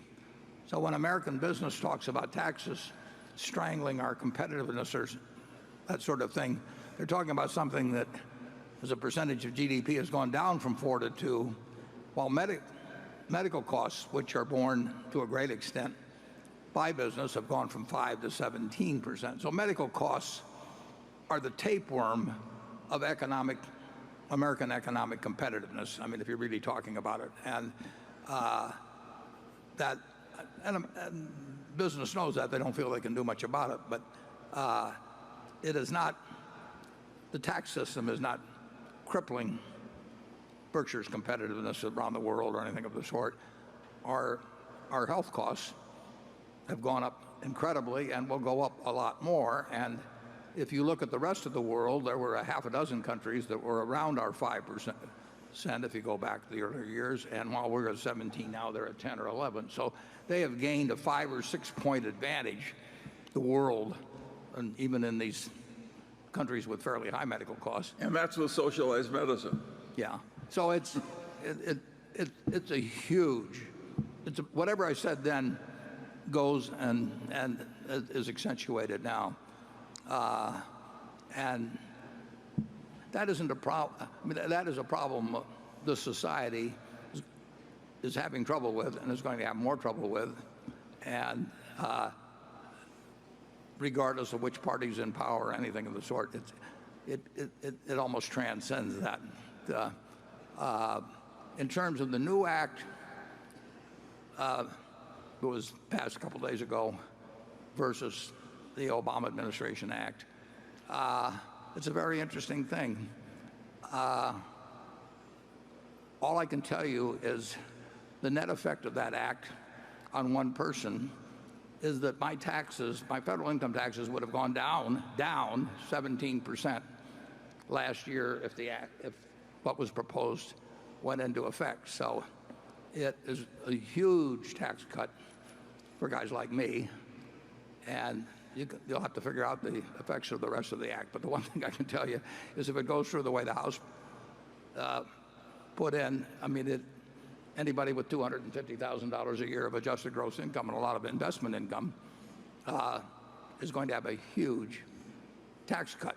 And when there's a tax cut, either the deficit goes up or they get the taxes from somebody else. So as it stands now, that is the one predictable effect if it should pass. The Senate will do something different and go to a conference and who knows what happens. But that is in the law that was passed a couple days ago. Charlie? Well, I certainly agree with you about the medical care. What I don't like about the medical care is that a lot of it, we're getting too much medicine. There's too much chemotherapy on people that are all but dead. And all kinds of crazy things go on in Medicare and in other parts of the health system. And there are so many vested interests that it's very hard to change. But I don't think any rational person looking objectively from the outside at the American system of medical care. We all love the new life-saving stuff and the new chemotherapies and the new drugs and all that. But my God, the system is crazy. And the cost is just going wild. And it does put our manufacturers at a big disadvantage with other people where the government is paying the medical costs. And so I agree with Warren totally. If you had to bet 10 years from now, we'll be at higher or lower than 17% of GDP. Well, if present trends continue, it'll get more and more.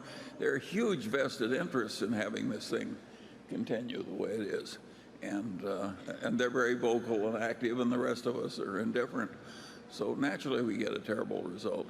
And I would say that on this issue, both parties hate each other so much that neither one of them can think rationally. And I don't think that helps either. It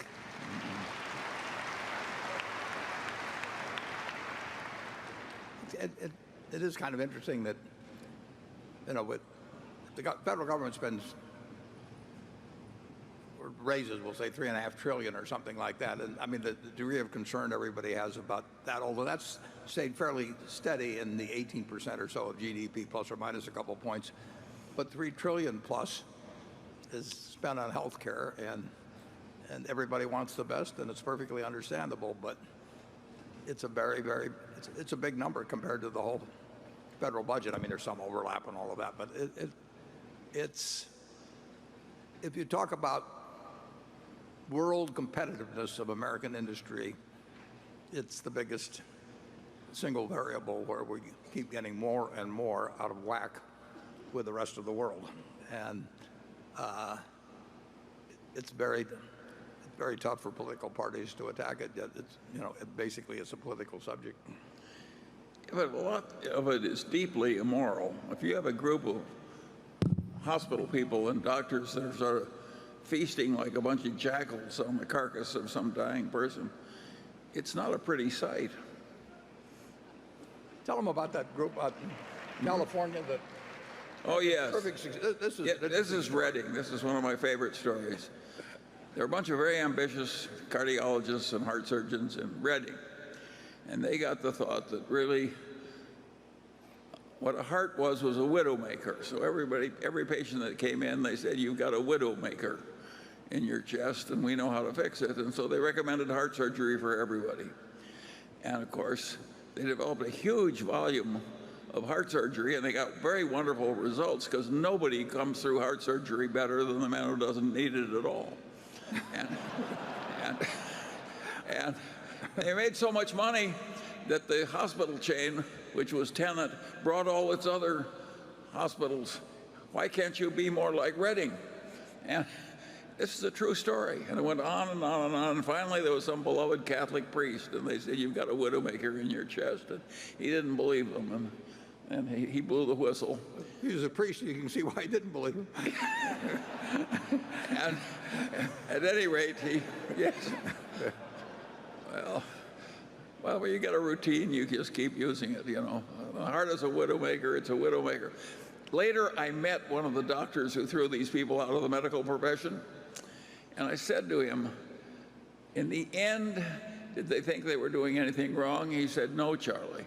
They thought that what they were doing was good for people." That is why it's so hard to fix these things. The delusion that comes into people as they make money and get more successful by doing god-awful things should never be underestimated. And there's a lot of that goes on, and it went on to such gross craziness. And you think little Wells Fargo looks like innocents, had a little trouble with this incentive system, but when the heart surgery rate was 20 times normal or something, you'd think you'd notice if you're running a hospital. But they did notice. They wanted the other hospitals to be more like it. They had a terrific success ratio. What are the key attributes that Berkshire Energy would be looking for in future acquisition candidates? Are there advantages or disadvantages attached to, say, transmission assets relative to generation assets? Well, generation assets, you can say, have inherently more risk because that some of them are going to be stranded. Stranded or, yeah, and obsoleted. Now, the question is how they treat stranded and all of that sort of thing. On the other hand, more of the capital investment is in the generating assets, so that tends to be where a good bit of the capital base is. We like the utility business okay. I mean, the electricity demand is not increasing like it was. As you point out, they're going to be stranded assets. If they're stranded because of rank foolishness, they will probably be less inclined, or the utility commissions will be less inclined to let you figure that in your rate base as you go forward, as opposed to things where societal demands are just changing. But we still think the utility business is a very decent asset. The prices are very high, but that's what happens in a low interest rate environment. I'd be surprised if 10 years from now we don't have significantly more money in not only wind and solar, but we'll probably own more utility systems than we own now. We're a buyer of choice with many utility commissions. In fact, if we can put up the slide, there's a slide which shows something about our pricing compared to other utilities. And Greg Abel and his group have done an extraordinary job. They've done it in safety, they've done it in reliability, they've done it in price, they've done it in renewables. It's hard to imagine a better run operation than exists at Mid-American Energy. And people want us, with that record, people want us to come to their state in many cases. But when prices get to the level they have, I mean, some utilities have sold at extraordinary prices, and we can't pay them and have it make sense for Berkshire shareholders. But just because we can't do it this year doesn't mean it won't happen next year or the year after. So I think we'll get a chance. And our utilities are not normal. The way Greg has run those things, they're so much better run in every way than normal utilities. They're better regarded by the paying customers. They're better regarded by the regulators. They have better safety records. Just everything about it is way the hell better. And it's a pleasure to be associated with people like that and to have assets of that quality. And it's a lot safer. If somebody asked Berkshire to build a $50 billion nuclear plant, we wouldn't do it. Yeah, I mean, we have public power here in Nebraska. I mean, it's been sort of the pride of Nebraska for many decades. There are no privately held utility systems, and totally public power. And, those utilities have no requirements for earnings on equity. They can borrow at tax-exempt rates. We have to borrow at taxable rates. And Nebraska, the wind, not that much different than Iowa, and we're selling electricity across the river a few miles from here, at lower prices than exist in Nebraska. So it's an extraordinary utility, and it was lucky when we got involved in it. I thank Walter Scott, our director, for introducing me to it almost 17 or 18 years ago or so. But I don't think the utility business as such, I mean, if I were putting together a portfolio of stocks, I don't think there would be any utilities in that group now. But I love the fact we own Berkshire Hathaway Energy. But it's different, radically different, and better. A lot better, actually. And this year, when I was looking through the accounting information in the back, I noticed that one company, McLean, contributes a lot of revenue, a large portion of Berkshire's revenue, and to a lesser extent, earnings. But I don't ever see much about it in the annual report. So I'm curious why we don't hear more about that company. And are there any investing lessons like we get from Seas and Geico that you can share about that company? Yeah, McLean The reason you see their figures separately is because the SEC has certain requirements that are based on sales. And McLean is a company that has an extraordinary amount of sales in relation to intrinsic value or to net income. It basically is a distributor of well, it's a huge customer, for example, of the food companies, the candy companies, the cigarette companies that go up and down the line of anything that goes into convenience stores. But we bought it from Walmart, and Walmart is our biggest customer. I can't tell you the precise volume, but well, if you get Walmart's and Sam's together, you're getting up to 20% plus. But it's nationwide, but in the end, it operates on about 6% gross margins and 5% operating expenses. So it has a 1% pre-tax margin, and obviously a 1% pre-tax margin only works in terms of return on capital if you turn your equity extraordinarily fast. And that's what McLean does. Being a wholesaler, it's moving things in, moving things out very fast, very efficiently, and it does this. It also has a few liquor distribution subsidiaries that have wider margins, but the basic McLean business is, $45 billion plus, makes 1% pre-tax on sales, but the return on capital is very decent. But it sort of has an outsized appearance simply because of this huge volume of sales that go through it. Grady Rozier, who runs it, is exceptional. He was there when we bought it from Walmart, whatever it was, a dozen years ago. And I've been there once. We've got thousands and thousands of trucks, big distribution centers all over the country.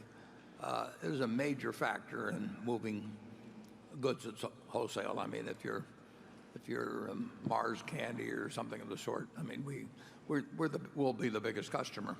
But that pretty well describes the business.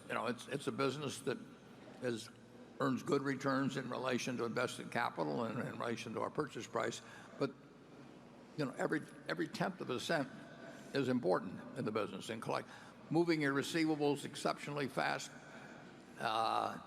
and consequently you have payables moving big time. So the sales are 30 times receivables, or times receivables, 30 times payables. You've got and maybe 35 or so times inventory. I mean, this is a business that's moving a lot of goods, but in terms of it's an important subsidiary, but not as remotely as important as would be indicated by the sales. It's still very important, making the kind of money that shows up in the 10K. Charlie? You said it all. That was an interesting thing. Walmart wanted to sell it. They came to see us, and we made a deal. The CFO came. We talked for a while. He went into the other room, called the CEO, and came back and said, "You have a deal." And Walmart has told me subsequently that they never had a deal that closed as fast as the one with Berkshire. I mean, we said what we would pay. It was cash, and we got it done very promptly, and they were terrific on their side. By the way, that reputation for being quick and simple and doing what we promised and so on has helped at Berkshire time after time. Yeah, we wouldn't have made that deal without essentially having that reputation. But they knew. Well, you bought the Northern Natural Gas Company in one weekend, and they wanted the money on Monday. They needed the money on Monday. Before the lawyers could complete the legal papers. We managed to do it. Well, not only that, but I think it took some clearance in Washington, and essentially I think I wrote a letter and said that if they decided after looking at it they didn't want to clear it, we'd undo the deal. But these guys needed the money so bad, we were going to give them the money essentially based on the deal clearing. And there wasn't any reason why it wouldn't clear, but there was just a procedural problem. But most companies can't do that. I mean, we've got a flexibility that really, in most large companies, just plain doesn't exist. There's too many people have to sign off on it or something of the sort. So the Northern Natural deal would not have been made if we'd had to follow the normal timetable. But, and it's a lovely business to own. Yeah, absolutely. You guys have iron bladders. We won't tell you the secret of that. I'm just wondering about a contraption under the table there. No. You can come down and inspect. All right. Warren, I was fortunate to ask you a question, I think in 2011, about legacy and what you wanted to be known for 100 years from now. And I'm kind of curious to hear what Charlie would like to be known for. And Warren, I'm 52, so I guess you started doing this when I was born. And I'm kind of interested in a memory from your first annual meeting. My first memory when Warren got on this subject, and they asked him what he wanted said at his funeral. He said, "I want them to all be saying that's the oldest looking corpse I ever saw." and that may be the smartest thing I ever said. No, well, with me, very simple. I mean, I really like teaching, so basically that I've been doing it formally and you can say somewhat informally all my life, and I certainly had the greatest teachers you can imagine. So if somebody thought that I did a decent job at teaching, I'd feel very good about that.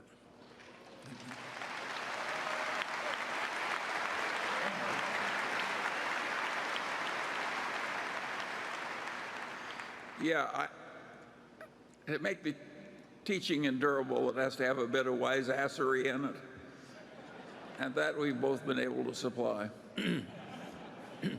And for those of you who are old-time basketball fans, I might mention that on Wilt Chamberlain's tomb it was reputed that it was going to say, "At last I sleep alone." Everyone has personal dreams, and at different ages, maybe dreams will come differently. And what's your dream now? My dream? Well, let's skip the first one.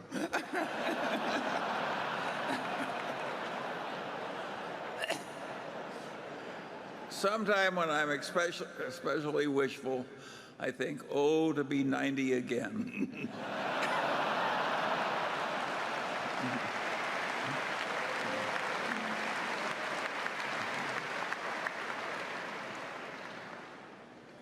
And I got some advice for the young. If you've got anything you really want to do, don't wait till you're 93. No, do it. No, that's the same thing I would tell students, is that you can't always find it the first time or the second time, but when you go out in the world, look for the job that you would take if you didn't need a job. I mean, don't postpone that sort of thing.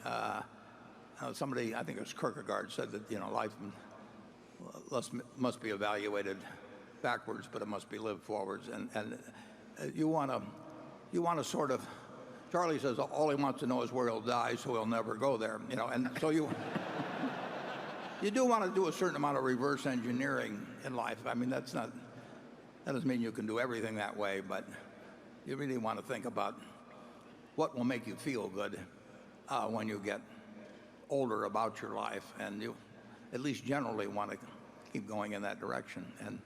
And you need some luck in life, and you got to accept some bad things that are going to happen as you go along. But life has been awfully good to me and Charlie, so we have no complaints. What you don't want to be is like the man, and they held his funeral, and the minister said, now it's the time for somebody to say something nice about the deceased. And nobody came forward, and nobody came forward. He said, surely somebody can say something nice about the deceased, and nobody came forward. And finally one man came up and he said, well, he said, his brother was worse. Yeah.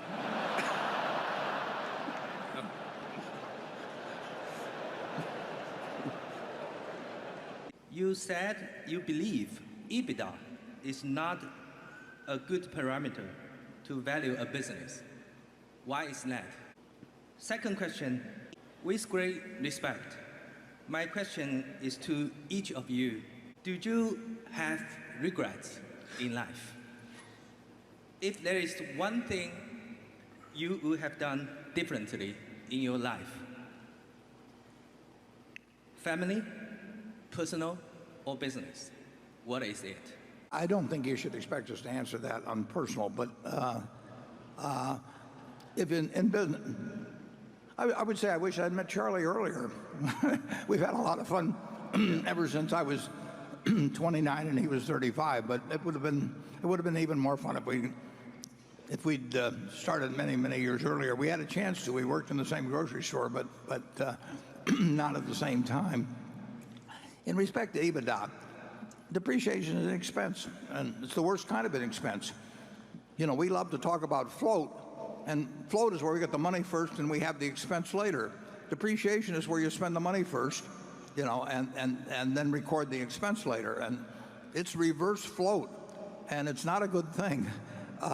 And to have that enter into a multiple, it's much better to buy a business that has, everything else being equal, has no depreciation, because it has essentially no investment in fixed assets and makes X, than it is to buy a company that where there's a lot of depreciation in getting to X. And I may write a little bit more on that next year, just because it's such a mass delusion. And of course, it's in the interest of Wall Street enormously to focus on something called EBITDA, because it results in higher borrowing power, higher valuations, and all of that sort of thing. So it's become very popular in the last 20 years.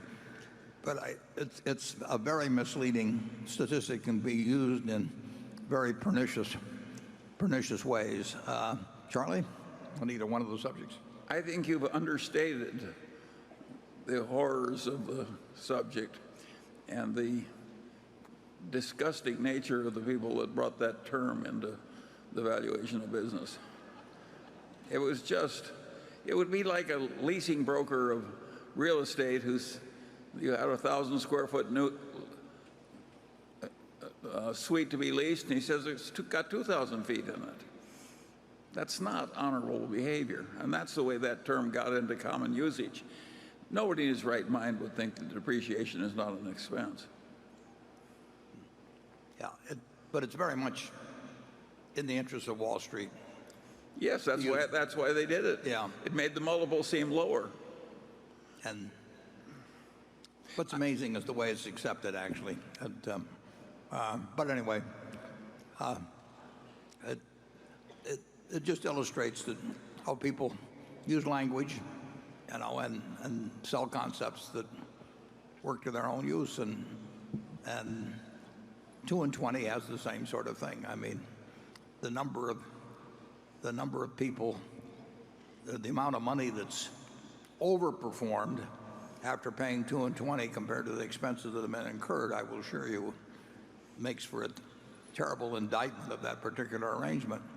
But as long as it can get sold, it will get sold. And now they use it in the business schools. Now that is horror squared.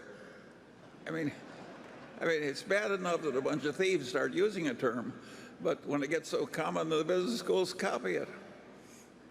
That's not a good result. Okay.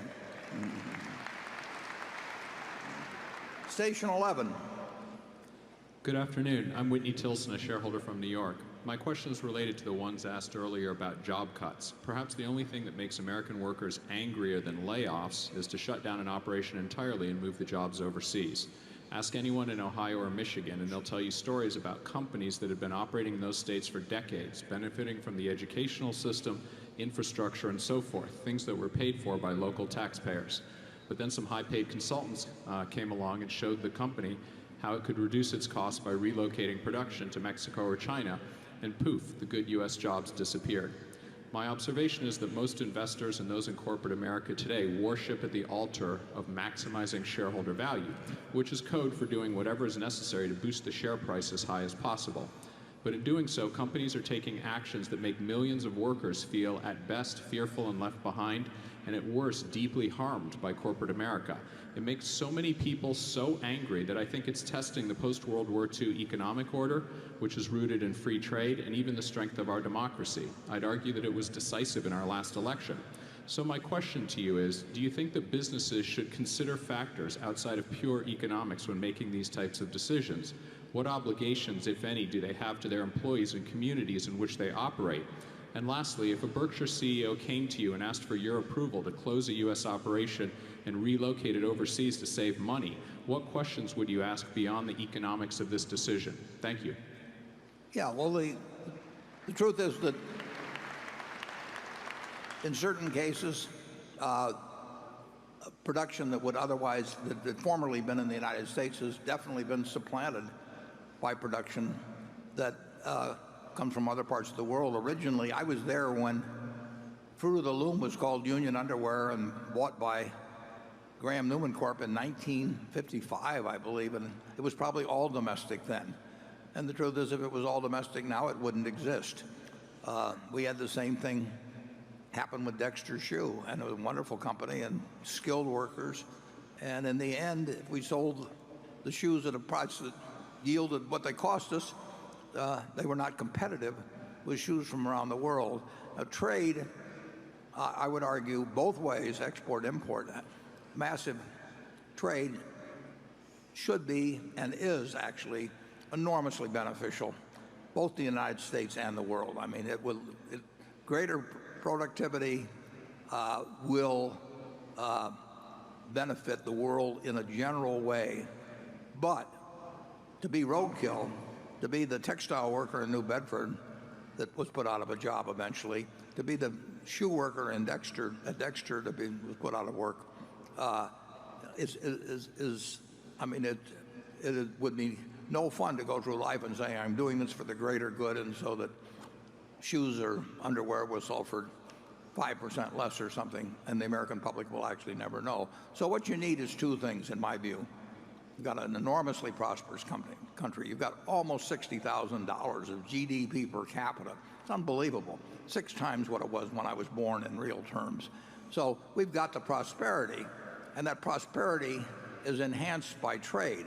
We were only exporting 5% of our GDP back in 1970, and that's up, I think it's around 12% or something like that. Now, we are doing what we do best, but we need an educator-in-chief who, logically, the president, I don't mean this specific president, I mean any president that's been around for decades, has to be able to explain to the American public the overall benefits of essentially free trade. And then beyond that, we have to have policies that take care of the people that become the roadkill in the process, because it doesn't make any difference to me, as far as I'm concerned, if my life is miserable because I've been put out of business by something that's good for 320-some million people in some infinitesimal way, and it's messed up my life when I've tried to live it in a proper way. So we have got the resources to take care of those people. The investors I don't worry about. I wrote about this a few years ago. The investors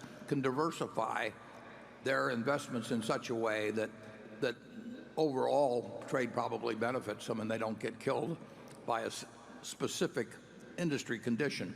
But the worker, in many cases, can't do that. You're not going to retrain some 55-year-old worker in New Bedford who may not even speak English in our textile mill or something. I mean, if they get destroyed by something that's good for society, they get destroyed, unless government puts in some policies that takes care of people like that. And we've got a rich society that can do that, and we've got a society that will benefit by free trade, and I think we ought to try to hit both objectives of making sure that there is not roadkill, and that at the same time we get 320 million people get the benefits of free trade.